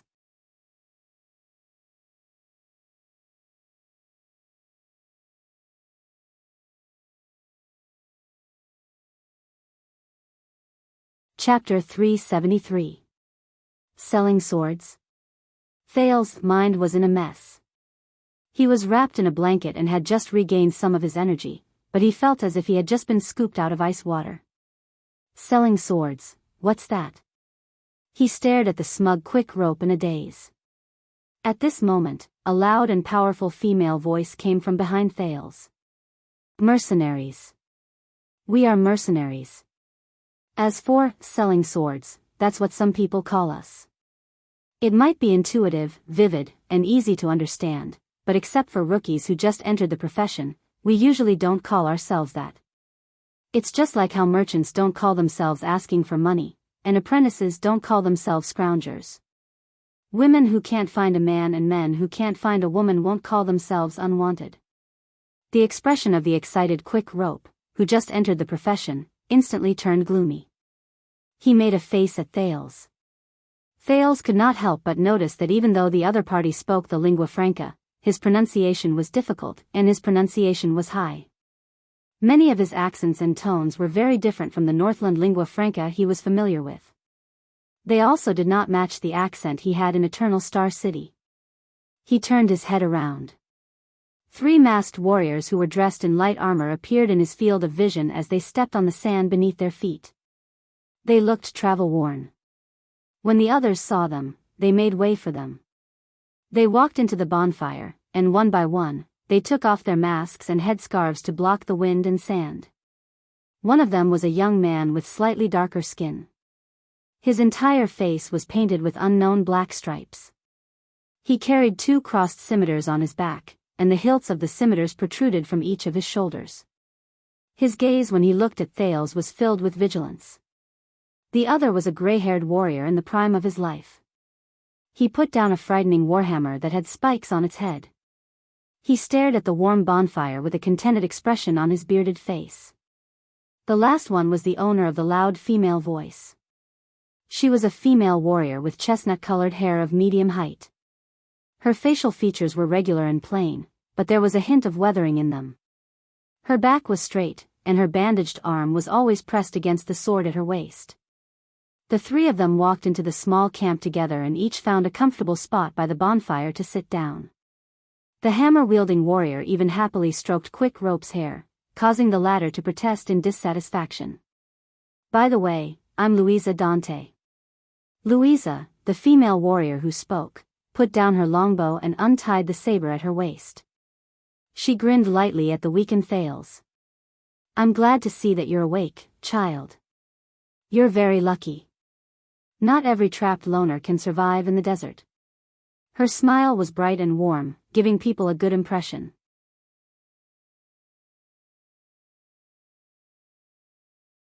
Thales was slightly stunned, but he immediately returned her a grateful smile. Mercenaries. He had heard of these people. In fact, he had encountered similar targets before.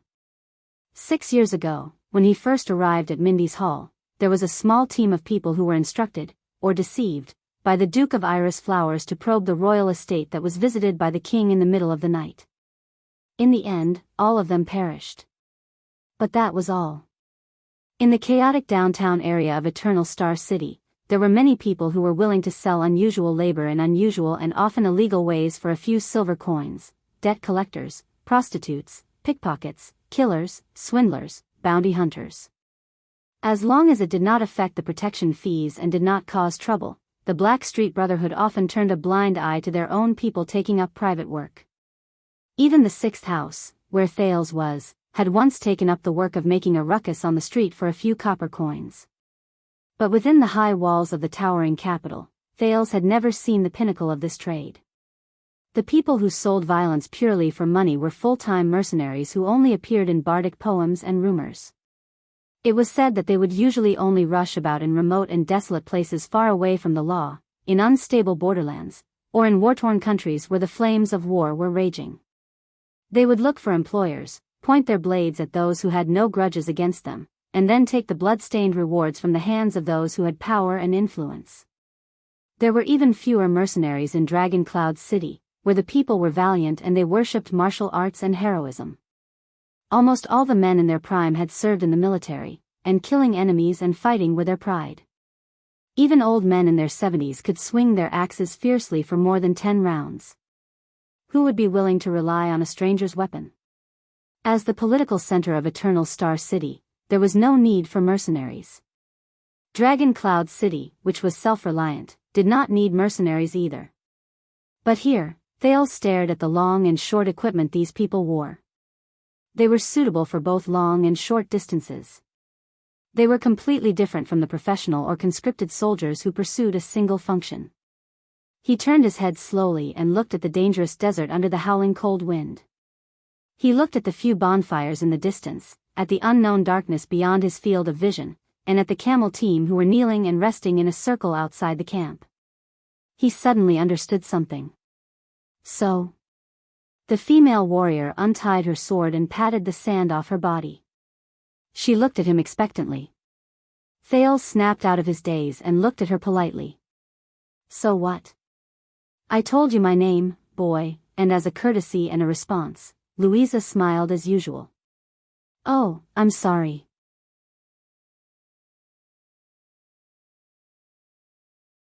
I am, Thales only reacted then. He hurriedly pushed himself off the ground and tried to sit up, but he felt his vision go black and his arms go limp. Whoa, take it easy. Quick Rope quickly caught Thales, who was about to fall, and put him down gently. He made a fuss about nothing. He made a fuss and said, "You can't stand up yet. When you were discovered, you were lying face down in the middle of the road. Half of your body was buried in the yellow sand, and you looked like an inconspicuous sandstone. If it weren't for Dean's sharp eyes, a team of 23 Bactrian camels, each weighing 800 to 900 pounds, would have trampled over you. Relax, boy." The hammer-wielding warrior stroked his beard. "You're out of danger, and we have the whole night to listen to your self-introduction." Thales glanced at him gratefully, then turned to Louisa. "I am." "My name," the prince could not help but be stunned. It had been a long time since he formally introduced himself to a stranger. In fact, whether it was when he was a child beggar or when he was a prince, he did not need to introduce himself. In the former, no one cared about his name, but in the latter, everyone knew his name. Thales could not help but feel a strange sense of absurdity as he looked at the other people's curious gazes and their unfamiliar and distant gazes. Waya. His voice rang weakly by the bonfire. My name is Waya. The others looked at each other. So, Waya. Louisa stared at him intently. How did you end up in the Great Desert? Thales tried his best to make himself look more believable. I was unlucky. In fact, very unlucky. Thales sighed. My father, when he was still alive, was a man with a bit of power. Unfortunately, he made enemies in the north. When he couldn't protect me anymore, the enemies sent a few bad-tempered thugs after me, the kind with sharp knives. I could only escape, to the south. They forced me into the Great Desert all the way. Thales knew that he looked terrible, but he also knew that the other party must have seen his luggage. He had to have a good reason to explain why a 14-year-old boy would carry a crossbow, a satchel of arrows, and a dagger into the Great Desert alone. What's more, they had saved his life. Louisa looked at the hammer-wielding warrior, and they nodded at each other. Quick Rope's eyes lit up. Wow, your enemies must hate you very much to be able to make you run to the Great Desert out of fear. Thales nodded quietly and said dejectedly, I didn't expect life in the Great Desert to be so difficult. I couldn't even last 4 or 5 days. Enemies. Thales raised his head curiously and found that the person who interrupted was the young warrior with a face full of black tattoos. He sat by the fire and stared coldly at the prince while he wiped his blade. So you have enemies chasing after you. Of course, trouble always comes with it, he said softly with an expressionless face.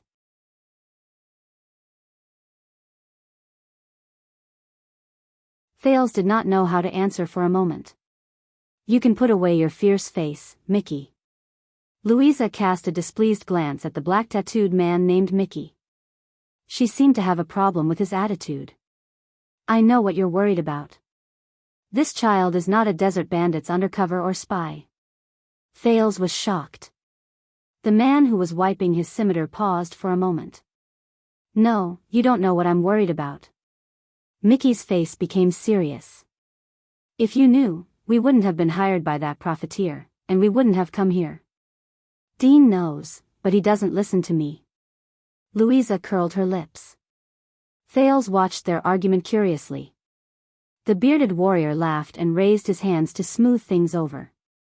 Relax, buddy. There's no need to pull a long face all the time. He turned to Mickey and pointed at the weak Thales. But you saw it too, Mickey. He almost died there. No desert bandit group would send a child who was dying of thirst to be a spy. There's nothing to rob in Tormorden's caravan. We'll be safe. In fact, we didn't run into any desert bandits or exiles along the way, and you know why. Thales smiled weakly. Mickey snorted. That's what I'm worried about. Mortals try to use their power to interfere in the desert, but the desert god has never forgiven them. Mickey's gaze became more and more solemn. He glanced at the sky. This means that we're in trouble. Thales had a sudden thought. The strong warrior laughed out loud.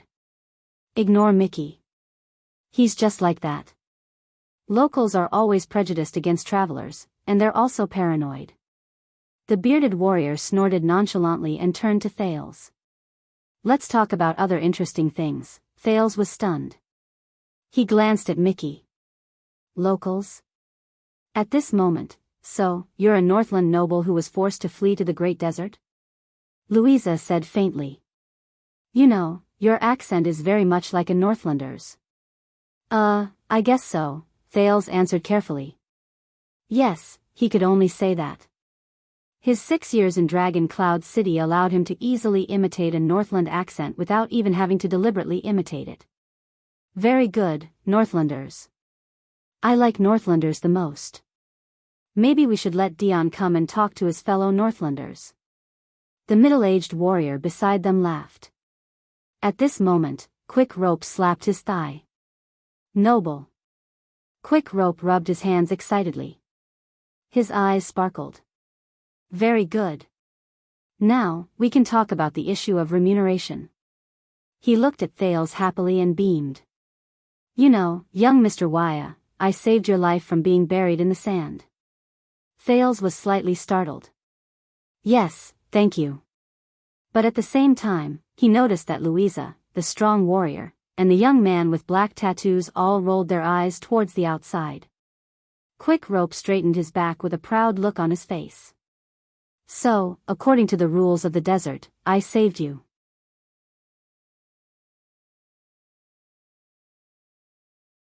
In other words, I will automatically own all your property, including the ownership of your person. Quick Rope coughed, put his hands on his hips, and said seriously, So, Waya, you're mine now. Thales was completely stunned. Do you understand? In the next moment, a palm the size of a pot lid slammed into the back of Quick Rope's head from behind. Asterisk slap. Asterisk, ah. Quick Rope's scream even startled a camel in the distance. Watching Quick Rope scream, Louisa and the strong warrior laughed. Even the gloomy Mickey curled up the corners of his lips. Thales looked at the person who appeared behind Quick Rope in surprise. If this brat continues to talk nonsense like this, you'll definitely be right to deal with him like this. A familiar and experienced voice joined the conversation. The bald man, whom Thales had met once before, returned to the camp with a cold expression and sat down beside Louisa. Following him was a strong man with a handlebar mustache and a two-handed greatsword on his back. He did not say a word. The others made way for them. It was obvious that they were all in the same team. Quick Rope raised his head with tears in his eyes. Dean. I'm not wrong, the person who saved him has the right, the bald Dean snorted and interrupted him. But this is the desert, not the sea, and the person who saved him is not you. Just ignore him. Louisa sighed and averted her gaze from the pained Quick Rope. She shook her head apologetically at Thales. This rookie used to be a sailor before he joined the profession. That's why we like to call him Quick Rope. He doesn't know anything, but he always likes to bring the rules of the sea here. Quick Rope raised his hand in protest, agitated. But, a sea made of sand is also considered a type of sea, right? Quick Rope looked aggrieved, but the response he got was a piece of bread thrown at his face by the hammer-wielding warrior. Thales watched the group of people fooling around with a dumbfounded expression. The hammer-wielding warrior revealed a mouthful of yellow teeth under his beard and smiled at Thales. Hello, unfamiliar Waya. You can call me Old Hammer, because I'm in charge of wielding the hammer in the team. Thales nodded. The one with the stinky face is Mickey. You should see how he wields his twin blades. He's our clairvoyant and guide. Mickey, the man with black tattoos, snorted softly. And I believe you've already met Quick Rope. This Camion sailor is in charge of telling jokes, hey. Quick Rope struggled to break free from Old Hammer's big hand and protested. Jokes are also very important, okay? Old Hammer did not care. He stuffed the bread into Quick Rope's mouth. You know Dean. The silent one sitting next to Dean is Furnace. He's a strong man from the land of thorns, and he's in charge of killing. Furnace, the man with the two-handed greatsword, nodded at him. Thales greeted them in a friendly manner.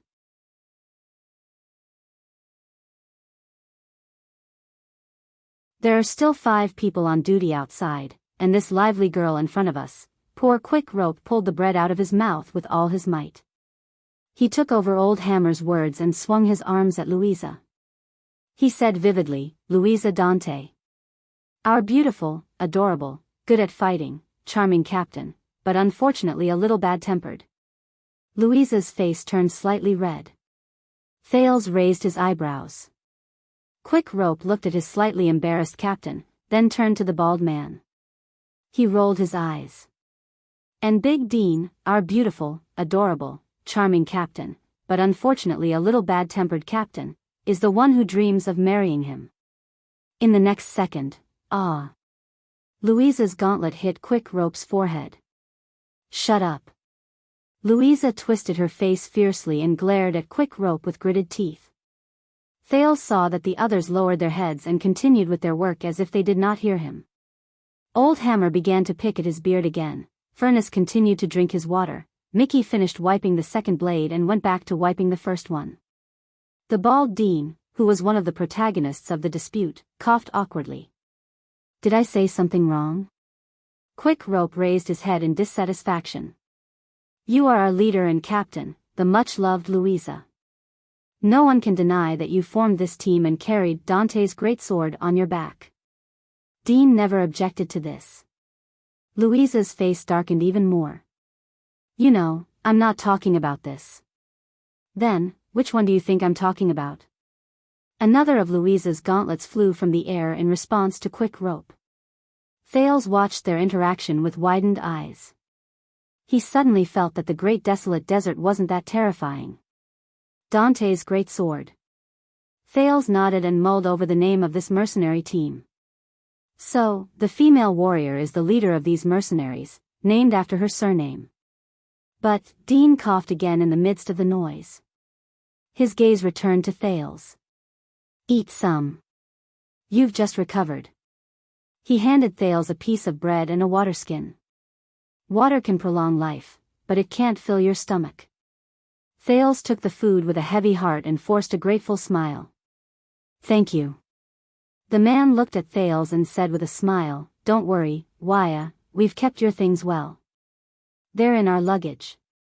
A certain profiteer really wanted to take your money pouch and crossbow, but we stopped him. Dean gestured at another bonfire with his chin. Next to the fire, a man dressed like a country bumpkin was bargaining fiercely with someone else. Thales hesitated for a moment, then nodded. Thank you. You've saved my life. I'll repay you for that. I swear I will. Quick Rope's face lit up. Ah, I knew you were a good friend, Waya. I'm a coward. His mouth was stuffed with bread by Old Hammer again. But, where are you going? Thales took a bite of the bread and looked at these people's faces. It was difficult for him to let down his guard.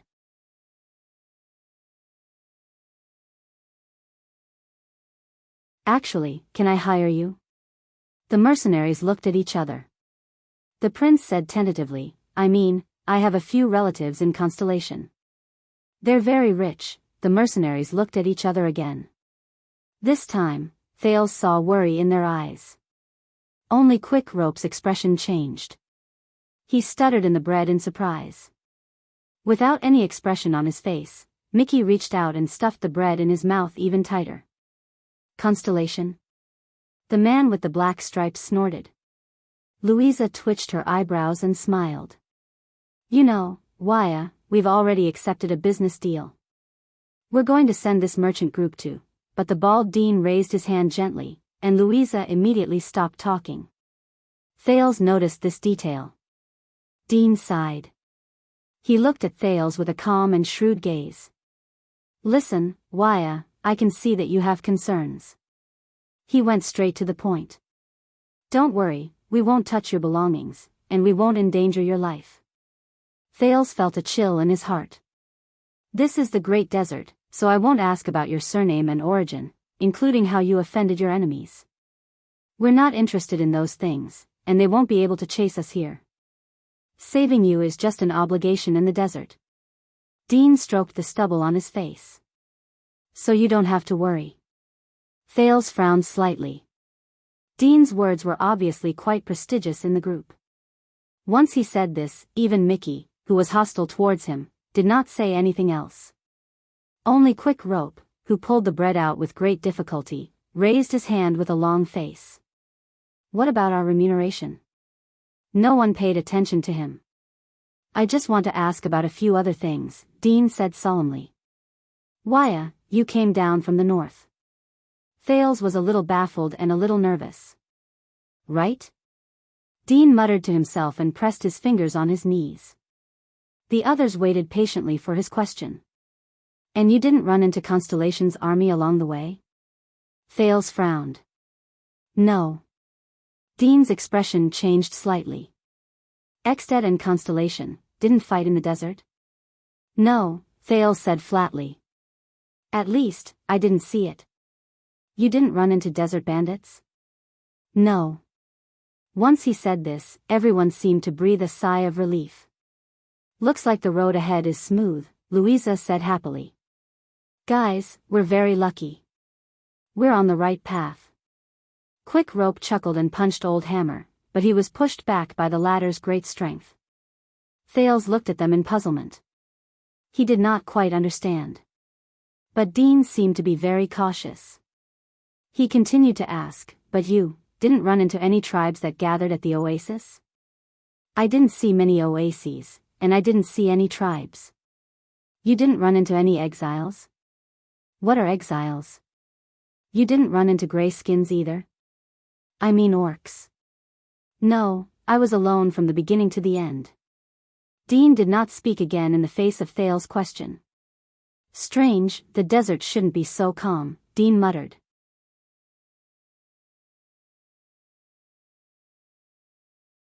I have to discuss this with Tormodin again. What's wrong? Louisa asked in concern.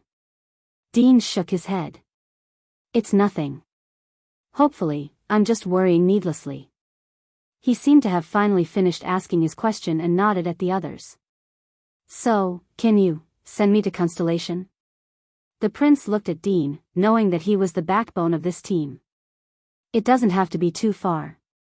Just go to Western Desert, to Blade Fang's Dune. As I said, I have relatives there, the others laughed. How unfortunate, poor Waya. Old Hammer smiled faintly. A few days ago, we just came out of Blade Fang's Dune, and that place is Constellation's territory. Obviously, we won't go back so soon. Thales' heart sank.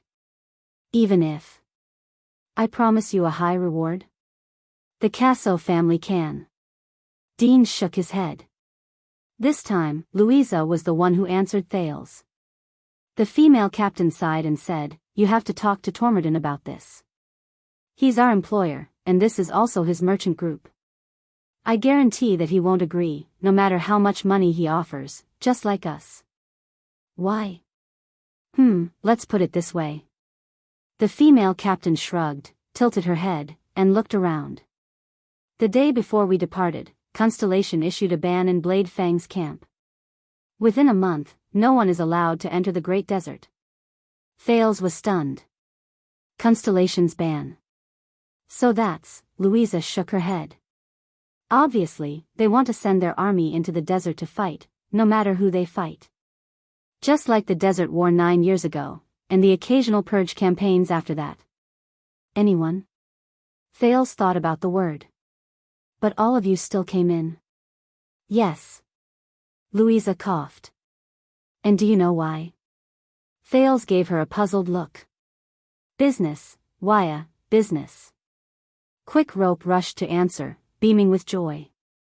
Seth Tormodin, that damned profiteer, wanted to take advantage of the ban to secretly make a fortune in the desert. Blocked trade routes mean higher prices for goods, and more lucrative long-distance business. The silent Mickey raised his head. There's an even greater risk.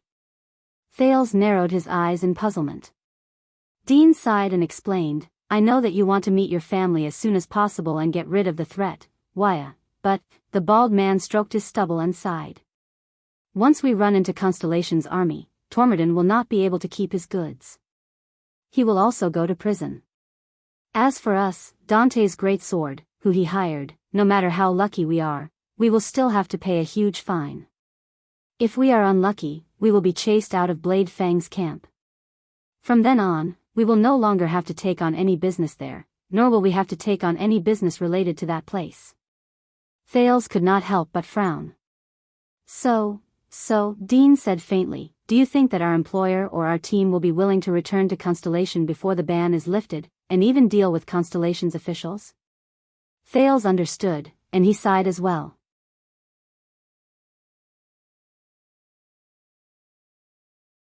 Then, where are you going? Dean and Louisa exchanged glances. A second later, Dean lowered his head and smiled. Now, aside from the increasingly tense alliance of freedom and the city of faraway prayers, there is only one place left. It is a place where merchant groups who venture through the desert from Constellation can earn the most profits.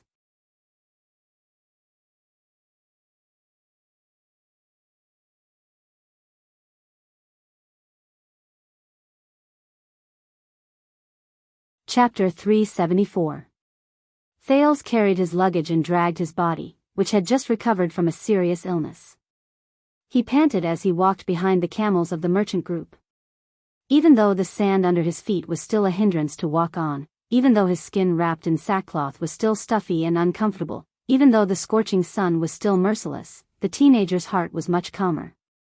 There was no other reason. I'm telling you, Kant, I'm really telling you. The rookie mercenary, Quick Rope, walked beside the camel in front and said something excitedly to Kant, the burly man from Northland, who was also in Dante's great sword. What I'm talking about is definitely something that will earn you nothing. Think about it, the work we do is very dangerous. It's the same as tying our lives to our waistbands. After we pee, we have to pay attention to the frequency when we shake our D*ck. We're worried about whether we'll shake our heads off. Maybe one day, we'll run into something tough and we won't be able to go back. Then, your wife and daughter will cry to death, and you'll be poor and depressed. F***cu, Quick Rope. Kant, who was already impatient, carried a two-handed greatsword and stepped over a piece of gravel. He rolled his eyes at the chattering Quick Rope in disgust. Didn't your mother teach you not to curse others? Thales raised his head and looked at the camel caravan in front of him. He looked at the merchants talking to each other in front of the caravan, and the mercenaries patrolling on horses in the distance. He could not help but curl up the corners of his lips. Compared to a person who had no hope, it was better to trudge painfully in the desert alone and imprisoned. To be able to see signs of life, run into people, and hear the sounds of people talking to each other, whether they were happy or dejected, that's great. Quick Rope shook his head vigorously. I'm just making an analogy.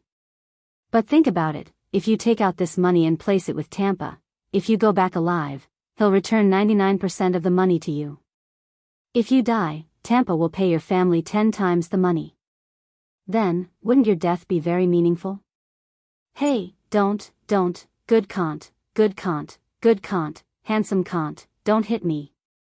I'm just making an analogy, hey, don't, Thales shook his head. He moved his feet and averted his gaze from Quick Rope, who was being beaten up. Looks like you've recovered quite well. A mercenary who had just returned from patrolling had a thick headscarf over his head. He dismounted from his horse beside Thales and walked so that the horse, which had been running endlessly under the scorching sun, could rest. But you've just recovered, after all. There's no need to force yourself. You can stay on the camel's back.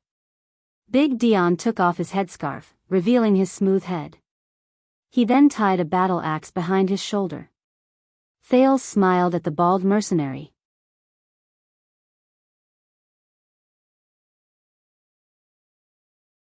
I think it's good to do some restorative exercises. I think what he meant was. Mickey rode behind Big Dion expressionlessly without even looking at Thales. If you fall again, we don't have time to waste on a burden. Thales watched awkwardly as Mickey rode past them with a face full of colors to change shifts with his companions. I don't think he likes me. He couldn't help but frown, looking at McGee's back.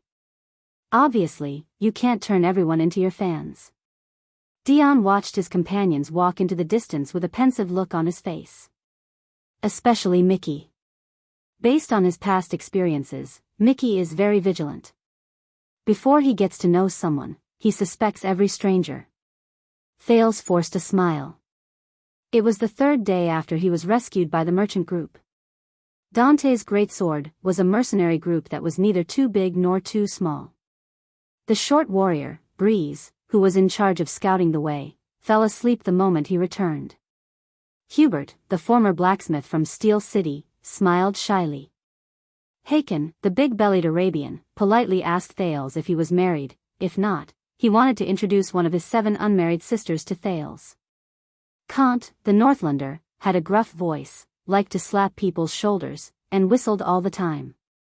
He cast a glance at Thales before he ran off to pee. Quick Rope, Old Hammer, Mickey, Furnace, Big Dion, and the leader, Louisa Dante. At least on this journey, they had 11 professional mercenaries who took shifts day and night to protect this small merchant group of 20 people and 23 camels as they safely crossed the desert and headed towards the famous Tower of Eradication. Thales sometimes found it strange. Is this small number of people really enough to protect the merchant group? Of course, we don't have enough manpower to deal with bandits with only a few dozen members, Dion told him. But the fact that there are armed merchant caravans is enough to answer a lot of questions. Are the bandits willing to take the risk to fight against 11 fully armed professional assassins like us? Maybe they can win, but they'll definitely pay a heavy price. They don't have many people left, and the next time they rob us, it might be their doomsday. This is our purpose, and also the mercenaries' way of survival. Deterrence is more important than fighting with our lives on the line. After all, we're not a suicide squad. Of course, that's excluding those 100-man groups who specialize in fighting wars. At that time, Dion shook his head. Thales was grateful for their help and shelter, especially after they encountered the terrifying sandstorm the day before yesterday. His vision was so gray that he could not even see his own fingers, and the shrill sound of the wind beside his ears was frightening. Thales could not even hear his own words clearly. He could only desperately cover his head and hide. The howling and whistling sand was even more terrifying than blades.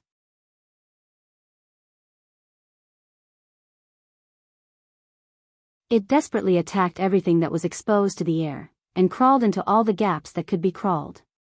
The force was so great that it almost cut through Thales' flesh and skin. Fortunately, the experienced merchant group hid in a shelter, and they managed to survive the crisis with the help of the camel group that had formed a circle around them. Thales then understood that it was all thanks to the desert god that he could walk for 4 whole days in the terrifying Great Desert before he fainted, and when he was rescued, the side effects were just a little dehydration, mania, and desert hallucinations. When he thought of this, Thales smiled at Dion. Thank you, Dion. You saved my life, even if I'm a stranger and possibly a spy for the desert bandits. Dion paused for a moment before he smiled softly as well. He hung the horse on the hook of a camel in front of him, and purposely lengthened the rope to prevent the camel's scent from affecting the horse. Taking care of each other is the creed of us merchants and mercenaries who rely on the desert for a living. Dion exhaled and felt a little sentimental. Many years ago, Waya, I was like you. Of course, at that time, I was much older than you are now. I was at the end of my rope, and I was alone in the desert, struggling at death's door, waiting for death in despair. He shook his head. It was Dante, I mean Louisa's father, old Dante. He was the one who used his passion and persistence to redeem me from the hands of the ferrymen of Hell's River, even though they themselves were in a terrible state at that time. People have to rely on each other, Waya. This is what Dante told me. A person cannot survive alone in the great desert. Thales nodded as if he was deep in thought. I see. So you entered Dante's great sword and relied on each other, Thales said quietly. That's why you saved my life, even if it was very risky. Dion looked at the sand dunes in the distance and nodded slowly. In the great desert, if we do not help each other, we will only be devoured by the desert. The bald mercenary patted his steed. You have seen the sandstorm, and in the face of the most terrifying black sandstorm, even enemies who fight to the death must find a chance to coexist and escape. Don't worry, Waya. We can get along well during this journey, and you will definitely be able to return home and to your loved ones. You will be able to let go of your worries. Thales sighed. Thank you. Dion smiled and did not say anything. Yes, Thales said quietly. I have no other choice. Drought, heat, sandstorms, and cold. If I leave the group alone, I will die in a few days in this merciless desert. In comparison, this merchant group has experience, supplies, protection, and a clear route. Following them is undoubtedly the right choice. I can only make plans after I reach their destination. Thales sighed secretly in his heart. They have to return to Blade Fang's dune and western desert, right?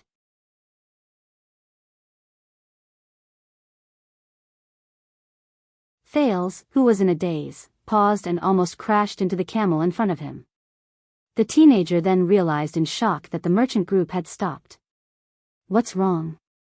Thales craned his neck to look at the camel group in front of him, but he could not see clearly.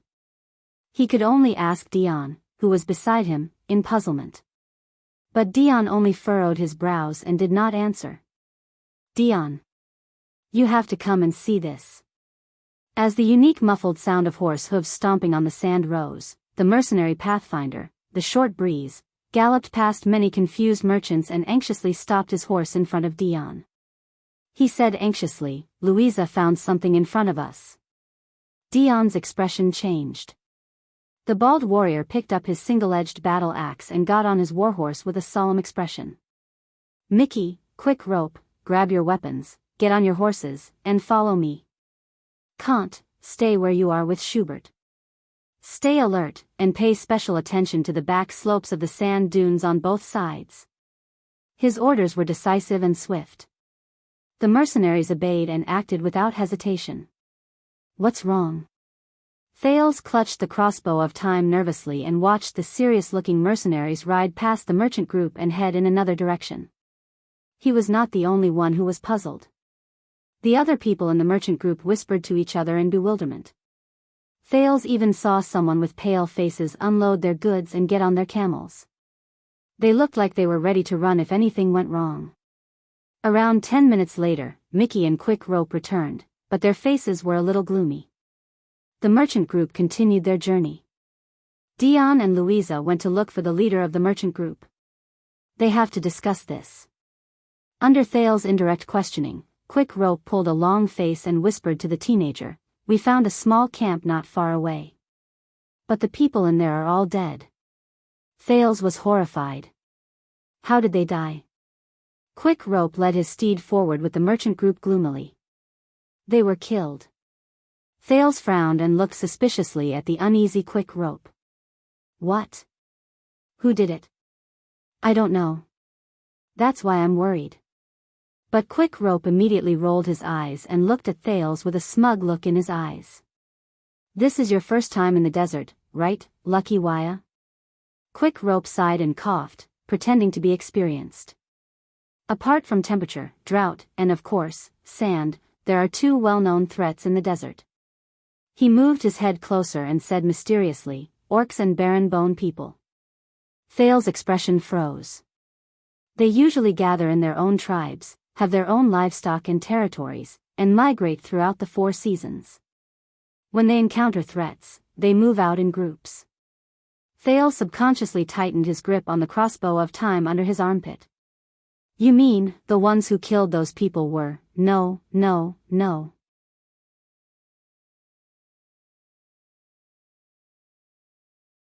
Quick Rope shook his head, looking very experienced. "Even if you're unlucky and fall into the hands of a slightly larger tribe, you might not necessarily die.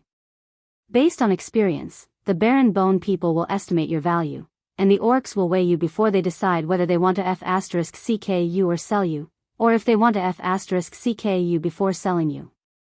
Based on experience? Thales stared at Quick Rope with a strange expression on his face. "Sell?" Thales coughed and repeated, "Sell to where?" Quick Rope flashed a happy smile. "Do you know Calligri?" "Calligri?" Thales was slightly stunned. He felt like he had heard of this place before. "Yes." When he spoke of this, Quick Rope's eyes lit up. "Calligri, the legendary desert city. Some people say that it's a fortress that's difficult to attack in the depths of the desert.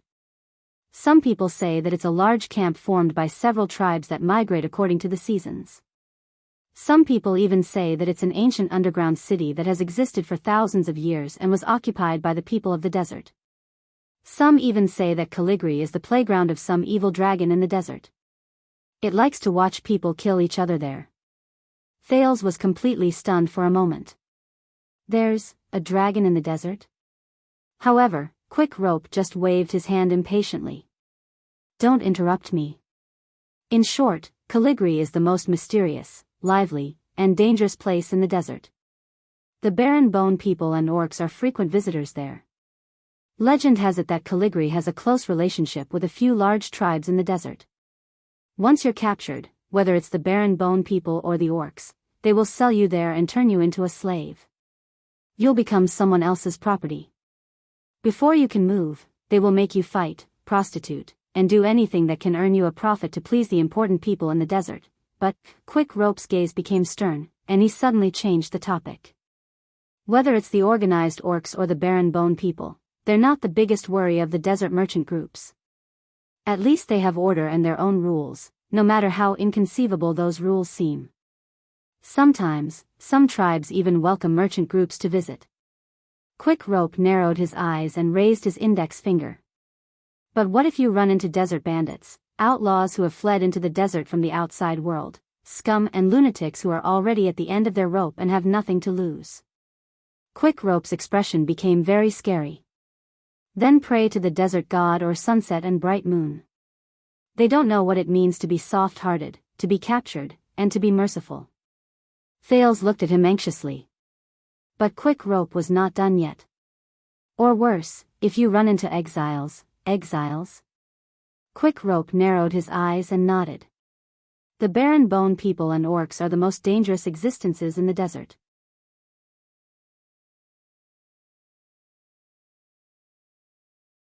They were exiled by their tribes because they made mistakes, and they have to walk alone. But don't forget, these people were trained in large tribes. They are powerful, experienced, and terrifying warriors. Walking in the desert is like taking a walk in their own home. After they lost the protection of their tribes, they gradually lost their principles and rules. They were tortured by the scorching sun and sandstorms all year round, and they became cruel, vicious, and tyrannical.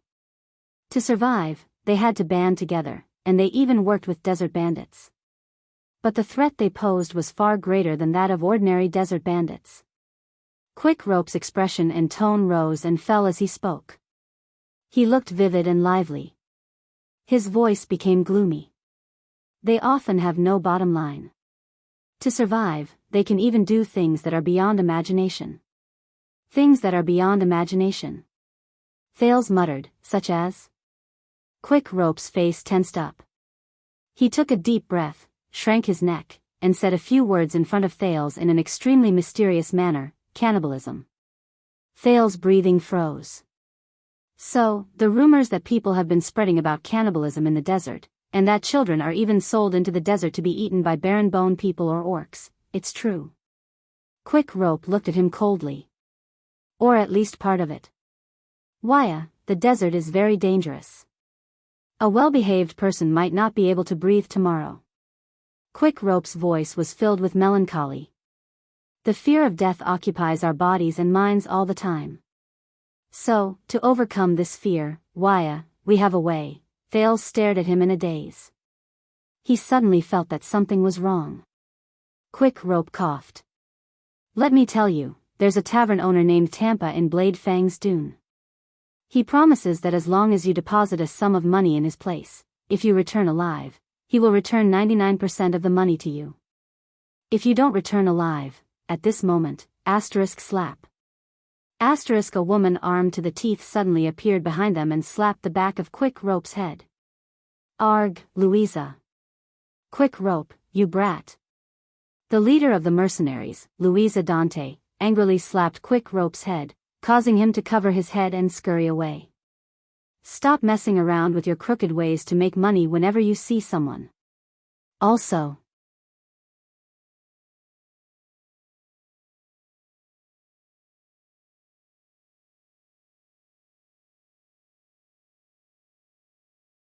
Chapter 375.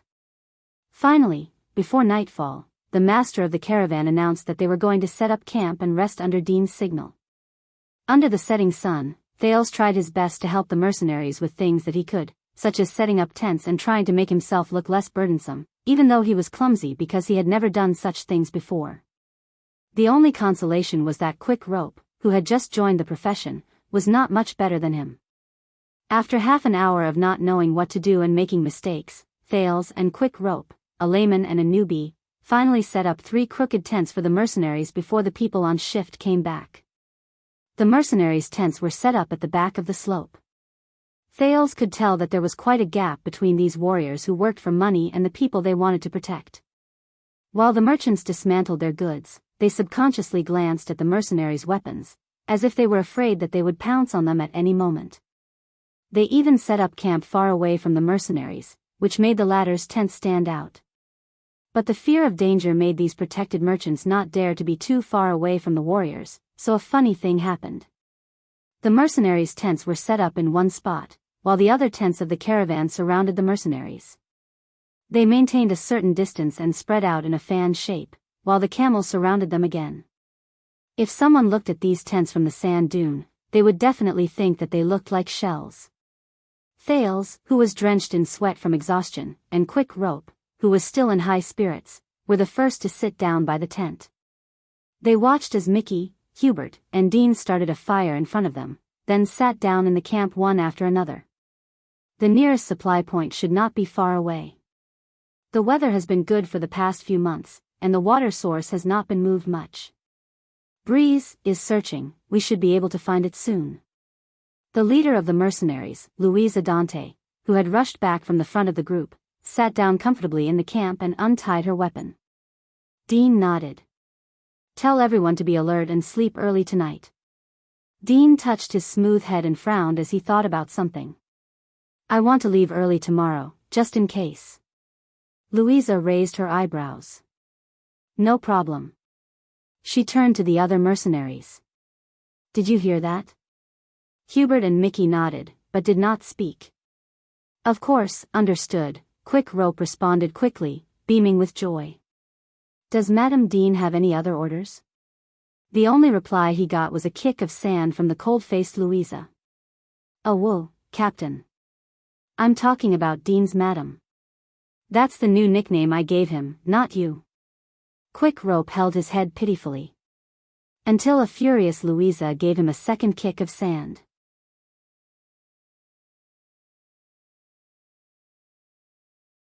Thales watched the conversation between Louisa and Dean with a puzzled expression. Judging from the current situation, Dean's position in the group was quite high. Even Louisa listened to his suggestions seriously and carefully, almost to the point where she would listen to everything he said. Is it really as Quick Rope said? Louisa likes Dean, but I'm still worried, Dean. Old Hammer frowned. He led his horse into the camp and settled it down.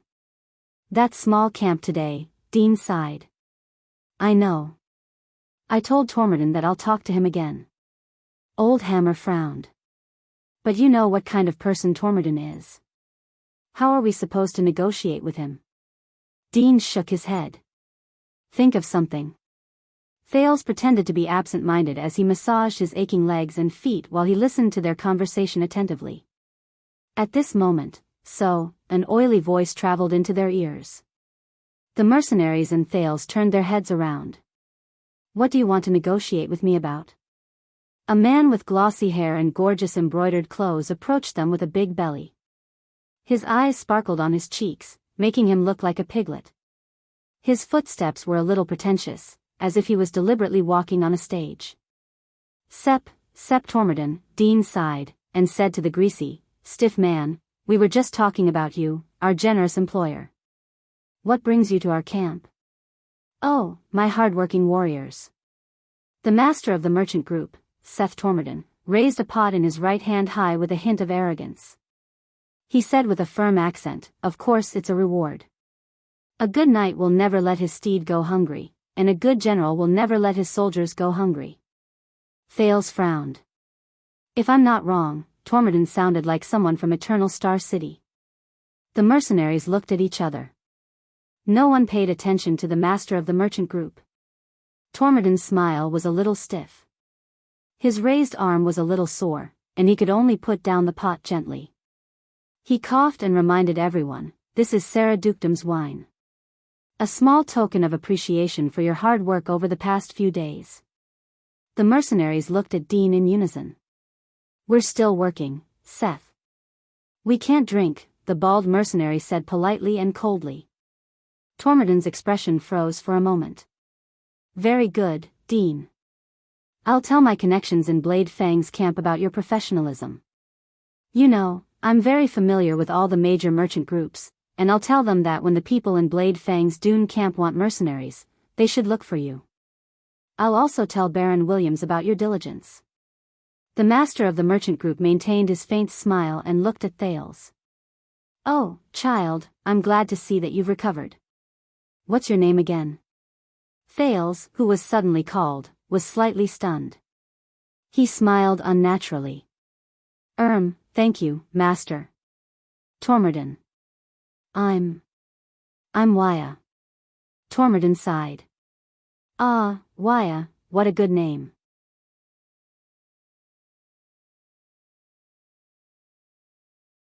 You know, a few days ago, I hesitated for a long time about whether I should save you. You know, child, I'm not a cold-hearted bad person, but I have to take care of this small merchant group that concerns more than 10 families. Any decision I make might affect the livelihood and future of a certain family. Should I save a person who is unrelated to me, or should I put my other loyal friends in danger? This is a difficult decision. Tormodin closed his eyes and shook his head a little. Hey, my great-grandfather was also a noble. You might not know this, but he worked under the King of Constellation. Mindes III always reminded my great-grandfather that as nobles, not only do we have to shoulder responsibilities, but we also have to be kind. This sentence became our family motto, and it was passed down from my great-grandfather to my grandfather. My grandfather always reminded my father, and my father always reminded me. So, in the end, I still decided to keep you in my group, child. Tormodin looked at him with a serious expression. You have to thank King Mindes III, child. Because of his teachings, I made this difficult decision, and you, who were in a difficult situation, obtained a new life. As he stared at the indifferent Tormodin, Thales' face twitched. He nodded as if he understood. Yes. Behind him, Quick Rope made a vomiting gesture. You speak as if they are very close. Tormodin's ears twitched. What? Nothing, Master Tormodin. Quick Rope reacted quickly and smiled brightly. As expected of the descendant of nobles, you're the best. Tormodin smiled and nodded in satisfaction. Louisa could not help but giggle. So. Dean sighed and interrupted the awkward conversation. Seth, you don't need to bribe us with wine. Why don't you just say, what brings you here?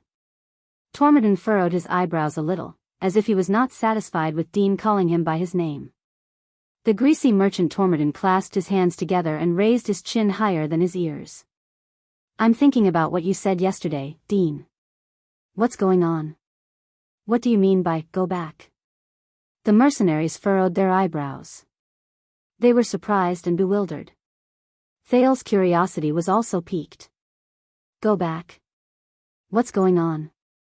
It's exactly what it means, Seth. Dean shrugged, as if he was not bothered by what Tormodin said. You saw the camp in the morning and those corpses. We should give up on going to the Tower of Eradication to avoid potential danger, or at least take a detour. Tormodin's lips twitched a little. Give up? He sucked in a deep breath. From what I know, Dean, and from what you've seen, it's just a small camp where a few desert bandits are hiding. Tormodin remained stern and arrogant, and he listened humbly. Is there a need for that?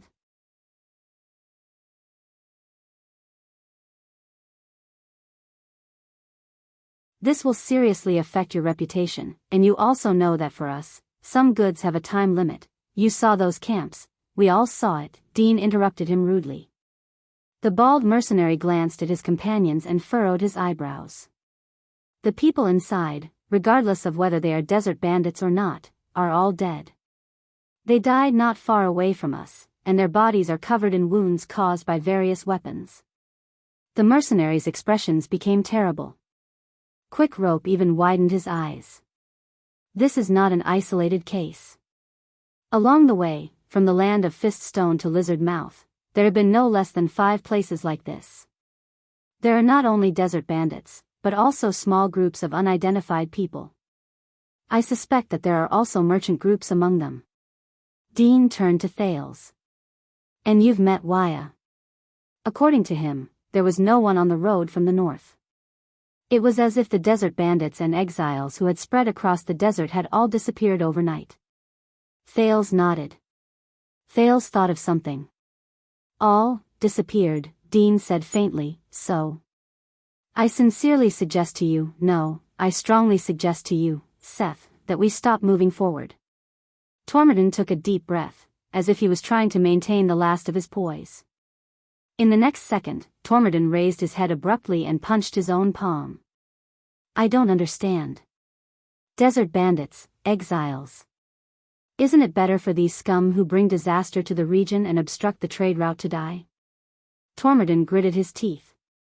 We have one less thing to worry about, and I have to congratulate all of you, Big Dean. Because of their deaths, your job has become much easier. Eliminating their threat, isn't that the reason why I hired you, the professional bodyguards? What do you think, honorable warriors? Tormodin turned to the others. The mercenaries did not speak. Dean heaved a long sigh. He looked as if he was exasperated that the mercenaries did not live up to his expectations. No, you don't understand what I mean, Seth. The bald mercenary gritted his teeth and said, the desert bandits' corpses in the camp were all found not far away from the camp. This means that they were killed when they were fleeing the camp in a hurry. They ran into an enemy they could not defeat, so they did not even think about fighting back. Once they discovered the enemy, they could only run for their lives. But they did not run away, Dean said solemnly.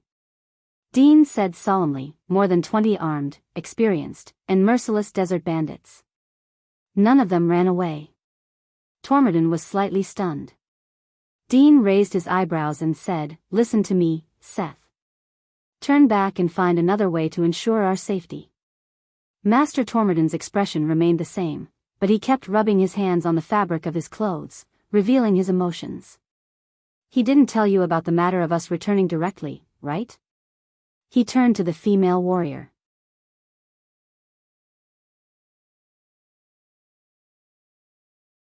Captain Dante, what do you say? We'll say whatever Dean says, Louisa answered firmly. He represents the entire team. Thales could not help but notice that the other people's expressions were the same, as if they were used to this scene. Tormodin could no longer maintain the indifferent expression on his face. He rubbed his hair in agony. It was only then that Thales noticed that Tormodin's hair was sparse. He was bald. He gritted his teeth and said, Dean, tell me, why should I take the risk of being banished from Blade Fang's dune on this trip? Dean shrugged. You want profits. Yes, profits. Tormodin seemed to have found a way to vent. He raised his index finger and said fiercely, damn profits. So many eloquent and calculative merchants have been buried in the desert, but we still come one after another, because this is the only thing that supports us to take the risk to step into the desert. Profits, profits. He widened his eyes, as if he wanted to seek a consensus from everyone in his field of vision. First, Extet and the Alliance of Freedom are going to war. Second, Constellations want to seal off the desert. Do you know what this means? It means that the entire supply line has been cut off because the Northlanders are going to war or the Constellations are going to go crazy. The road from the Golden Passage to Extet will be sealed off, and the passage from the desert to Constellation will also be blocked. Tormodin seemed exasperated. Do you know, soon, a bag of 200 ounces of marijuana produced in the Long Corridor Archipelago will be sold for 5 tormans in Constellation, and 20 Rikerus in Northland. Even after deducting the consumption of inferior currency and foreign exchange, we can still earn nearly 70 to 80 King Shalon. A bottle of fine wine from Sarah Hill is priced at 45 Kaler in the Southland market. If we walk some distance, we can sell it at the Tower of Eradication for a high price of 80 Shalon silver coins. A fine velvet from Sword Lake is sold for 20 Tabiso in Alumbia, and in the north of the desert, we can sell it for dozens of Rikerus. A barrel of eternal oil, an everlasting lamp. All the goods you can imagine, as long as you come to the right place, you can earn a profit. What's the logic behind this? The supply and demand of the market. I dare to bet on the reputation of the Tormodin family for generations that in the next month, the price of the goods in the south will increase in the north, and the goods in the east will be sold out in the west. Where else can you find such a good opportunity? And now that we've come this far, you're suggesting that we turn around, return to Blade Fang's dune, and obediently let the Constellations confiscate our goods. The mercenaries looked at each other. Dean shook his head, unmoved. If necessary, losing our goods is better than losing our heads. Like a deflated balloon, Tormodin slumped down.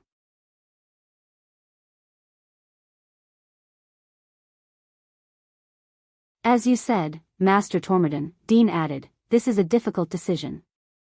Tormodin looked like a defeated rooster. His face drooped. Can someone tell me what's going on up ahead? Is it so serious that I have to give up the benefits of the entire merchant group? Dean shook his head. I don't know. If I have to say, there's someone in Seth. Someone? Dean nodded. His gaze was extremely solemn. Someone. Someone is in the desert where we are. They are hunting down all living things in a large area, in a large scale, and in an efficient manner. Even the sandstorm couldn't stop the massacre. It's not far ahead of us. You're tuning into the Romantic Tales YouTube channel. Don't forget to subscribe and join us on this journey to catch the most captivating stories.